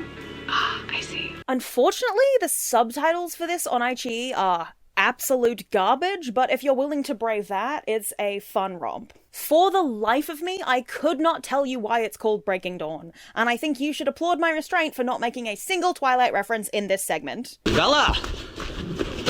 Where the hell have you been, Lilka? These men should kiss. Next up, Unnatural Fire. Buddy cop, but make it also the fire department, so I don't have to feel so bad about liking cops as an ACAB girly. A member of the fire department's arson team is placed on a task force with the captain of the police team also investigating these crimes, and a coroner who is an absolute whiz at her job. 所以是先锁上，再被迫的助燃剂。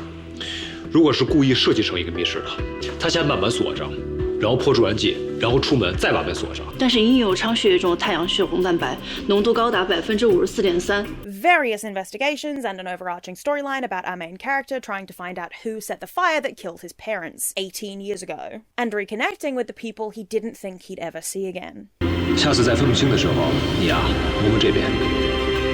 这是左边。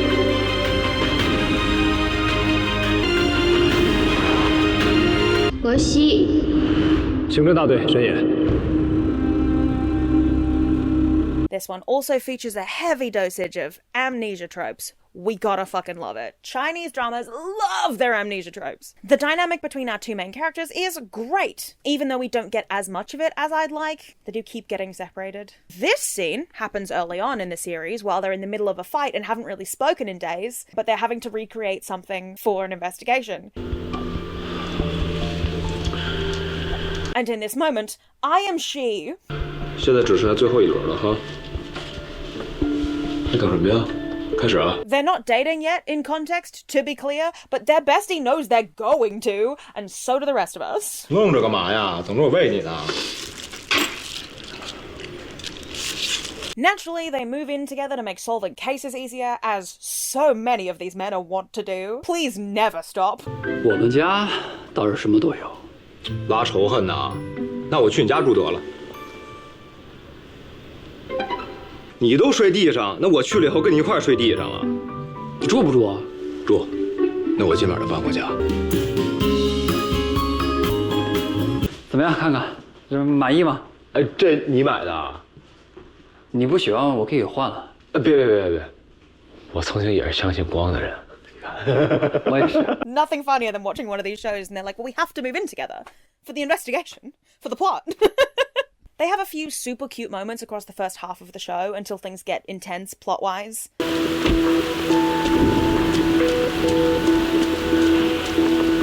那一起呗。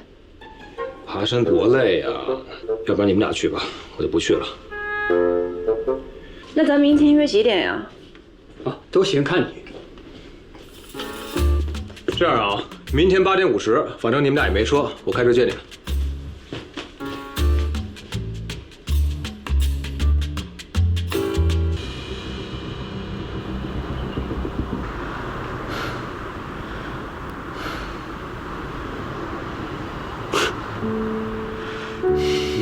I don't believe they actually got together until after this moment in episode 31.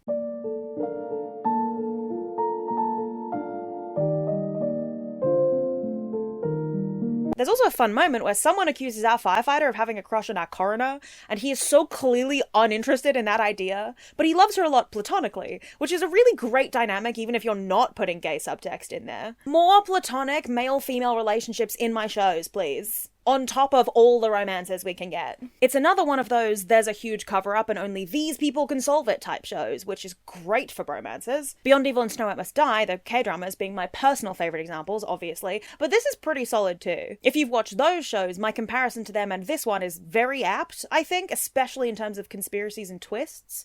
It is on the long side at 38 episodes, and it has a tragic bent to it, but it's a decently written mystery on top of the dynamic between our three main characters.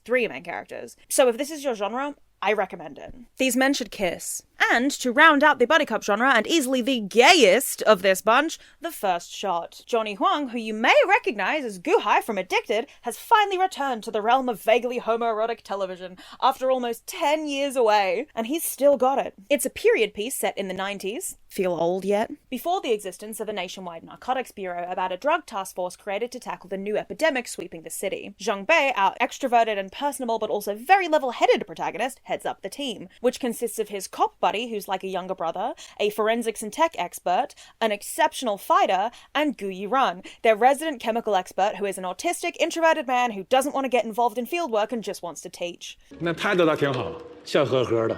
那转过头来就把我给拒了。哎，对，就是这个笑，笑完准没好事。你明知道我会拒绝，又何必浪费时间呢？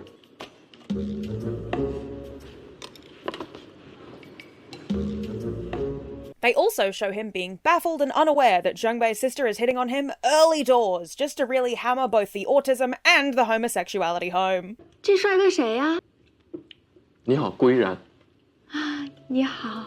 我们是男同事，这我妹郑楠，我亲妹妹。依然哥哥，你看起来不像是本地人吧？哦，我花州来的。 你粤东人啊？那你肯定会说粤语吧？我自己在做广告。哇，这粤东话就是好听啊！那你会唱歌吗？张学友的歌。这个真不会。 I've seen this actor act in romantic straight dramas. I know he can have chemistry with women. Yuran moves in with Zhang Bei immediately for thin plot reasons. Thank you, bromance gods. There's only one bed. 只有一张床。俩床，我这还有一折叠的。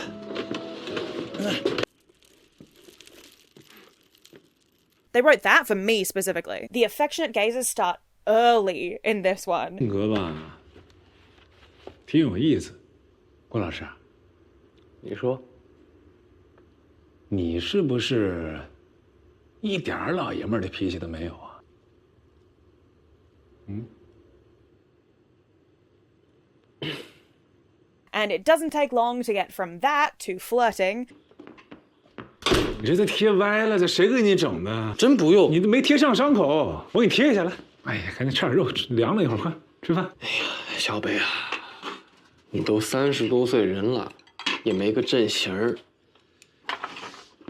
说啥呢？小北是你叫的呀？吃不吃？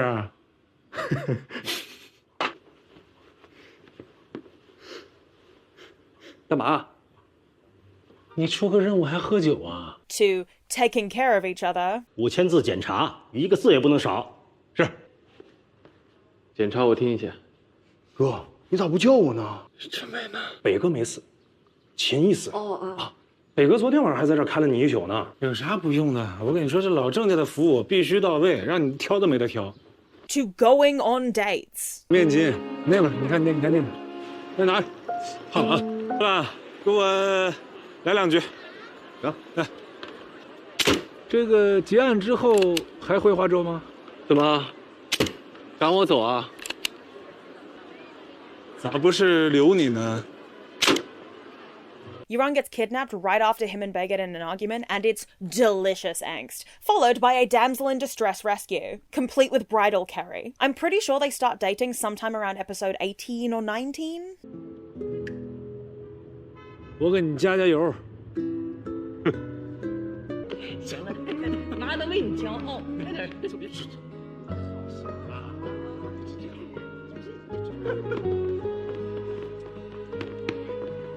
以后哥罩你啊，这就是你家，好吧？啊。Zhang Bei also has some toxic yaoi going on with one of the other characters, so tune in for that. 多好。其实我一开始就没想跟你相认，毕竟咱俩现在隔着路呢。乐乐，别叫乐乐，乐乐死了，死好几回了。 We love a villain who is also kind of fruity and awful. Like, not all gay villains are bad. When there are other queer-coded characters in the shows, gay villains are so slay, they're so cunty, I love it. Anyway, Zhang Bei and Gu Yuran are also kind of parents to their little police squad, which as a Bellark stan is an OP dynamic to me. 你说在局里，你是大哥，什么行动你都冲在最前面。谁出了什么事儿呢，也是你担着。但是在外面你就没必要装什么家长了吧？你不累吗？我累啊，一帮崽子跟我喊着大哥呢。我没喊你大哥啊。不是小北啊，真的，别什么事都管，没必要。These men actually get to properly hug each other, which is almost unheard of in some of these shows, unless they're in some kind of dangerous situation or it's being played off real manly style. And the alternate footage of the hug was so intimate that they couldn't use it because it doesn't look platonic at all.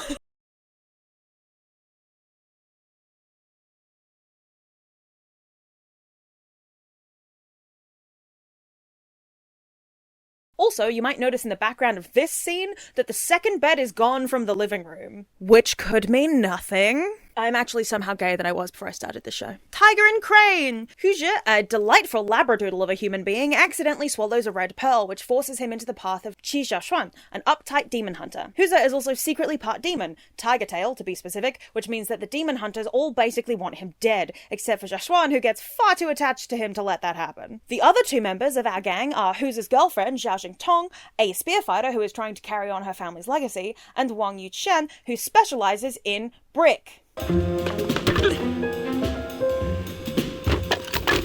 这就是你说的妙计？不妙啊，轻松拿下，不费唇舌。Yeah, 'cause actually my job It's just beach. Oh, and Brick's deadpan royal guard boyfriend.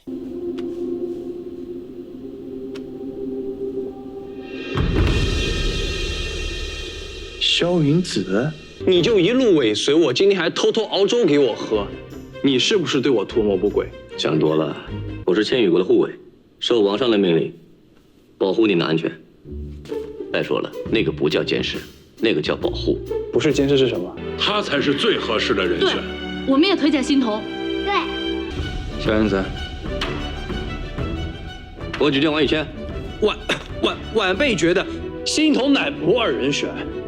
哈哈，那你是王子啊？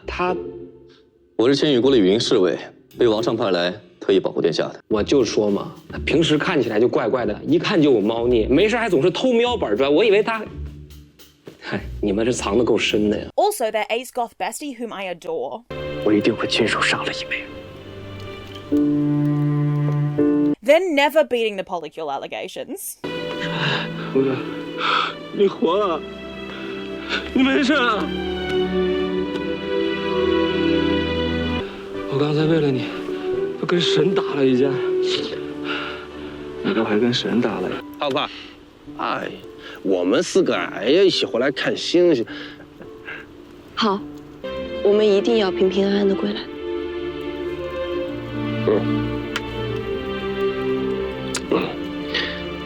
平平安安。你放心，不管未来艰难险阻，我们都是你背后的男人。It's one of those we were always taught to hate each other, but maybe the real world isn't so black and white type dramas. And while it does get a bit heavy-handed at times, it's an important message, especially in times like we're suffering through now. There are tournaments to become demon fighters, excellent side characters. 巨轮国的，多谢。记住了，我不叫巨轮国的，我叫长大枪。 These two men are married. Silly moments. 赶紧给我回去上课！废物，让你把个风，这么大个个儿把不见，拍死自己算了。我真没发现啊，从哪儿进去的？我觉得你挺漂亮的。是吗？我们这跳的能行吗？一定没问题。你跳这么好，你要不留公里了？去死啊！我你的抓妖不拘小节，你给我记着。 Ridiculous CGI, but in a fun way, the way China does best. Seriously, China uses CGI way better than we do, at all times. 是千年飓风，快走 And one of the least platonic friendship breakups I've ever seen. 也好，考试也罢，你不过是一枚棋子。不是，别再生气。所有和你有关的事物，都沾染着妖的气息。 让我厌恶至极。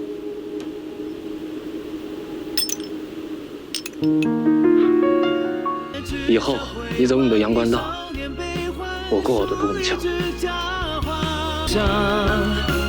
风声萧萧曾牵挂。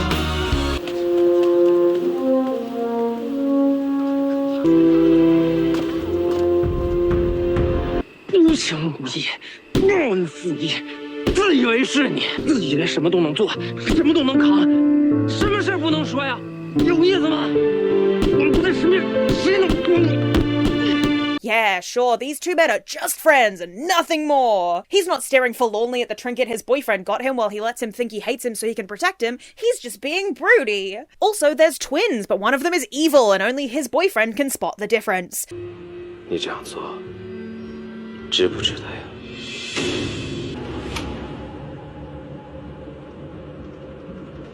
你不是神，叶尊吧 Guardian, I already talked about you. These twins. 没想到，你居然和一只妖做朋友，我会一个一个击破对你来说最宝贵的东西。放出去！把齐秀轩还回来！他不就在地上？ 你还要我怎么还？你和你的双胞胎兄弟还真是很像，动不动就把虎子挂在嘴边。And of course, there's world-ending catastrophes and character sacrifices abound, but it's all handled very well. Anyway, their boyfriends... 之前在八宝镇没好意思说，你看衣服眼光真的很差。你现在个头呢跟我差不多了，以后我的衣服就都给你穿。耐脏，你流血流汗都没事，好几天都不用换，说都不说一声就出来了。我们一直找你呢。早上看见你们在休息，所以我就想着自己出来练一练。等我们打牢金刚诀，前往巅峰谷，一定把你肉身给夺回来。打起精神啊，还是很爽。你恢复了。好了，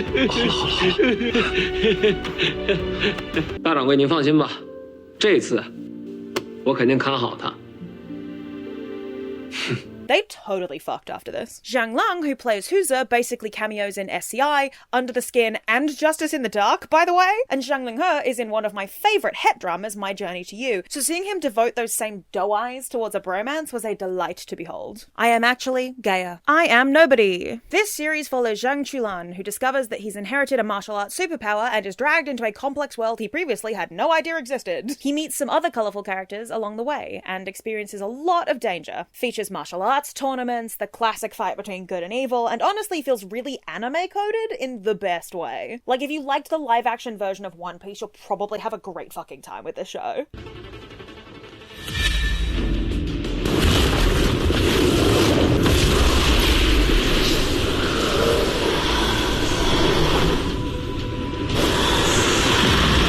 Most of the bromance is focused between the two side characters, Zhu Geqing and Wang Ye. Oh, hi, Meng Hao! 晃悠这么多年，还是回来了。次我跟你表白就是在这儿吧，第二天你就出家了，什么意思呀？没什么意思啊。 It's always fun when he shows up and stuff. You know things about to get real fucking gay. 喂，哎，老王，我说，你行啊。本来好意给你打个电话，想跟你打个招呼的，你这什么口气啊？你说呢？我刚下飞机，一会儿去找你。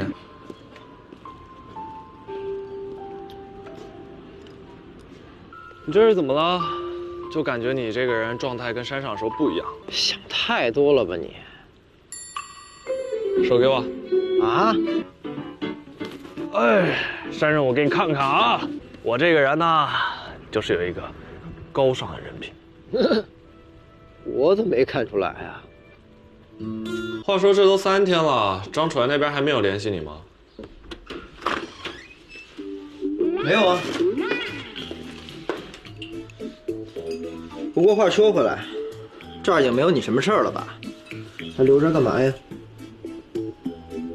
别那么见外嘛，这种时候啊，能帮你的人多一个是一个。为什么那个张楚来那么游刃有余？ Also obsessed with this, like, heterosexual kiss and then, like, the straight cut back to the boys. That's subtle editing. We love that. Also, these two men were in another show together where they also had chemistry called Dashing Youth, in which Minghao is co-leading with a man who will show up again later on this list as being incredibly good at the bromance genre. So truly, stuff for the ages. Minghao just collecting these men. 1若4，就在前边。叫什么？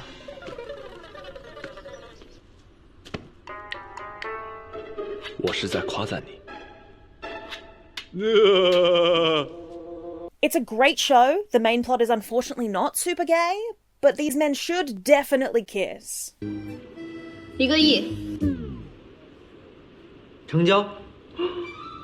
咱们亲兄弟明算账，合同我今晚就发给你，定金明打你账上，没问题吧？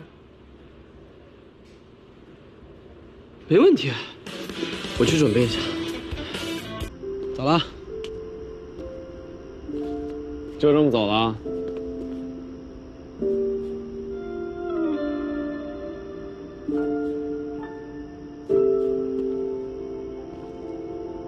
The only one. I really ummed and ahed about putting this on the list because not only is it in that weird subcategory of bromance BL that's halfway between the two, a la Stay With Me, it's also technically a Taiwanese drama despite featuring a Chinese main lead and being based on a Chinese danmei. I couldn't leave it out though, especially not with some of the other things on this list that have been sold to me as bromance that decidedly weren't.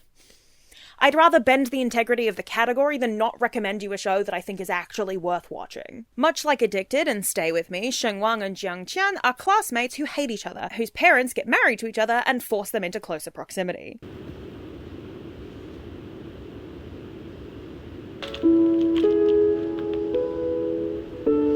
姐，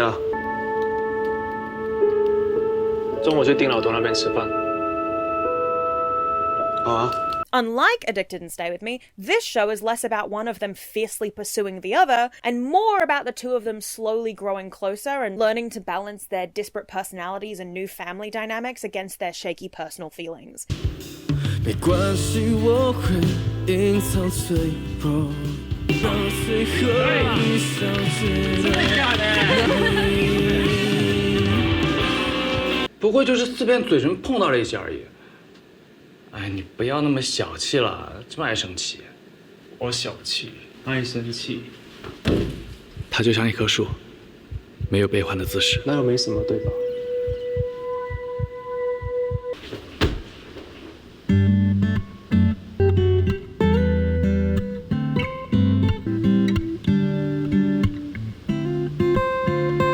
是我。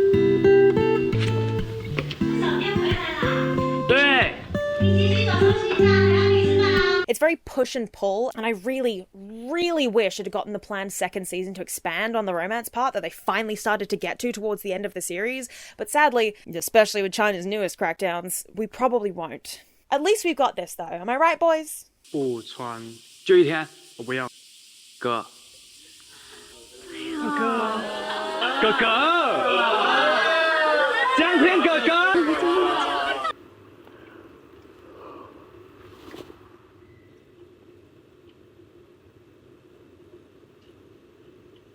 这边这么多张床，你们不睡，睡在一起是怎么样？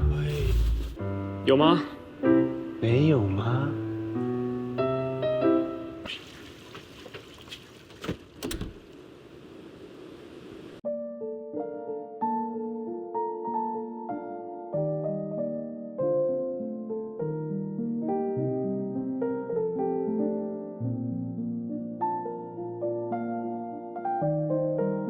？Fangs of Fortune. In a world divided between the mortal and the demon realms, a power vacuum leaves things up in the air with the fate of the world hanging in the balance. Zhuyan, the demon leader, disguises himself as a demon hunter in order to help keep things in check. 追陈大人真不简单。 Hi Mingha! So funny, oh my god. Zhu Yichen, a skilled martial artist and detective, also joins the demon hunting ranks with his best friend Wen Xiao. 妖孽之苦，也别直呼我的姓名。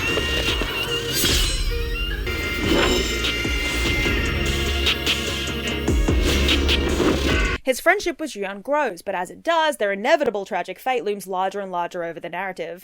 我死之后，你记得替我好好照顾。的路还没到终点，还要继续往前走。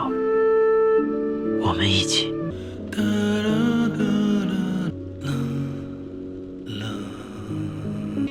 但你现在的眼神如此遥远，胡说八道什么？果然还是听你骂人。 比较习惯。 And in case you're keeping track, that's Ho Minghao making his 4th appearance on this list. Love your unwavering commitment to gay subtext, King. 就做你认真的事。现在吗？不好吧？演戏。我说的是演戏。哦。 And in this show, he has 2 homoerotically charged relationships, and both of them kind of fall under toxic yaoi, although one of them is more toxic than the other one. It's with the villain. 我和你之间必有一人输，一人赢，还可以和解。你自己说的。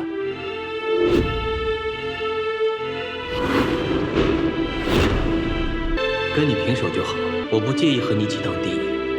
你还有机会弥补。要死了。 要找人陪葬，我也要找个最盛大的舞台才行。 I love a man who is balancing gay situationships, especially when they're both trying to kill him. He's like, listen, I know that you want me dead, but I want that dick. While the cast is full of people I love, and the plot is something I'm always invested in, this isn't the best of the mystical, we're fated to hate each other but we fell in love anyway, and the love might be our downfall shows, although it is pretty damn enjoyable. 你见过我们的朋友吗？他穿着一身蓝色衣服，没我俊。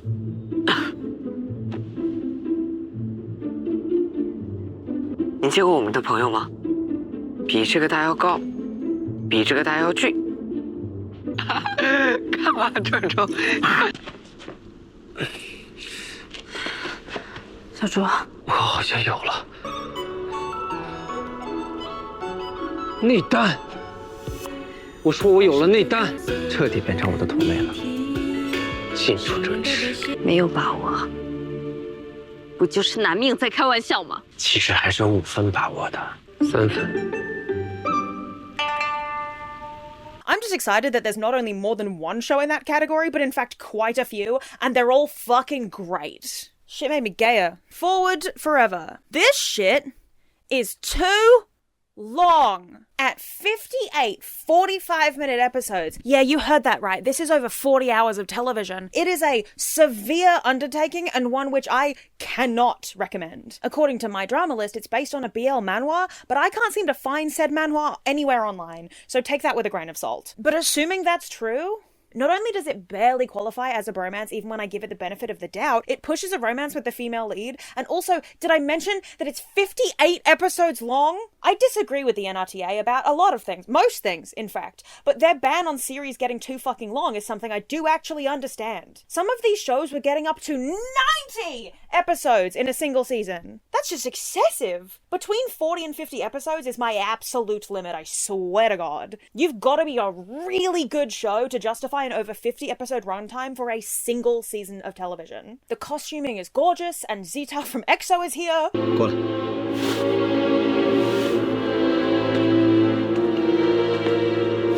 也有救了。 These EXO boys just keep showing up. But do not waste your time. If you're looking for bromance, this ain't it. 还有雨初，雨初，你们两个，你觉得你们两个能找到大傻？如果你帮我找到大傻，我阿姨这条命都是你的。你笑什么？这是我认识你以来，你跟我说过最长的一句话。就凭这。 This made me homophobic. It's funny because, like, even when I looked up fan vids of the show on YouTube to, like, see exactly when the bromance was supposed to come in, because I was halfway through the show and it wasn't fucking here yet, really, in almost any capacity, even on the fan vids that I watched of the couple, supposedly, that are in the bromance, there was, like, the person who made the video had written in the description of the video something like, hang in there until the last, like, 8 episodes and then it'll be good. And I'm like, of 58? No! What? I'm sure it's good if you like fucking Republican-era politics and shit like that, but it's not for me. Stand by me! In contrast to the previous drama, this one is too short. It's only 20 12-minute episodes. This would probably have ended up somewhere in the miniseries breakdown I did earlier if I didn't love it so much. It's set in the 30s and it's not shy about the aesthetic, so that's already points in its favour. It involves a rich businessman, Feng Guanyu, and a spy, Huang Weiji, who are childhood friends but haven't seen each other in years. When they meet again, Guanyu essentially forces Weiji to be his bodyguard, which sets up a lot of fun bickering amongst the intrigue.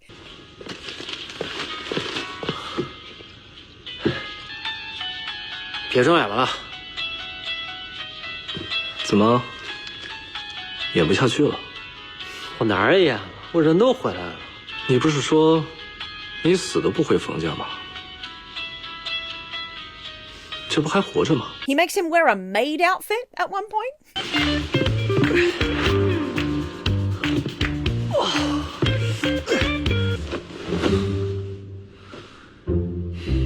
再这样干下去。 没能找到鸦片的线索，我就先累死了。 It's my favourite kind of nonsense, where they're both on the same side, but suspect each other of being on the opposite side, so they spend half their time trying to keep the other close to figure out their true intentions, and by virtue of spending so much time together, end up becoming scarily in sync.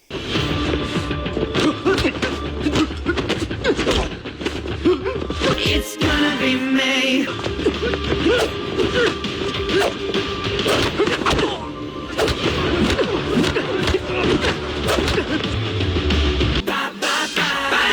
Also, nothing beats rolling a man's sleeves up, beating him up a little, and making him kneel in dramatic lighting. 그러면 왜 박준길이는 구련이를 도망가게 만들었을까? 그런 적 없다고 말씀드렸습니다. Tomorrow? What are you doing here? I meant this one. 你来看看，是我死对你比较重要，还是本关羽活着对你比较重要？一，你别管我，快走。2，赶紧把他给放了，要不然我枪毙你。3。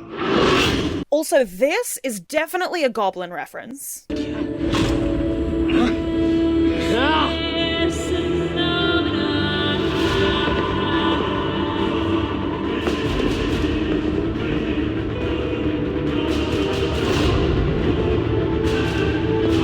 Plus, they gave them a girl character who does not end up being a love interest or annoying. So, triple points for that. 您召集了上海滩所有的报社记者，到底要宣布什么大事啊？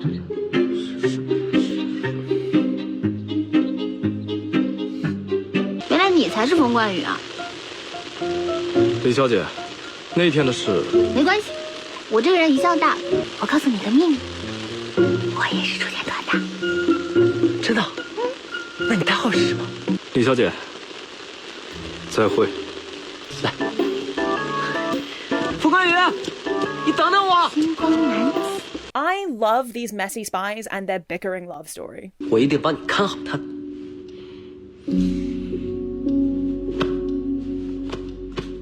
这次你不会再跑了吧？ This made me gayer. Deep Lurk. Chungi is one of my favourite actors, and I almost did not watch Deep Lurk for this video because I could not justify it within the parameters, but there are enough BL-laden moments with one of the side characters that I'm bringing it up anyway. Chungi's character is trying to find his father's murderer, and he teams up with a patriotic woman to figure out the conspiracy together. This is a Republican drama, and the plot is fine, but more importantly, the skinship between these two men and the way they behave around each other is something else.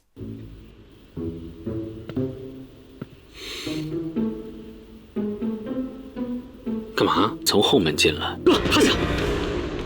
没事吧？我们马上就收网了，你就别在这瞎掺和了，这会对我们的工作很不利。哥，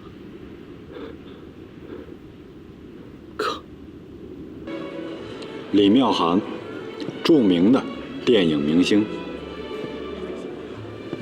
确实长得还不错。你有眼光吗？有米兰清纯吗？你 disgusting。哥，你这次可帮了大忙了。啊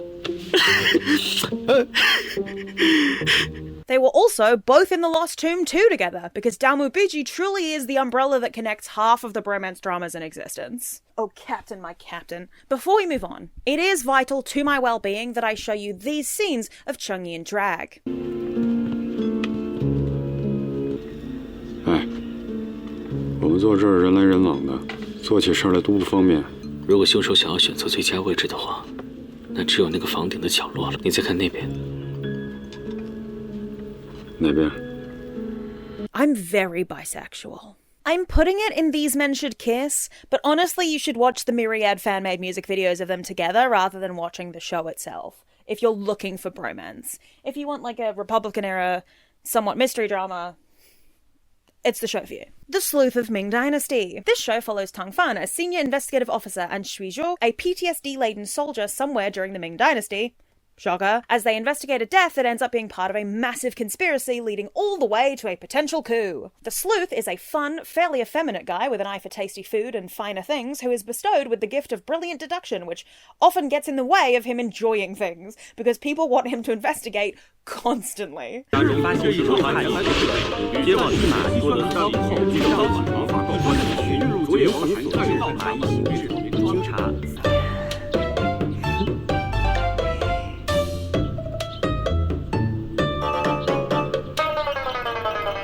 昨日可曾下雨？ Once again, it's a Sherlock and Watson dynamic, and once again, it is far too long at 48 episodes, but it is actually pretty decent. Despite all the death and crime, it strikes a light-hearted tone for the most part, which makes it an easy watch. The found family of this show is everything. Also, Wang Zhi is my precious son, and I would die for him and his snaky detective ways. 数日前从于大人处得来的，随手玩玩。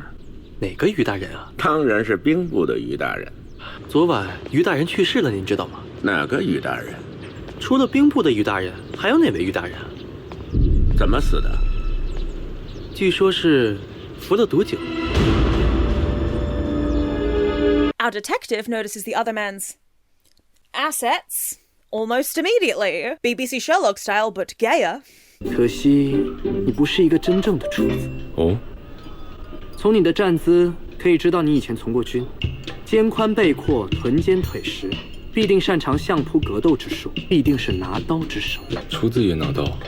厨子拿刀用的是腕力，使的是巧劲，而你这胳膊明显是有通臂之力，拾起劲来便可破山断石。根据这些，我敢肯定，阁下绝对不是一个厨子。阁下是一名锦衣卫，官居7品。果然名不虚传。And despite a momentary hiccup when our soldier tries to arrest him, they pretty immediately become a crime-fighting duo. They've even got more than one classic Cabadon in there because they know what they're about. 拉人生性勇猛，又极其团结。唐大人这样了，哪怕进去不到1刻钟的时间。The husbandism is very strong in this one, with the two of them being extremely comfortable with each other, basically raising a child together, and knowing exactly what each other is thinking at all times. Not to mention our soldier constantly cooking for and protecting our sleuth. Food is very much their love language. 饿了。去吃点暖和的吧。等我。Our precious soldier loses all motivation to cook when his husband is away. 唐大哥说他不吃。不吃了。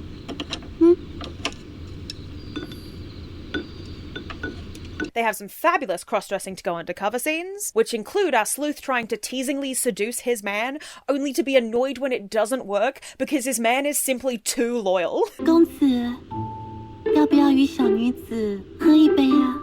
不用了，谢谢。公子，随广川。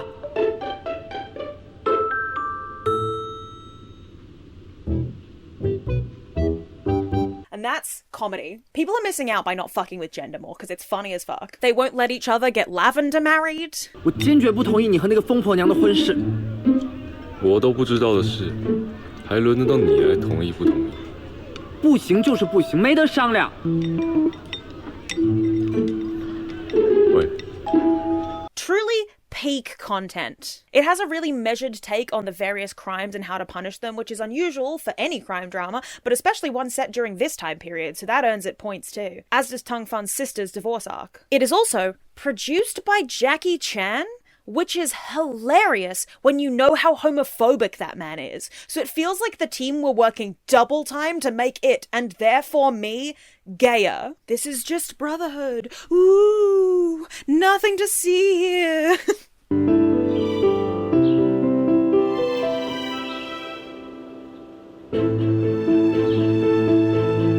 This made me gayer. Snowfall. This is set in the Republican era, but it's vampires! Finally! LFG!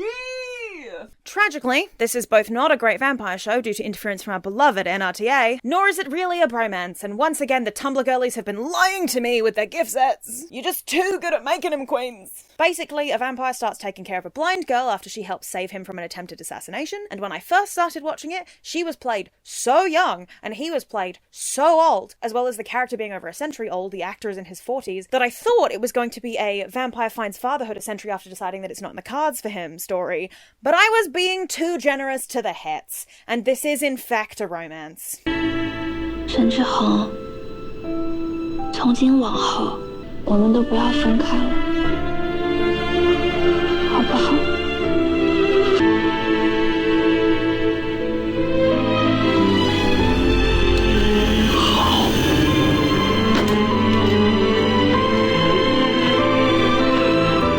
Look, I don't care about age gap romances in fiction, especially in vampire dramas, because one of them is always going to be centuries old. But the way this was portrayed felt very icky to me personally. She looks and acts like an actual teenager.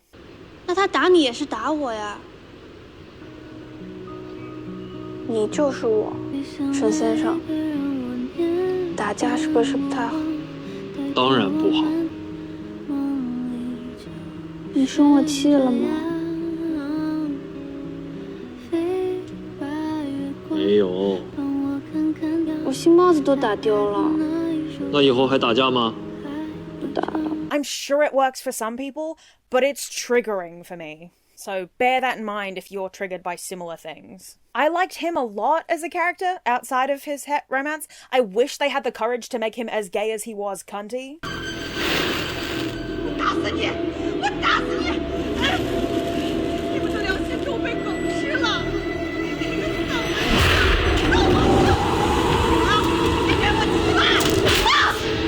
沈先生，稀客。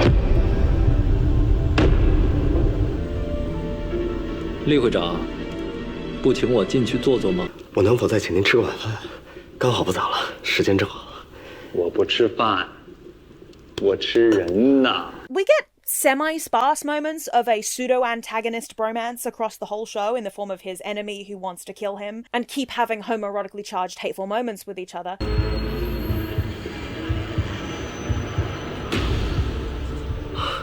你想我了？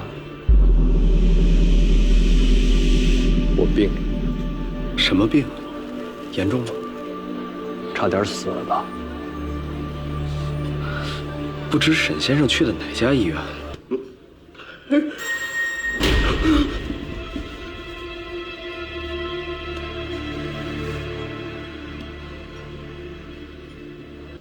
厉会长清点了不少，是没胃口，还是嫌菜做的不好？要不我喂你吃？我这么做是信任你，拿你当个人，也给脸不要脸。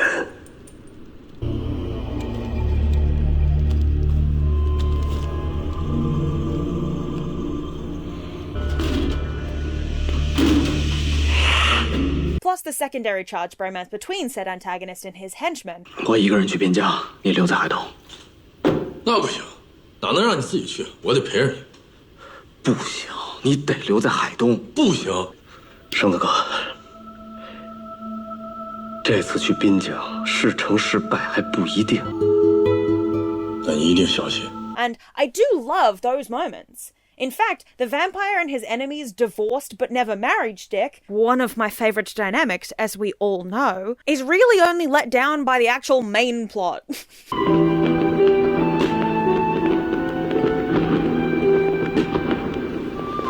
你怎么一个人跑来看烟花也不告诉我？我是在守岁。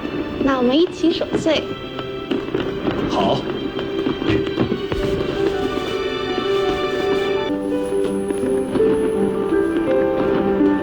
Also, Win-Win from NCT is here, so that was fun. 但是真的爱情不是时间能衡量得了的，并非一生一世的厮守到底才叫做真爱。真的爱情，发乎于心里，终究还是摆脱不了人类的俗气。不像我，天真赤子，真是失敬失敬。 Betrayed by a vampire show. The nerve. The cheek, the nerve, the gall, the audacity, and the gumption. Look, there have been a couple of vampire BLs now too, so literally go watch any of those. One is airing as we speak. Or it will be if I finish editing this video before it finishes.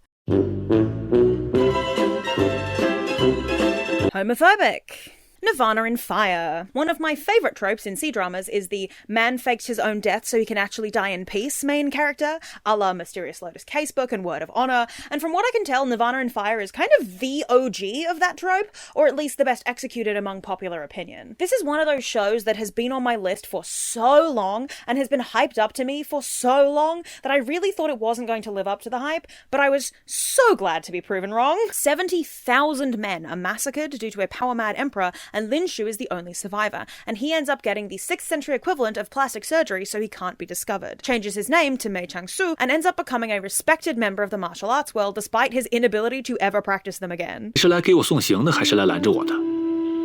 我拦得住你吗？既然你知道我迟早要回去，就趁着我身体还可以，帮我了结此事吧。2年可以啊，那你带10个大夫去。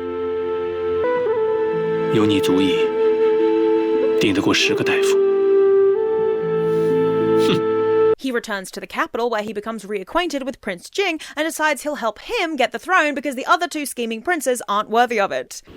朝廷6部，我基本上不认识什么人。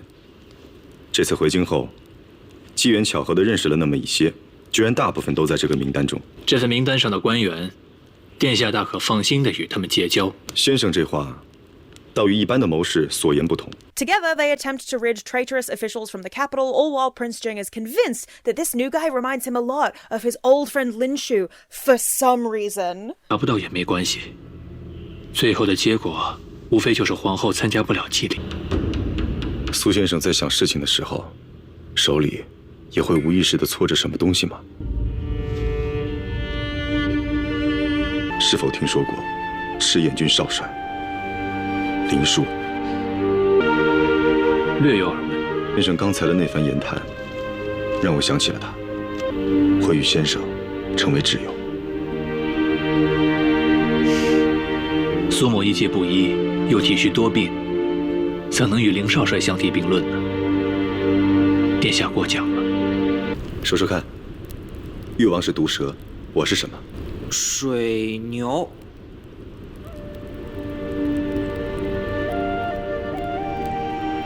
怎么了？出什么事了？也没什么。我们刚才在聊水牛的事。 Also, him taking the prince's sword out of its scabbard to use it to point at a map was so hot, and I had the same reaction the prince did. 救恩深四处都设有警哨，大康离这里最近，每天都有禁军会去查看。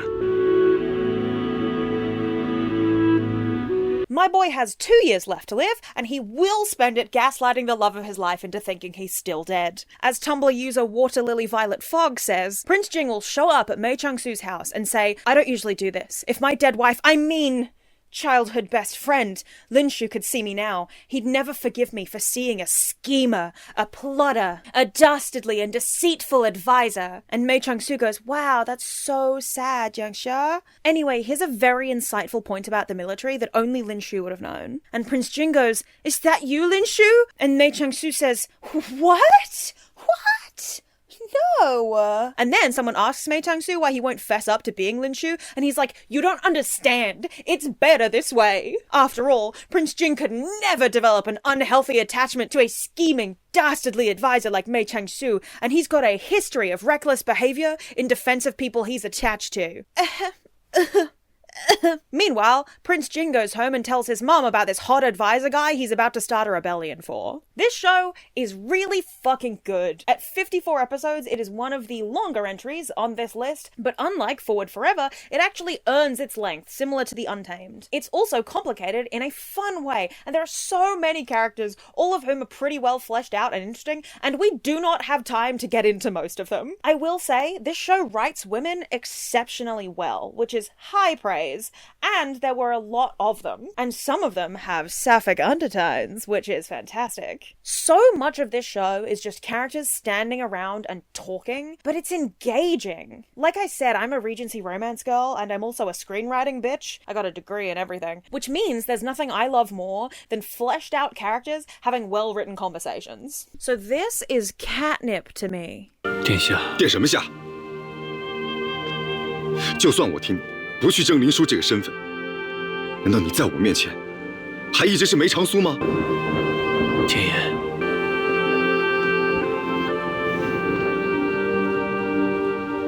这件事完成之后，你是不是打算离开京城？ Mei Changsu has a similar problem to Lanju in League of Noblemen, which is that he's just so dilf sexy and everybody wants him carnally and intellectually at all times. He is in the bisexual trenches. He has a wife, he and the prince are very gay for each other, but he and the prince are on a technicality cousins, which you don't find out until like the second last episode. So if that's a deal breaker for you, that's fine. You can just watch it like the intriguing drama it is instead of shipping them. I have something wrong with me, so I will continue to want them together, much like Meng Da Ge. 是这两个宅子的正门分别对着不同的街口。你要不是跳到半空中，你根本不会发现这两个宅子原来在同一个街区。孟大哥，那你是怎么发现的？我跳上去发现的。你找一个府上擅长种地术的人，直接挖通一条密道通到靖王府。这样的话，靖王就算平时不跟你见面，他也可以通过这条密道来跟你私会。It was medieval times, they were all cousins anyway. It features palace intrigue, spies, assassins, romance, heartbreak, and the worst birthday party of all time. Somehow more than once.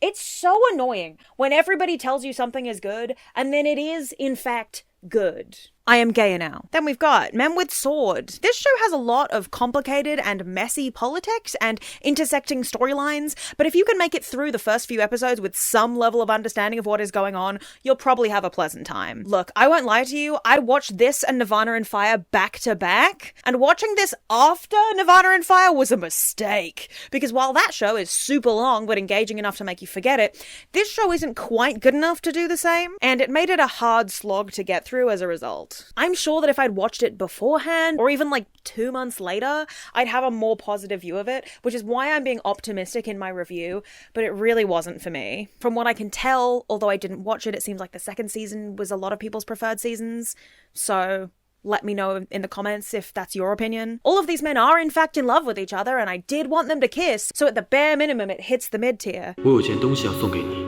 什么东西啊？萧，把你那柄短剑给我。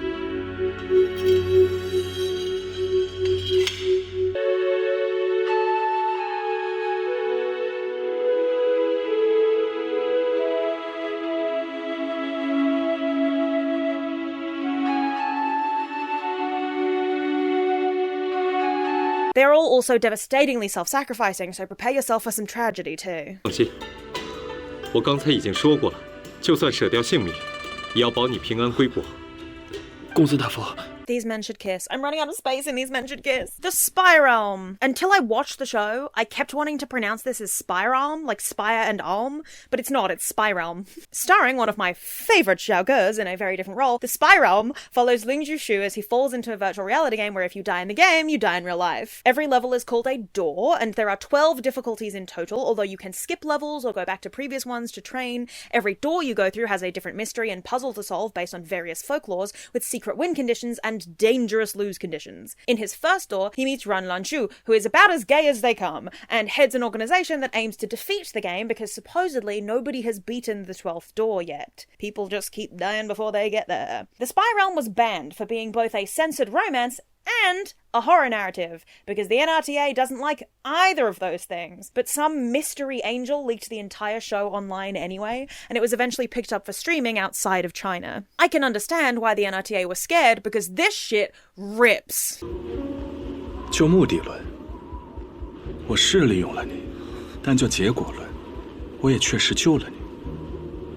你要是第一关都过不去，说明你压根儿就没什么本事。就算 有人救了你，你也活不过明天。我救你，当然是希望你值得被救。其实，我一直想问你，你这么照顾我，就只是为了让我加入黑曜石吗？看你是个人才，想跟你做个朋友。你就是为了帮我才进了这扇门吧？别自作多情了你。作为过门组织的老大、话事人、优秀的领导、过门界的传说。 我也很有责任搞清楚，为什么菲尔夏鸟这扇门作为一个低级门，可以死那么多人？那被困在这里，岂不是很冤？不会啊，我相信你，可以带大家找到门和钥匙，因为我在你身上看到别人没有的光。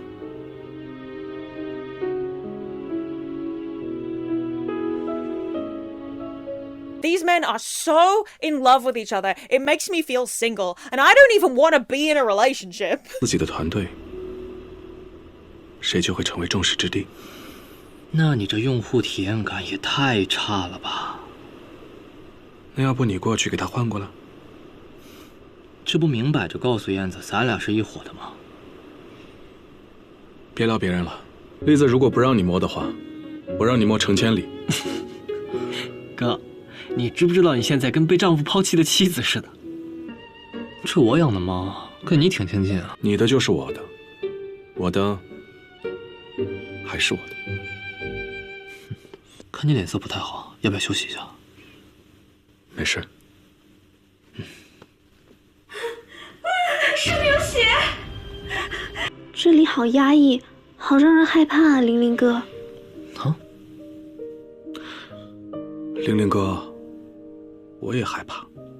你一个大男人，怎么胆子也这么小？蒙哥，我觉得他们说的有道理。万一那些奖状真的把门神引过来了怎么办？玲玲，我觉得他说的也有道理。万一晚上有危险，你可要把我保护好啊！要去吃饭了，晚点去没饭吃。走。 It also features some absolutely fantastic side characters, like the Chung twins, both of whom I adore for different reasons. 你先别想这么多了，你这扇门弄明白了？我不像你，一点人情味都没有，根本都不在乎别人的死活。我要是管别人的死活，你的命早没了。我是别人的。 Zhuang Rujiao, who is a fabulous addition to their dynamic, especially when she realizes that our main characters are into each other and her inner Fujoshi activates. 这个世界上根本就没有阮白洁这个人，会怎么样？ 啊？不是吧？原来如此！我说怎么一直找不到白洁这个人？这次你搞不定了？大不一样，这次我压根没处理，直接送医院。为什么呀？ 不能暴露我的真实实力啊。 And my personal favorite boy, Li Dongyuan, who starts off as a semi-antagonist because he runs a different organization trying to defeat the Doors and sees Lanju as a personal nemesis, but who grows closer to them because he's in love with Ran Baiji, a woman who is famed for being incredibly good at the games, and who he knows is Lanju's sister. What he doesn't know is that Baiji is simply Lanju's female alter ego, and Lanju takes great delight in using that knowledge to tease the absolute shit out of our boy. Even after he finds out the truth, however, he remains really close to both of them and basically becomes their third after a certain point. 你怎么对个男这么体贴？这是我女朋友，的哥哥，我未来的大舅哥，我不应该对她好一点吗？我还没同意你做我妹妹的男朋友呢。玲玲，还是你帮我撒吧。我再告诉玲玲，白洁她喜欢什么。大舅哥，也给我透露点呗。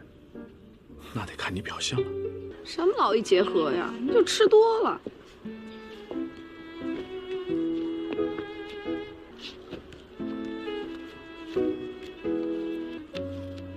你看得到他们脸上的雾气吗？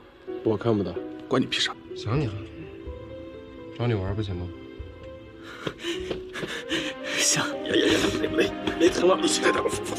This show has some fantastic plot lines, some great twists, and some of the most blatant romance you're likely to see in a censored drama like this, hence the NRTA's attempts to scrub it from the internet entirely. 过来跟我们一起睡。3个有点挤吧？你觉得3个人睡挤不挤？一点都不挤。我跟你说，3个人一起睡可好了，打地铺多好啊！又不用跟别人挤来挤去，还可以一个人滚来滚去的。我阮兰竹，你这个小气鬼，我记住你了。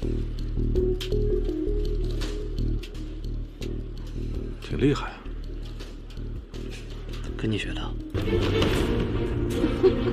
Classic hairstyle change signifying marriage, one of the clearest propositions we've ever had in a bromance. 哪有时间找？活了20多年，还没谈过女朋友。如果实在找不到女朋友，也可以找点别的。别的？找猫行吗？果然是凭本事单身。哎 Jushi can basically ask anything of Lanju and he'll do it. 阮哥，您就帮帮张哥吧，他真的不是故意。不会帮他。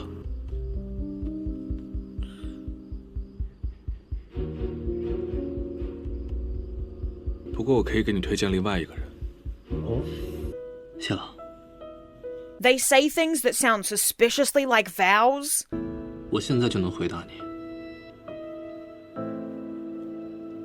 我愿意。我会保护你，保护你一辈子。如果是我遇到相同的情况，你会不会在我之前开枪？沉默就是承认。我只是想让你活下去，至少你不要因为我去死。 你一定要活着出去！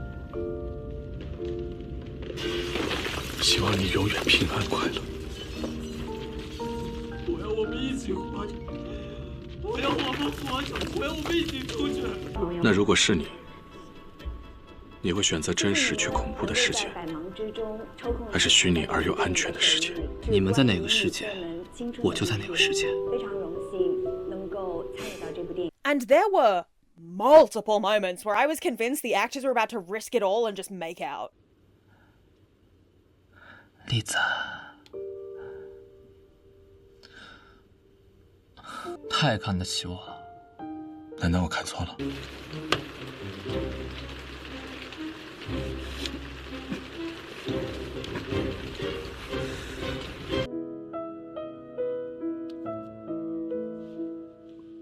我突然理解早早刚刚说的那句话：美人就该吃荔枝。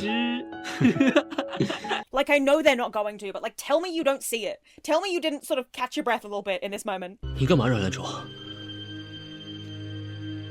感染了吧？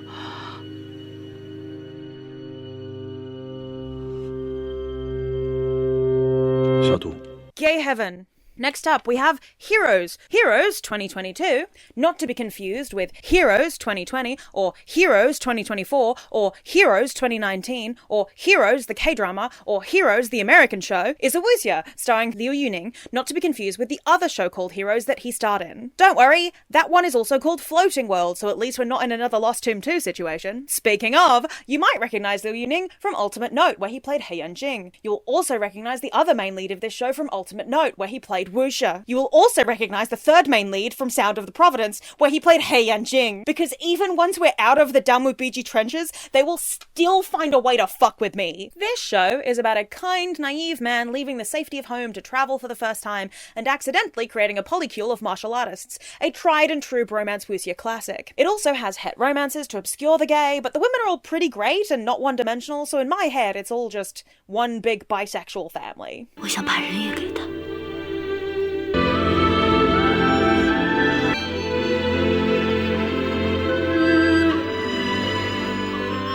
It's got your classic wuxia stakes of the martial arts world at risk from corruption by selfish actors, and the last line of defense against that being a team of rogues, one of whom is a sweet innocent guy as yet corrupted by the harsh reality of life. 整个天地都在手边，触手可及。这大海的风景就算再美，也比不过京城。我可是要抢你匣子的人，你就这么相信我？我说过，我们俩早就是朋友了。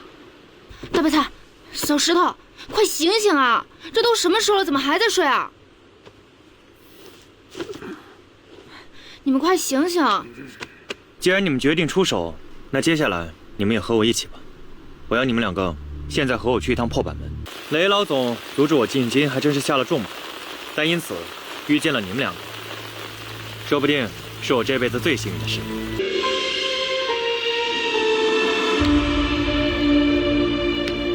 Don't worry, he will lose that optimism eventually, because you cannot introduce a Shenzhen protagonist and not put them through the absolute ringer. It's actually physically impossible. Even the hets can confirm. The absolute diabolical levels of cunt on display by every character, but especially by the one who is constantly on death's door, should be studied. 我身上有3、4种绝症，还有5、6种连名称都没有。 病毒上一起发，反而使我清醒。只要我还醒着，就不会死。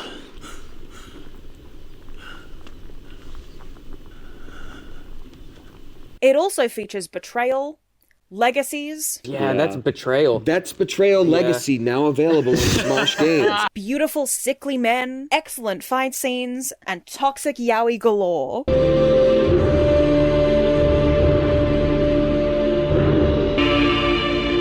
既然都说了是朋友，那还谈什么委屈不委屈的？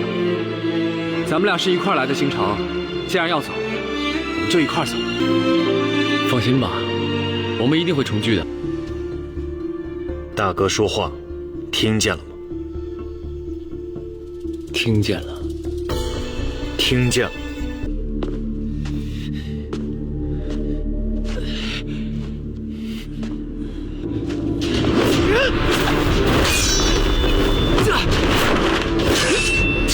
It's also, crucially, tragic as fuck. Do not get attached to this polycule if you want to make it out of this show alive. Unlike 2/3 of the polycule, am I right, boys? Sorry, that's insensitive. People died. Spoil. This is one of those ones that's well written and delectably tragic, though, not one of the left field bullshit endings. So it's getting only praise from me. 你要是不回来，我们就追去天涯海角，打断你的腿。轮到我了吧？受苦了。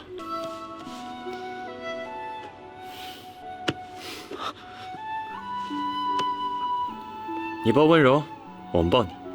你们几个大男人搂搂抱抱的，我看不下去了，我先走了。Unfortunately, it's got a little bit too much het nonsense to reach the glorious heights of gay heaven, but it still deserves a high rank. And our penultimate show, we're almost at the end, boys and girls and non-binary friends and anyone else under the umbrella. Justice in the Dark.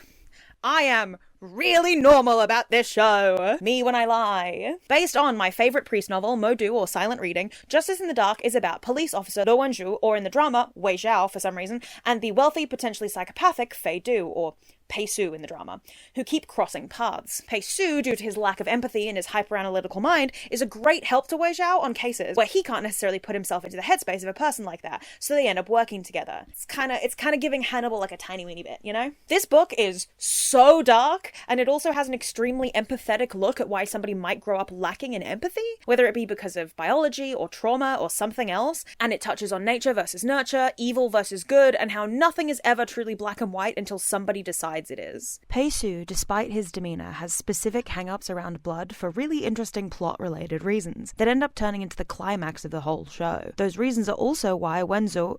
Oh, fuck, I think I've written Wenzu for everything here. It's... The fact that they have different names is so confusing. I'm going to keep calling them that. Anyway, those reasons are also why Wenzu has a worry-related angry outburst in this scene a la Guardian. 师兄，你怎么来了？别死我！你是不是人啊？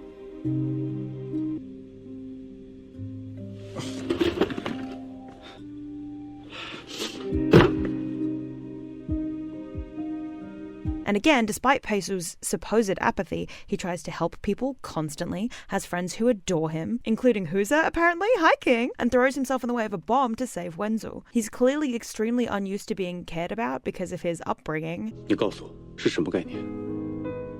会有什么症状？我没有，没有什么？我没有创伤，裴忠也没有打过我，没有对我有过人身伤害。 什么时候创伤特指身体创伤了？ Which only makes Wenzu more determined to take care of him, which is like crack to me. 就叫我，我就在书房。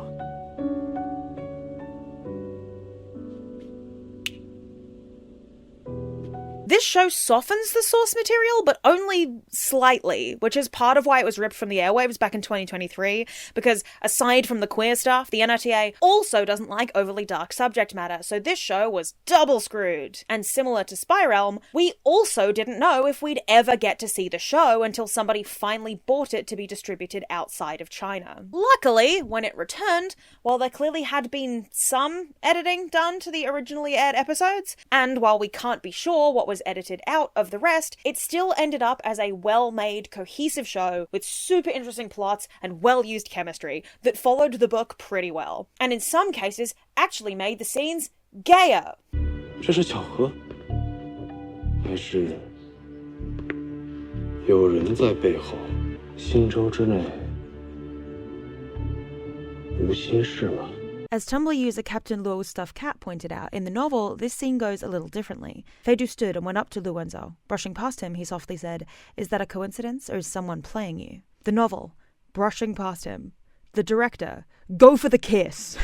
And following in the grand tradition of every good crime-related bromance drama, these two move in with each other. Although this one is at least able to justify it with the fact that Pei Su has just gotten out of hospital after being blown up, and Wenzu supposedly feels obligated to take care of him. And also they're in love, but we all know that. 得麻烦你帮我件事儿，前2天我对象的车让人给剐了，啊，当让他给跑了，啊，是辆黑色轿车，看着保养挺好的。 It also does a lot of work in the editing and cinematography department to get around censorship, such as shooting things at certain angles to make them look closer, or even in some scenes, make it explicitly look like they're about to kiss.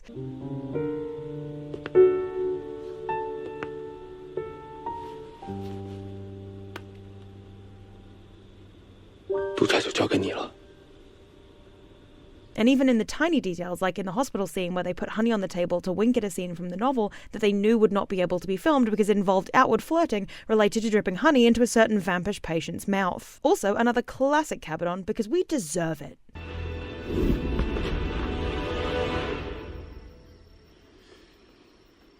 只可能有一个原因，那就是夏西南站在他的对面。他们2个确实是情侣。 不管冯斌当时在做什么，拥抱、还是接吻。这个时候，在冯冰的两侧都是直行的通道。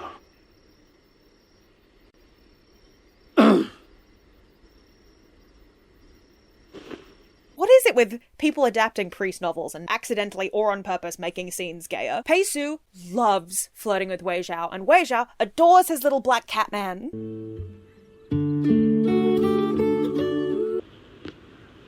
渴了吧？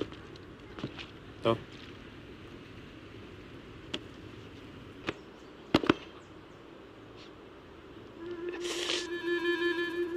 伤还没好，逞什么英雄啊？文医院吗？我这捡到个老大爷，感觉快不行了，请问怎么交工？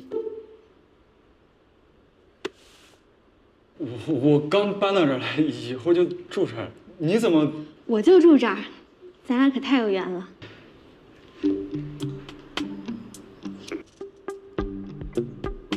大哥哥，那个手帕借我用一下。好。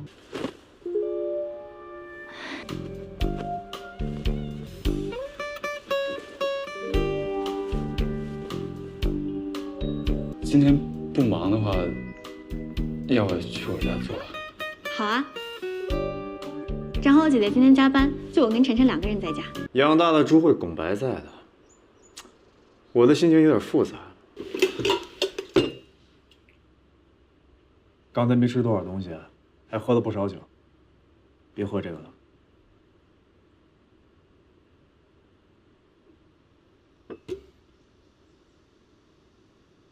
那真是谢谢叔叔的关心了。赵队，你能从晚期智人的状态稍往文明人的方面进化一点吗？你心跳得很快，不舒服吧？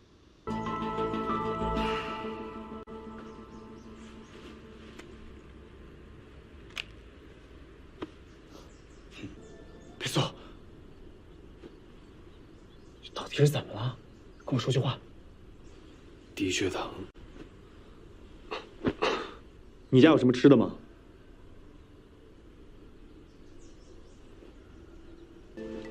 哎，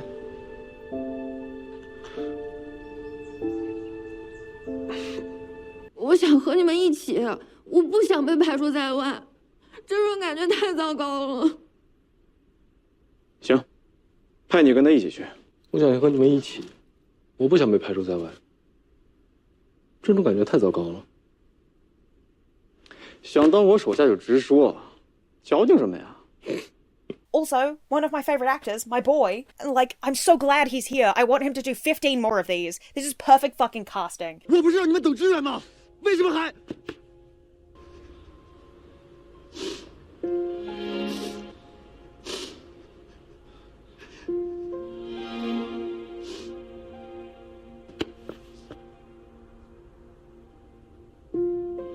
行了。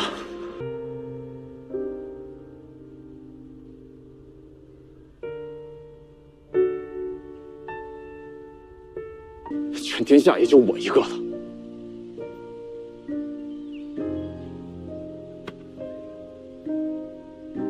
还有我，师兄。 Gay fucking heaven. Of course it's in gay heaven. It's the best. Also, go read the book. There are translations of it online, or you can buy it. It's great. It's really worth the read. Like I said though, dark themes. Dark themes, so just like look up some trigger warnings, keep an eye if that's gonna affect you. Okay? Okay. And finally, the last drama that I watched in relation to this video, Returned Master. This came out recently. Li Yan's entire family are murdered in one night by a mysterious cloaked stranger, and he's the only survivor, so he takes on a new identity, Jianwei, to enter Ghost Valley and find and kill the people responsible. He meets Chen Jiaoxi, who is the heir to the Ghost Valley, who takes it upon himself to bully him. 大家都是兄弟，要不你再考虑考虑？多说无益。那是自然，我向来说一不二。我要留下。 But eventually ends up trusting and befriending Jianwei. 九位。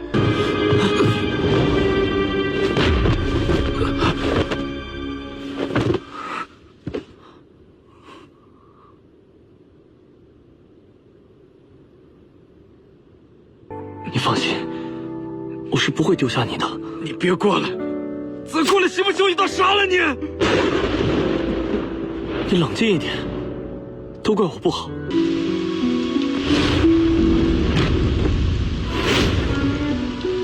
救救他！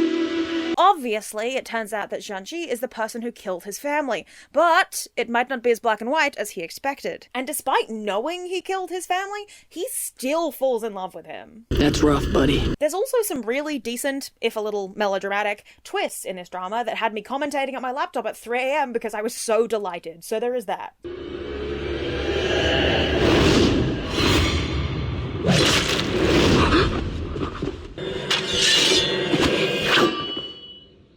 浅薇，怎么是你啊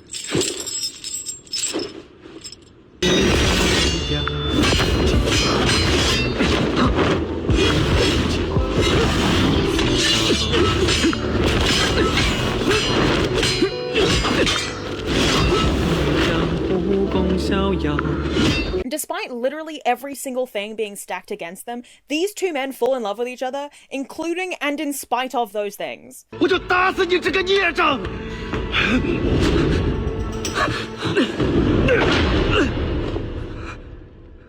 小薇，你干什么？此次我未能及时发现劝阻，也该同罪。小薇，你快走，你快走啊！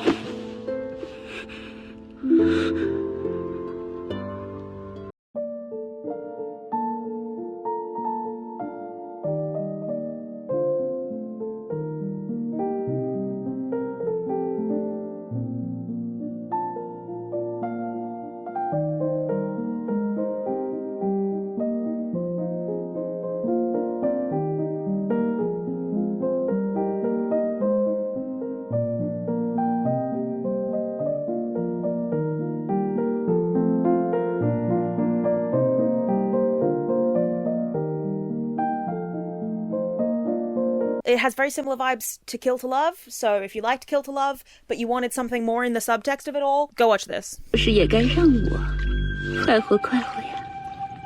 I am actually somehow gayer than I was before I watched this show. I considered leaving it in These Men Should Kiss, but honestly, I had a great time, and the tragic ending does not preclude that. And we're finally caught up to the present. That is, every Chinese bromance drama that I have seen. Also, a show called Blood River has just started airing at the time of editing this, which features Gong Jun being a bit gay. Thank you, bromance gods. It's not finished yet, so I can't rank it, but it's really good so far. 别人的理想都是当为国为民的大将军，你，唉，你只是想做一个普通人啊。那你呢？我不仅要带领暗河走到那阳光之下。 我更要成为那光芒。好，那我便做你的剑。 Here are my final rankings overall. Like I said, I've moved some things around since filming this because while editing, I basically ended up rewatching a lot of these, and overall, I ended up being a lot more positive in the final rankings. Although, to be fair, only one of these categories is actually negative. I still recommend most of these dramas to you, regardless of my personal favorites. If you want my K-drama bromance rankings, I'd put Beyond Evil, Snow White Must Die, Devil Judge, and At a Distance Spring is Green in gay heaven, because I think everybody should watch all of those too. This goes the same for Midnight Museum and The Gifted, High School Frenemy from Thailand. Those should also go up here. There are some Japanese bromance dramas that I think should also go up here, like Kei and Yaku, like that should also be up here. Anyway, I digress. I think everybody should engage in shows like this and observe the subtext and participate in the metatext of these stories because telling them is important, especially right now. And actually, speaking of, allow me to get on my soapbox for a minute. But I've gotten to the point. You should know this too. I wrote this section before all the Charlie Kirk bullshit, but it feels particularly relevant in the wake of that, and now I have more to say. We're living through an age of the world where it is harder and harder to censor people en masse, and yet governments will keep trying that shit, because the only way to ensure an obedient population is to make sure they can't spread word of dissent. The UK government instituted their Online Safety Act for that exact reason. It's nothing to do with actually making the internet safer for kids. It's to do with policing the content we're allowed to see and share and tracking us when we do it. This would be a great place for a VPN sponsorship, but I'm not a big enough YouTuber for that yet. Nothing is more emblematic of the state of UK politics than the Banksy that went up on the wall of the Royal Courts of Justice depicting a judge with his gavel raised over a protester holding a bloodstained sign, making a very direct commentary on both our justice system and our government's response to protests. And then, within a day, that Banksy was power washed off, leaving behind a shadow of the artwork that is somehow even more poignant than if they'd just left it alone. Because they've prescribed Palestine Action as a terrorist group, but they won't do the same for Tommy Robinson and his ilk. An organisation that seeks to stop a genocide from happening is bad, despite the fact that they've never injured anybody and have only ever gone after property and weaponry, but thugs who go after immigrants and trans people are allowed to keep spray painting roundabouts and storming hotels where asylum seekers are being housed. They'll continue to blame immigrants as the problems in our society when everything they're being framed for is being caused by the 1%. But the 1% are funding the government, so they can't admit that. They've made protesting harder than ever and more dangerous than ever, and that's not a sign of a well-balanced government, is it? Keir Starmer is a spineless, gutless wonder, and so is every single politician that continues to stand in line and allow our government to make the conditions we exist in more stringent and less free. Also, fuck your party for imploding in on itself. Go join the Greens. The Trump government has also been doing this since he got into office in January, removing trans and queer content from public spaces, taking down parts of official government websites that address racism or inequality, and constantly drilling away at what parts of history are accessible to their citizens, because it's easier to control a population when they don't know their own history. I'm getting tired of bringing up 1984. America has taken this a step further in recent weeks with their response to Charlie Kirk's death. Not only are they treating him like a celebrated head of state and not a neo-Nazi podcaster, but they're also going after people for responding to what happened with anything less than over-the-top reverence. They took down Jimmy Kimmel just for making jokes about the shooter. Not even about Charlie himself. We hit some new lows over the weekend with the MAGA gang desperately trying to characterize this kid who murdered Charlie Kirk as anything other than one of them. The most milquetoast comments, because they don't care about free speech. And listen, we all knew that. I know we all knew that. But their entire pitch to their base has been about how they're the ones that are the free speech party and the right has been suppressed. So it's important that not only do we point out this discrepancy, but we actually make it the focal point of our dissent. They claim to want to fight against SJWs and censorship while undertaking one of the biggest acts of censorship I've ever seen. And any sort of strong arming by the government should really, really, really sound the alarms for any citizen. Pendulums swing. Governments do not give back power that they've taken. 9/11 was a long time ago. When did we get our privacy back? If it happened with privacy and then became normal and then you didn't really care, the same thing could happen with speech. Outside of, I don't know, Germany during a particular set of years. Every news organisation in the West was shouting about Charlie Kirk and arguing over his politics, and real, actual news got thrown to the wayside. The same day Charlie Kirk died, there was a school shooting, and the Trump government won't offer reverence to those students who died, but he will host a memorial for Charlie Kirk at the White House. 2 students were lynched, and both were chalked up as suicides. And none of the major media outlets are talking about it. One for being black and one for being homeless. Do you think it's a coincidence that one of Israel's most violent weeks in recent months happened in a week when the news was focused on Charlie Kirk? Do you think it's an accident that Trump's government is shining every spotlight onto Kirk's death when right beforehand we were finally starting to uncover more of Trump's direct ties to Epstein? For as long as they can make the story about this poor man who suffered from political violence, a thing he's been trying to inflict on vulnerable populations for literal years, by the way, but I guess it's not political when it's the minorities you already hate, then they can hide more of their evils underneath. They're not just trying to obscure history anymore, they're trying to destabilize the population by making it scary to come out and say literally anything in opposition to what those in charge think. They want to control the narrative, to make it so that they're the underdogs who are being put upon, and anybody who argues with that narrative is the enemy with a capital E, and making them the enemy gives them license to attack them with everything they've got. And the way to protest that is by not letting them. Go to actual protests and make your voice heard. And if you can't go to protests for whatever reason, whether it's health or funding or anything else, there are still things you can do. Petition your local politicians until they are forced to take action. Boycott any company that is willing to bend the knee to these fascists. Participate in your community and try to band together with those around you. Listen to marginalized groups when they tell you what's happening to them. If you're working as a part of a cog in the fascist machine, but you can't quit, then do your job as badly as you can without getting fired to make their lives as difficult as possible. Stop letting fascists in under the guise of civility.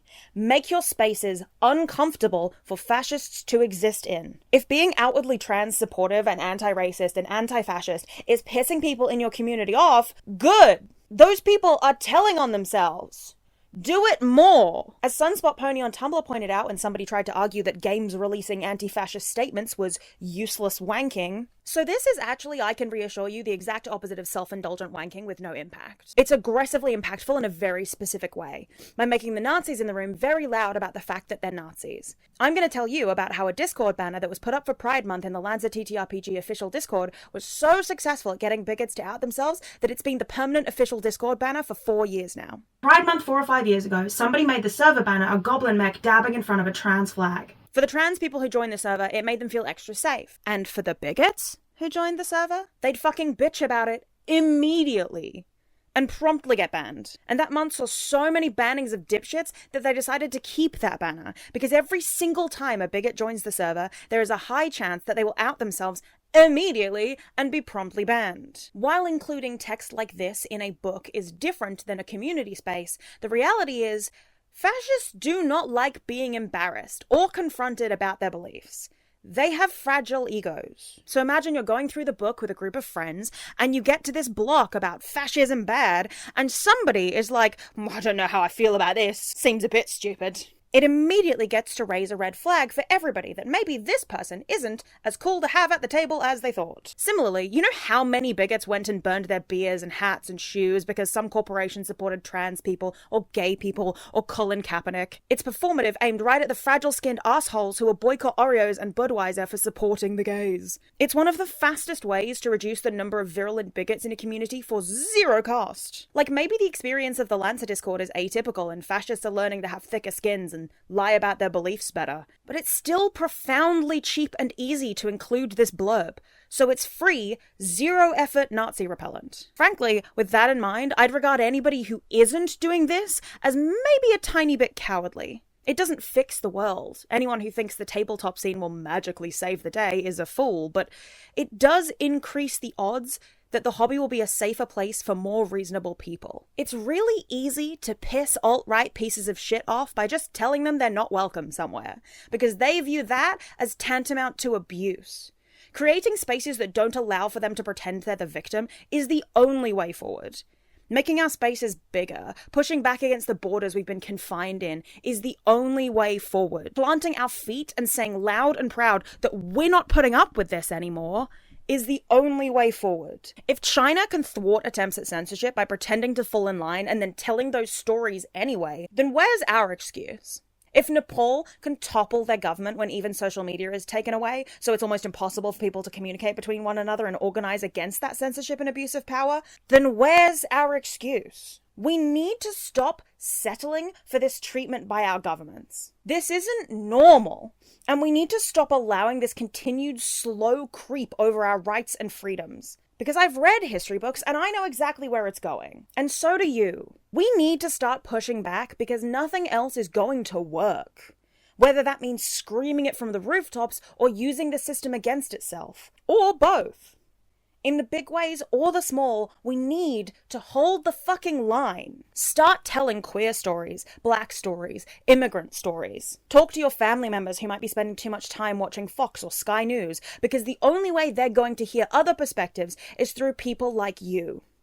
Go to protests, buy from ethical companies, support independent artists, boycott Disney, support no-budget bad art because bad art is always better than no art at all, or state-sanctioned art, or AI slop. If you have to work around censors, then you do that shit. Do you think Banksy thought that artwork was going to be left alone?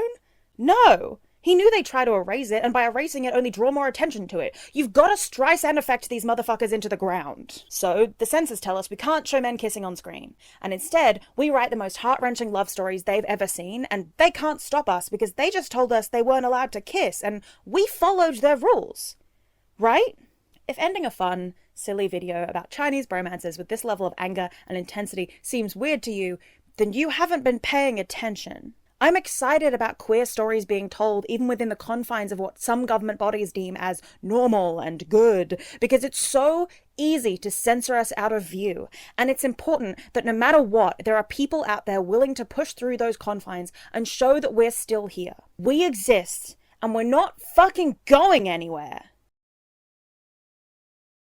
Thank you everybody for sticking with me for this long, waiting such a long time between videos. You all know that I spend a lot of time writing these big, silly video essays and important video essays, and it's obviously not a great strategy for a YouTube channel, and YouTube has its own problems at the moment.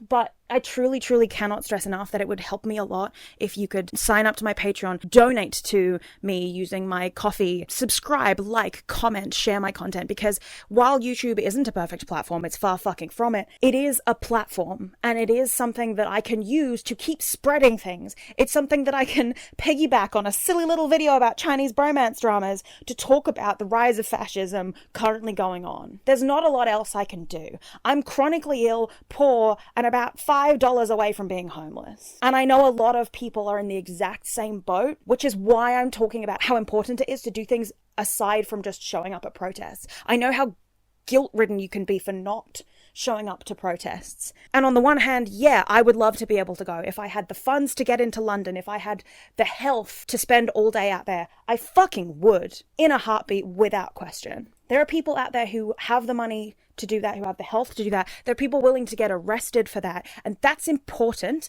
and they are important, but you can help too. As of recording this, yesterday I did a live stream with some friends of mine who were raising money for a trans person who had unexpected medical health costs in America. It was a very last minute thing. Nina organized it in like 4 days, and we raised almost 100% of the goal for what they needed. That's what community is. All of this, everything that we were put on this earth to do, all of it is just about community. Chinese bromance dramas are important to me, and they touch me because they're so baked into community and humanity and loving each other and being there for each other. About seeing between the lines, looking censorship in the face and flicking it off because you know that there are people out there who are going to see it and know exactly what you're trying to say. You don't have to be the person who's headline news for getting arrested at a protest, but you do have to become a part of your community. You do have to reach out and talk to the people around you. You do have to befriend queer people and immigrants. You do have to think critically when you see things on the news like immigrants are the reason why our jobs are low. No, they're not. Not even close. I'm tired of the world getting meaner. I'm tired of this narrative that exists about how community shouldn't be frustrating and it shouldn't be irritating. Everything and everyone has the capability of being irritating. You are going to be a part of community and people are going to annoy you. You're not going to agree with people about certain things even though you're held together by other things. That is what community is. Nobody is going to be 100% happy with you all of the time. But I'm so tired of this fucking leftist infighting when the right is united in how much they hate everybody else. The least we can do is unite enough to push back on that, and then, once we've defeated that, we can bitch around with each other and make problems for each other. But only after we're back on solid ground again. Why are we wasting all this time? Sorry, I got very heated. It's been frustrating to open the news every day and see all these people eulogizing a man who just hated. That was his whole living, was just hating people. Go and connect with your community. Chat to people, spread posts, donate to things if you can afford it, go to protests if you can afford it, and if you can't afford it, if you're not healthy enough, there are other things you can do. Local things in your community. Online things. I believe in all of you and your ability to do anything if you put your mind to it. We cannot let these fascists beat us. We have to hold the line and we have to push back. 안녕?